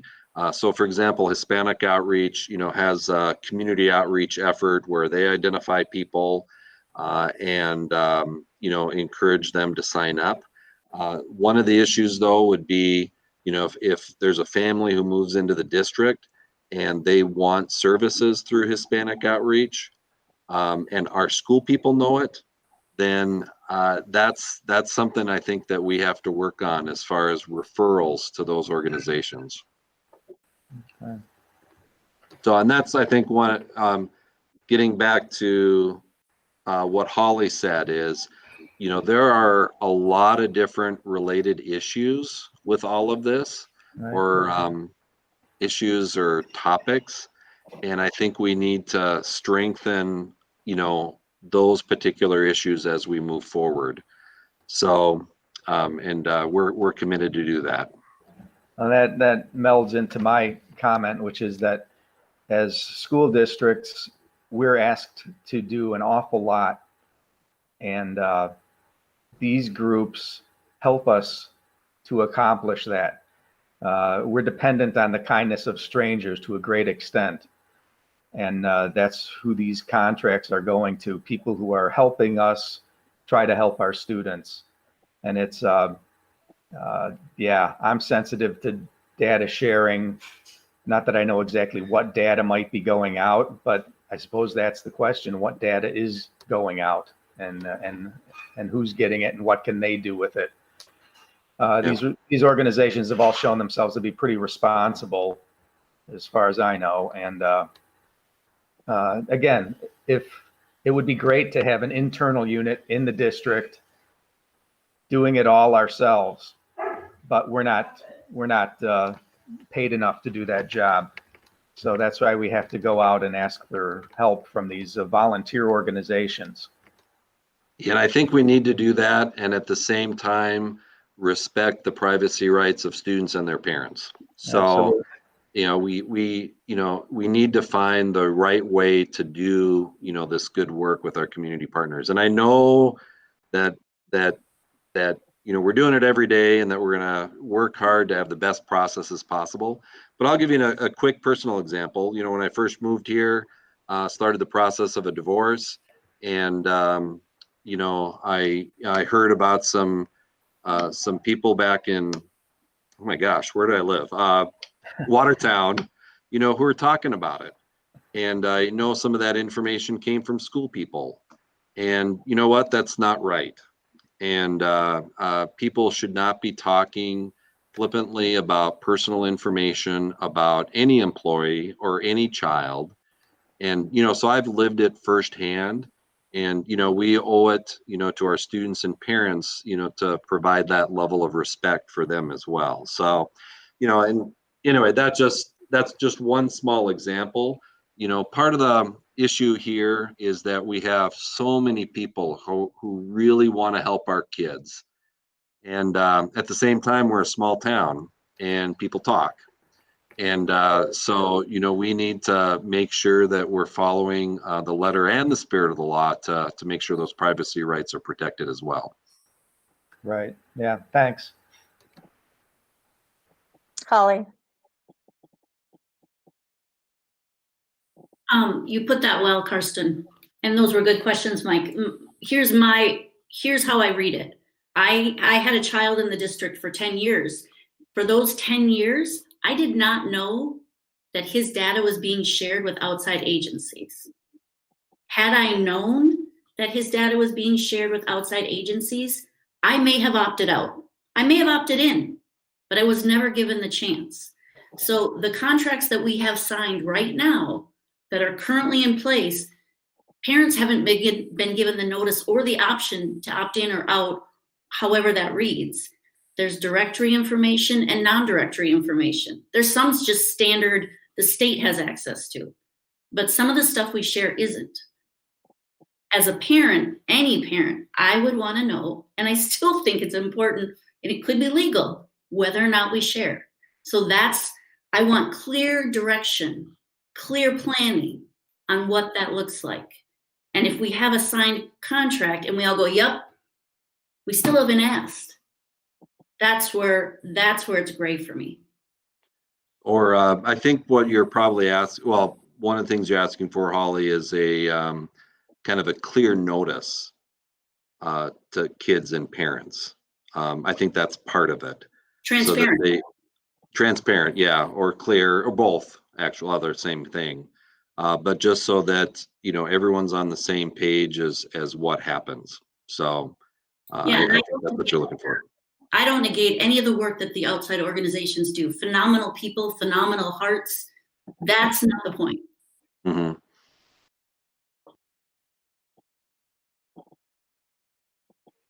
Arlen? Yeah, thank you.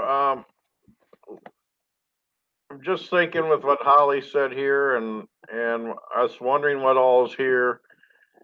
And I haven't heard that we have a clear opt-out policy for this data. I would just like to request that maybe Karsten come back to us at our next meeting with suggestions on how we could have an opt-out, if it's possible, and how to go about implementing an opt-out process for our parents so they know about it. And I'm not going to put it in the motion or anything else. I just think it would be appropriate for us to get a report back on that. Yep, I can do that, Arlen.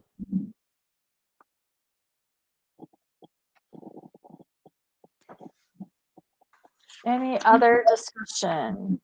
Jamie, you're in there. Yeah, Sorry. I just had a quick question. How is this related at all to MCAs and how they just disaggregate data and kind of present it in the reports that we get, you know, every year when it comes to that? Can you share a little bit about that, Karsten?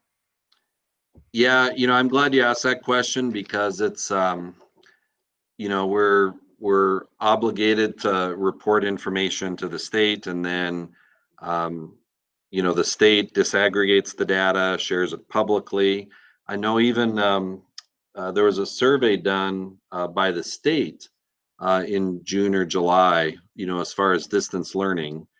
I wish we would have waited on our survey until the state had done its survey, because, we'd have the results and, comparisons with other districts, but we wanted to get done as soon as possible. But anyway, even on the state results, they actually shared the raw data, the raw responses for every person who submitted the survey, except for the name of the student, of course.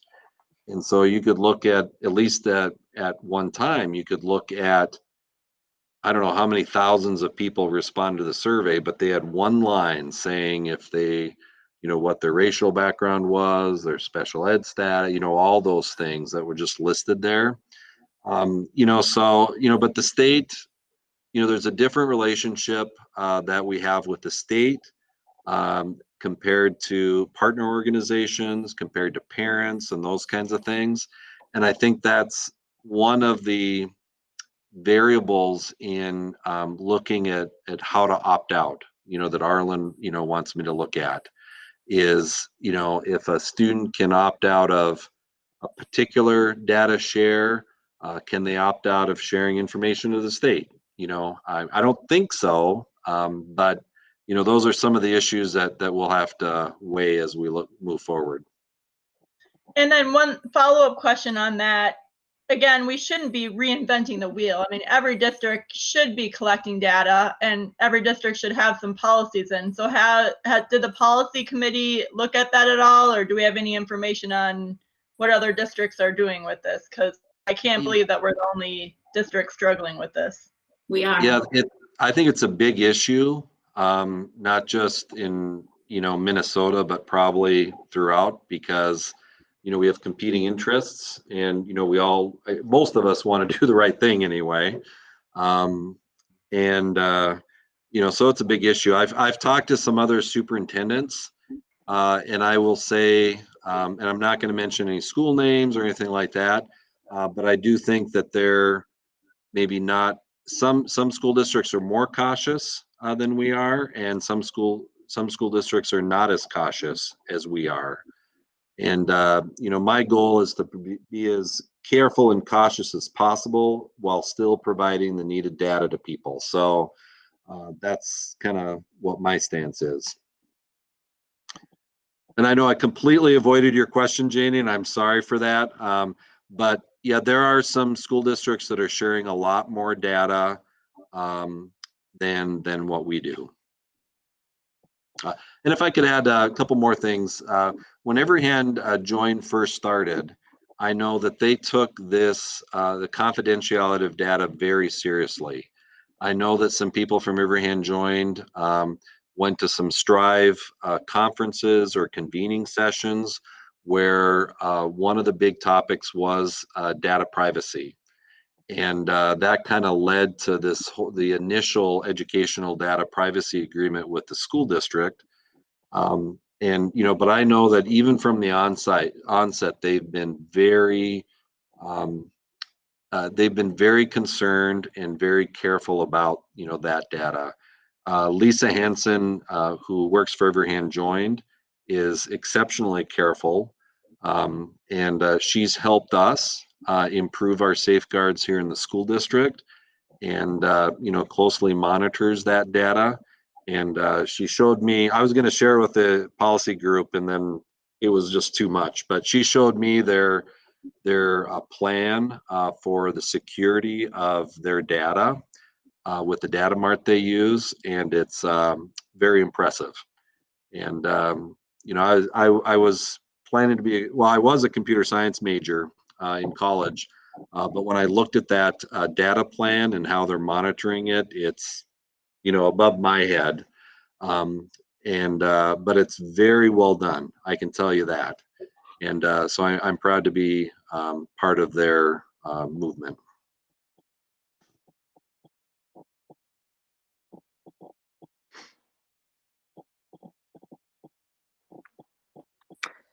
Okay, back to the motion that Janie has on the table and seconded by Heidi. Any other further discussion? The motion is to approve the following agreements as presented with I3 Works, Every Hand Joined, Hispanic Outreach, Youth Outreach, and Hope Coalition.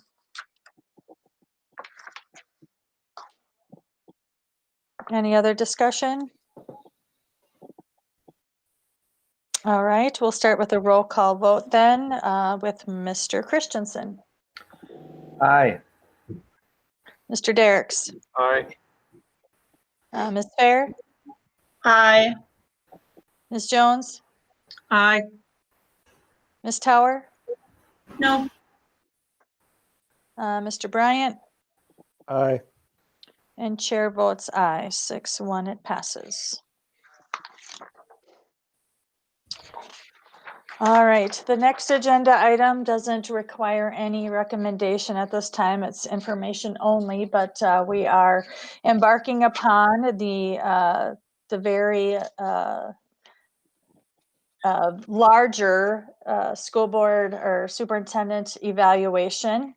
We'll assess the superintendent's work according to the standards suggested by the Minnesota School Boards Association, and we'll look at the progress of goals established this spring. And the superintendent will forward a self-evaluation and a document from MSBA explaining ratings for each standard. The board members will complete an online survey, and then we'll meet with the superintendent on November 2nd to discuss the evaluation, and then we'll provide a public summary for November 16th. I just wanted to remind the board that this process that we went to, we used to do just one evaluation every year, and we went to one full evaluation and then kind of a mid-year progress report. So we did that mid-year progress report in May, and now we'll complete the full evaluation. We also determined that this was a good set of timing because once we have our evaluation completed, we will begin contract negotiations for the superintendent, and his evaluation or his contract ends June 30th. So that way we have good information to be able to go into contract negotiations. So that is the background of that. Holly, you had a question? Will you run through the timeline again for me? I seem to be off. Thank you. So in the spring, I thought it was the full year evaluation. We went into contract, but I'm wrong? Yeah. In the spring, we did just a mid-year evaluation. Okay. In November, we do the full evaluation. So that's the timing that we decided this board decided when we had a workshop at the end of January. It used to be the other way around. We never used to have a mid-year evaluation. We just did one evaluation in May. Okay. Yeah, so I knew it's We mix. kind of switched it around because it made more sense in conjunction with contract negotiations. We wanted to have fresh information before we embarked upon negotiations with our superintendent. This way it gives him or any superintendent in the future enough time to look for another job if we choose to not renew a contract. And it also gives us as a board enough time to seek a different candidate should our superintendent be leaving us as well. When So did we switch it? we switched it in January. Okay. We had a workshop the end of January and we talked about all sorts of different organizational pieces. We started actually talking about this over a year ago, and then we made a formal decision at the end of January to make this switch. Can you send me those notes? I'm sure we can. Okay, great. Thank you. Yep. Heidi. Oh, when do you want the survey tool finalized? I'm just trying to, I like a laid out timeline. So if you want discussion on the 2nd, you need some time for us to fill it out, collate the responses, and then move forward with that closed session discussion. Right. I believe that we'll send that out. It's all ready to go. Superintendent Anderson, we could probably send that out tomorrow. We'll give you about a week. Okay. Is that enough time for you to all fill that out and have Yeah. it back to me by the end of next Monday? That would be October 26th. 6th. Yep. Good. Thank you. And then Mr. Bryant. Thank you. Heidi kind of asked, not Heidi, Holly asked kind of the question. I thought at workshops we couldn't make decisions. It had to come before the board for another motion. I don't recall a motion changing it to a full evaluation November. I recall conversation, but at workshops are kind of like committees as a whole. Right. No decisions are made. It has to come before the board at a scheduled meeting, a motion and a second. Did we do that? Who remembers that? I think I'll have to look back on our notes, but that was and maybe it was in December. I don't think you can make decisions at a workshop. You can You're right. have a discussion, and you can't make a motion or a second or have you can have consensus, but you can't have. It's just a time to brainstorm. So let us know before you go too much farther, because this was back a year and a half ago. We did the full evaluation in March or April, whatever it was. So. Yep, I will dig up those notes Thank you. and let you all know. Yeah, and I will add that I'm glad that we're doing 2 evals per year. I think most districts do at most 1 per year, but we're trying to follow the MSBA recommendations with kind of a Red Wing twist. And so, I'm not sure if it's a mid-year evaluation and a final evaluation, or we just call them 2 evaluations. That's up to the board to decide as far as terminology, but at least we're meeting twice a year to discuss my performance and to give me suggestions on how to move forward. Yeah, I remember the last assessment or evaluation was a pared down version, because I was like, oh, I think it should be more.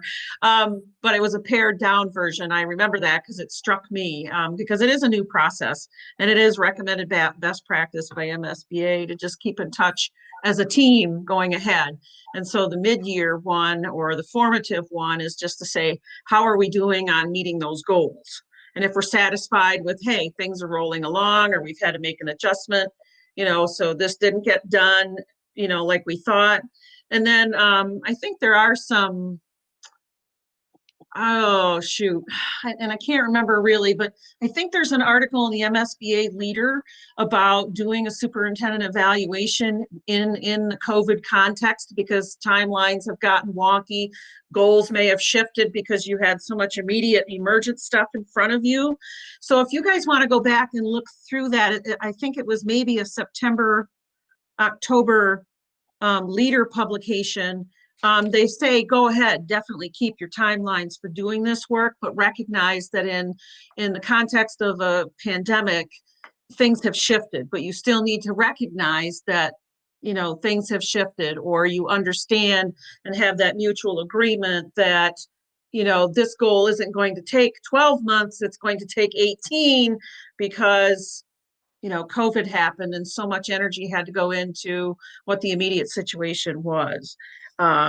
So yeah, but I remember that the last one was pared down. So this one would be the more robust summative evaluation.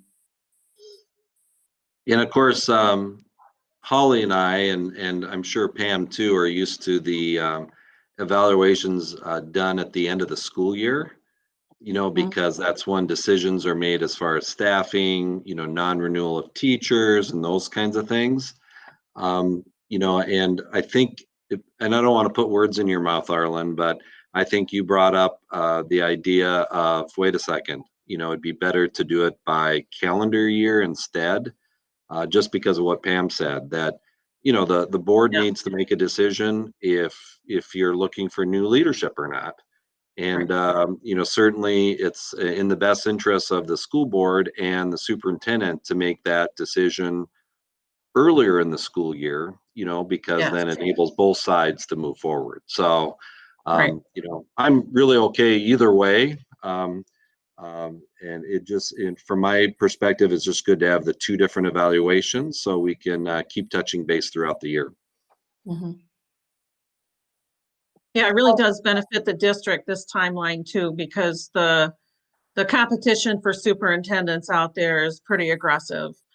So the sooner you know that things are going to change, the better off you are. And in fact, you know, that was my discussion with our previous superintendent is, and this was a long time ago, you know, a decade ago, that saying, you know, that pool of candidates, it's just better for everyone the sooner we know where we're at with our mutual understanding. And he agreed. So we had an earlier than what back then, even a decade ago, was an earlier than normal announcement, but it allowed the district to get their legs under them as far as, you know, getting the board, understanding what that process looks like, looking for a consultant, laying out a timeline that included public input and input at all levels in the district. So it's quite an undertaking. So it's to the district's benefit too, I think, this new schedule. Arlen? Thank you. First, in case anybody's listening, when we go to closed session on a superintendent evaluation, there is not going to be a discussion whether we're going to re-employ the superintendent or not at that closed session meeting. The only thing that happens in a closed session meeting would be evaluating the performance and satisfaction of the way things are being done. From that point, I would imagine that if things aren't going well, it would be a discussion coming at another meeting, or possibly if things aren't going well, the superintendent would say, hey, you know, maybe it's time for a change of scenery. But there is not going to be any, at least not on my part, any decision or any discussion about somebody should leave or anything like that in a closed session. I am not going to do that or be any part of it, and I don't think anyone else is. But it might be gathered from this discussion that might take place, and that certainly will not. Secondly, I know we've discussed this evaluation from last year, when to do each one. I don't honestly recall if we came to a consensus in a workshop that we would go one way or another. But certainly we are not to be making decisions in a workshop. It's just to get ideas. If we want to move this process along, I would be more than happy to make a motion or ratify a motion by somebody to have the full evaluation in this next time. It's not on the agenda to make that motion, but we are discussing the evaluation. I think it's totally appropriate to make a motion to do the full evaluation at this next, on the timeline that you laid out. Thank you for clarifying that, Arlen. I appreciate that.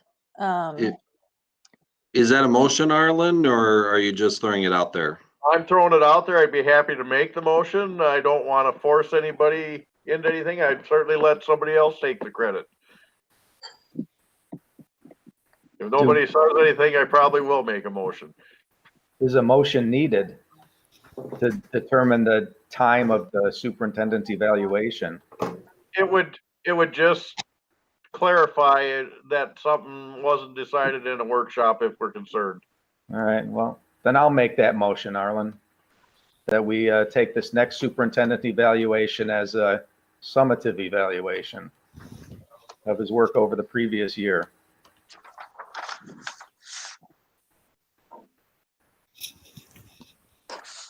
All right, so you made the motion, and I think we're just doing that for the sake of cleaning things up because we're not sure of our memory and timelines. I will second it. Okay. Mike made the motion and Arlen seconded to move the summative evaluation to November. Is that correct? Correct. Other discussion? Jim? No, Holly, you're in there first. I asked to see the notes to review that workshop, so I don't get how we can move forward on this without knowing what we actually said. To me, that seems premature. We had an evaluation in May, and we're having an evaluation coming up. I mean, I recall talking about the evaluation for quite a while. I don't know specifically, but it's coming up. I don't know what difference does it make when it was not decided on, but when we talked about it and what was said. It matters to me, Mike. Well, this vote would clarify that, though, wouldn't it? After I asked to review the notes. Well, whatever. I'm just saying, is anybody listening? I asked to review the notes. Well, they should be attached to any agenda in the board book, right? So it shouldn't be that hard to figure out. You want me to review them right now in the middle of the meeting? Well, I was looking for it. Jim, what did your name is in? I'm waiting for Holly's done. Holly may have more. Well, no, I would appreciate reviewing the notes to see what we actually said so we can be clear, because it seems like it's just push. Let's just take a break here.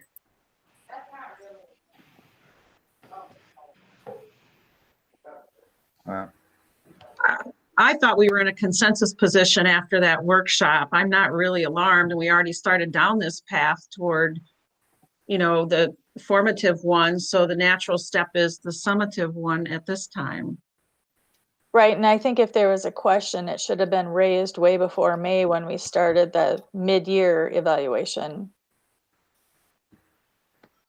That's just my thinking. Madam Chair? Yes. Yeah. Thank you. I mean, we got on this board Holly and I got on it, Arlen got reelected in November of 2018. I recall very diligently in our first big evaluation, March or April of that next year, we were told, how can we evaluate somebody that we haven't had any dealings with? And we stood to say, well, we got elected to make those decisions. Now we fast forward, for some reason, we bypassed the last November one and did the May one, and now we're doing one in November.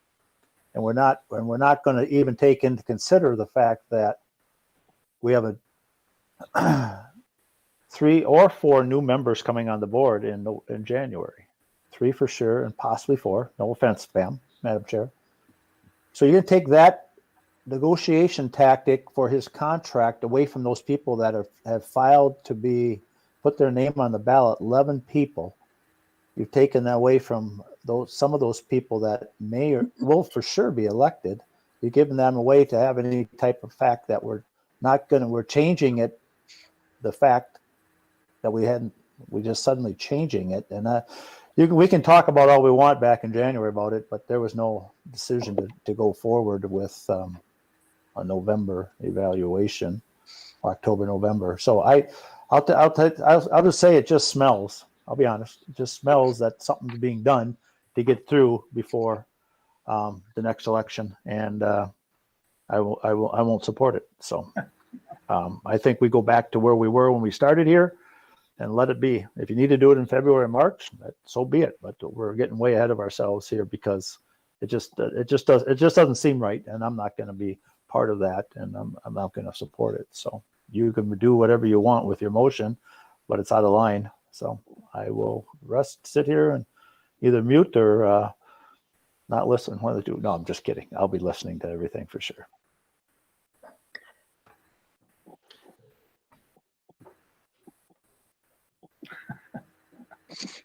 Arlen. Arlen. Thank you. I certainly don't want to try to bypass the process, but my recollection is that this was what we all knew was going to go on. I guess the alternative, if I'm not sure if I'm hearing Jim and Holly right, you don't want to do evaluation right now. As far as new board members coming on, they can make decisions whether to renew a contract or not. That's not what this is, a contract negotiation. This is purely evaluation here at this time.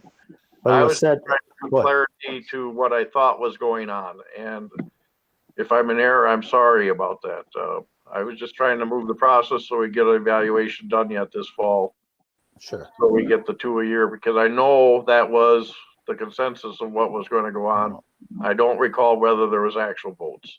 And the only reason I bring it up, Arlen, is the fact that the chair said, well, then we'll go into, after the evaluation, then we'll go into negotiations. So I think you're taking that out of the hands of the people coming on board. So Well, and I that's meant, my contention about the fact that you're speeding this up or changing the date, the timeline on it around. And I'm in the minority, normally am. So you go ahead and do what you think you got to do, and we'll deal with it down the road if we have to. So No, except that it's not changing the date, but it's also 2 days to the date. So, but it in the same fashion, if we get 3 new board members on, what are they going to know about what's been going on in the district? What experiences will they have with the superintendent? His contract is due for renewal or termination. So we need to act on it one way or another. We can't not do it. So we start this evaluation and find out where that takes us. But I don't know how you can expect 3 or 4 new board members to get an accurate picture of what has been going on. Mike, I'm going to jump in. I'm sorry to interrupt you, but my name was in the queue, so I'm just going to do it with all due respect. Oh, please do. But I also agree that I think we're on this timeline to do a second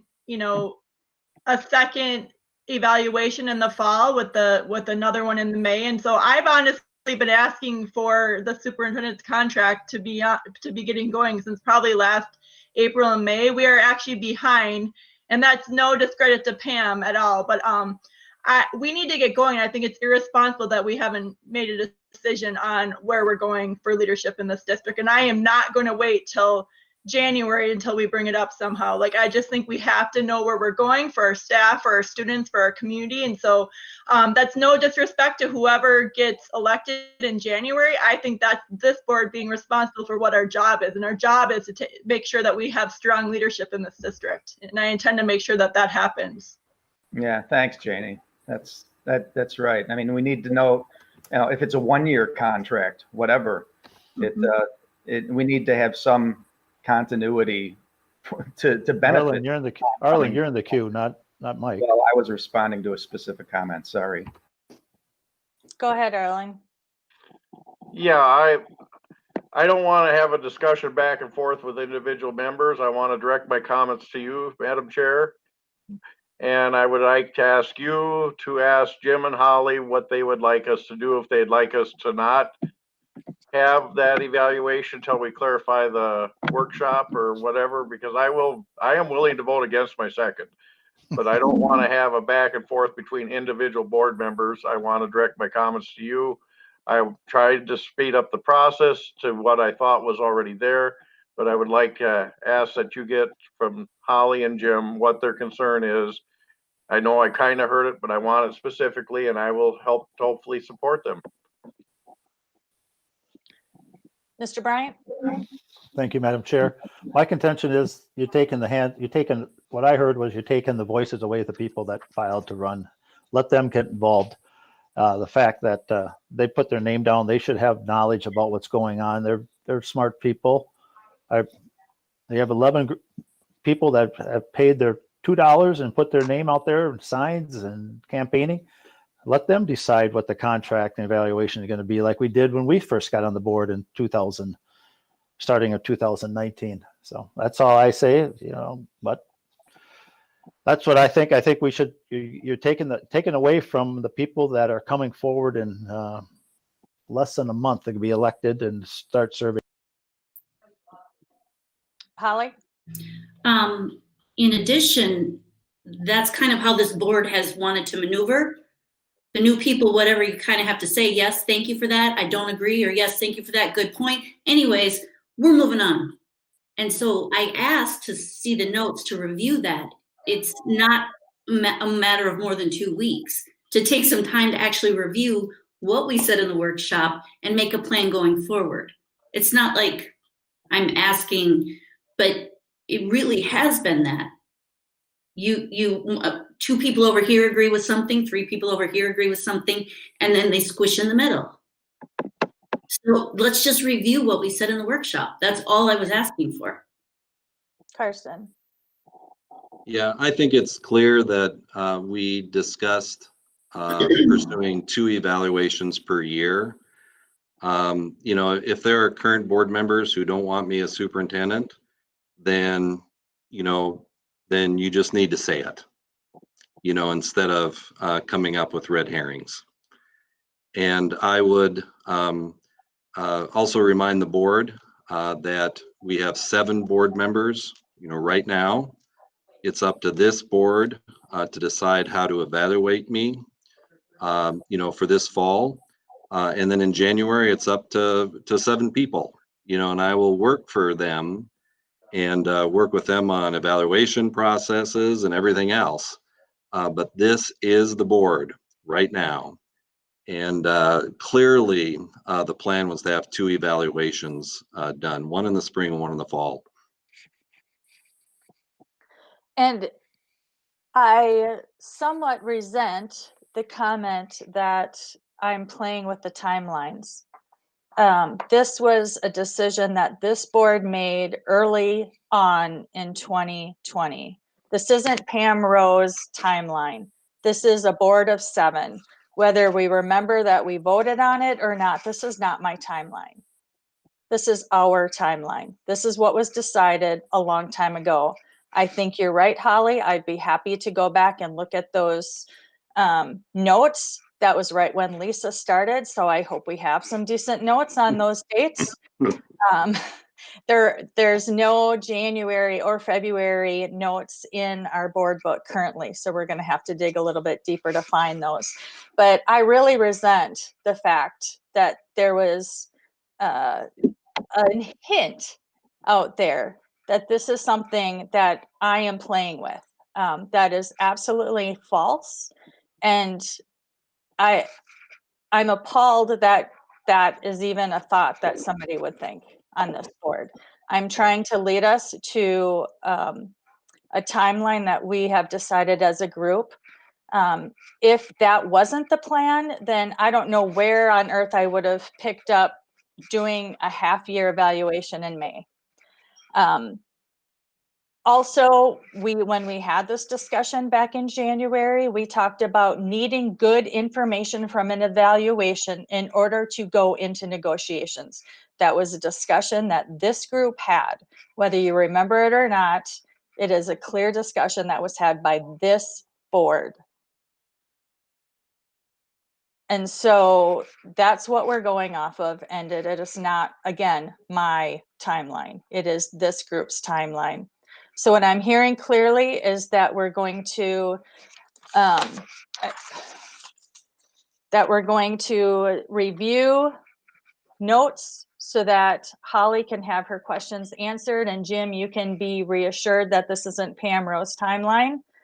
And we'll bring it back to the next board meeting, but there will be a quicker turnaround because we have full agendas coming up. And so I want to make sure that we do this due diligence and making sure that we have a good amount of time to do an evaluation of our superintendent. He deserves that. He deserves our attention and our opportunity to evaluate him. Arlen. Thank you. My recommendation after hearing all this here tonight is there is a motion on the floor that needs to be voted on unless it gets withdrawn. And I think it needs to be voted down, no. Review the notes, bring this up at the next meeting and continue on. So with that, I would hope that you would ask for the vote shortly. Yes. Jim, your final comment, and then we'll ask for the vote. I don't know if I take it the fact that I don't believe, if you're saying that I said Pam Rose timeline, I don't recall saying that. So if you're implying that, I'm not I'm not agreeing with you. So I'll say something else. So yeah, the timeline, whether it's your time, you want to assume it's your timeline, that's fine. I can't change your mind on that, but I didn't say Pam Rose timeline. So go ahead. You said there was something I didn't say Tam. Did I say Pam Rowe? Yes or no? You did not say that. Thank you. And there is 7 board members, Karsten. Remember that, please.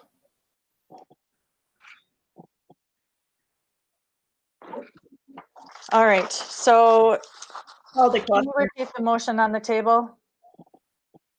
What was that? Did you have a motion on the table, Arlen? There was a motion by Mike, seconded by me to do the whatever. Summative evaluation at this time. Yeah, read it I think back. it was in November, if I'm In not November, mistaken. yeah. So there is a motion made by Mike and seconded by Arlen to complete a summative evaluation of the superintendent in November of 2020. Correct. So we can take a roll call on that. Roll call vote. Mr. Derricks, No. Ms. Fair, Aye. Ms. Jones, Aye. Ms. Tower, No. Mr. Bryant, No. Mr. Christensen, Aye. chair votes aye.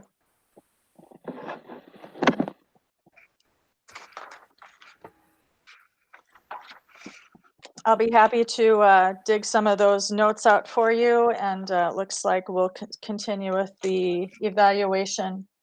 Did somebody say something about minutes in November from the workshop?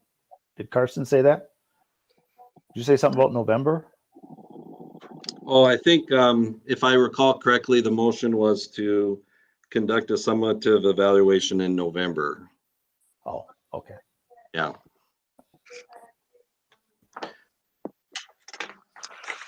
All right, so the next item on the agenda is to go into a closed session to discuss parameters for labor negotiations. How about if we take a 5-minute stretch break and reconvene on the next meeting? And then before we move to that, if just for the public to know that after the closed session, our only discussion and our only action item will be to adjourn the meeting. So, you know, I don't want people hanging around thinking that we're going to be, you know, doing something else, because, you know, we need to honor that, I think, to the public. So, you know, there are some upcoming meetings coming up, and they are posted in the upcoming meeting section of the agenda packet.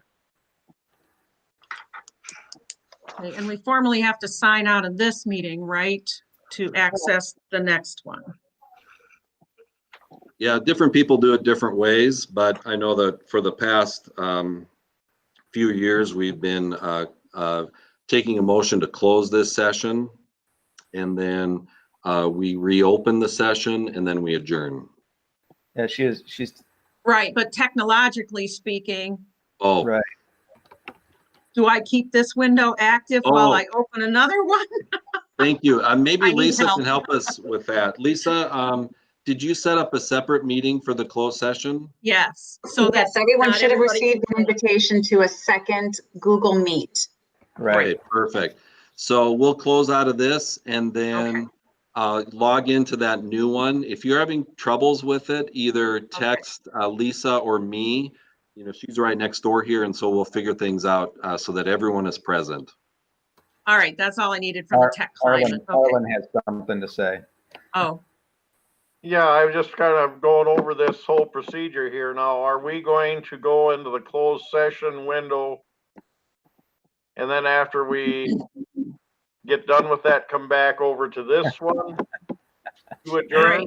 Normally what we do, reconvene the regular meeting after the closed session. Yeah, we reopen it, and you know, I don't think it makes any sense to set up a whole separate you know, meeting to do that. So I think if we can just reopen the closed session, and then we'll just adjourn the meeting right then. okay. So we are not going to come back to this. No, I don't think so. Doesn't sound quite right that we can do it that way to me, but Well, in person, we do it differently. But you know, I think with this particular circumstance, as long as we agree that there will be no discussion and no other action taken except for the adjournment. I mean, that'd be my recommendation anyway. And we have to close this meeting, right, officially with a vote? Yep. And so if someone could make that motion and second it. I just did. Second, Mike, and I believe maybe Holly's left this venue. yes, she has. Okay, So we'll take a roll call to adjourn. Janie Right. Fair, Aye. Heidi Jones, aye. Holly is not present. Jim Bryant, Hi. Mike Christensen, Aye. Arlen Derricks, aye. chair votes aye. So we're adjourned. So let's come back at Yeah. 9:27 on the other link. Can we just take a little stretch break? 5 minutes. Please. And make it 9:30.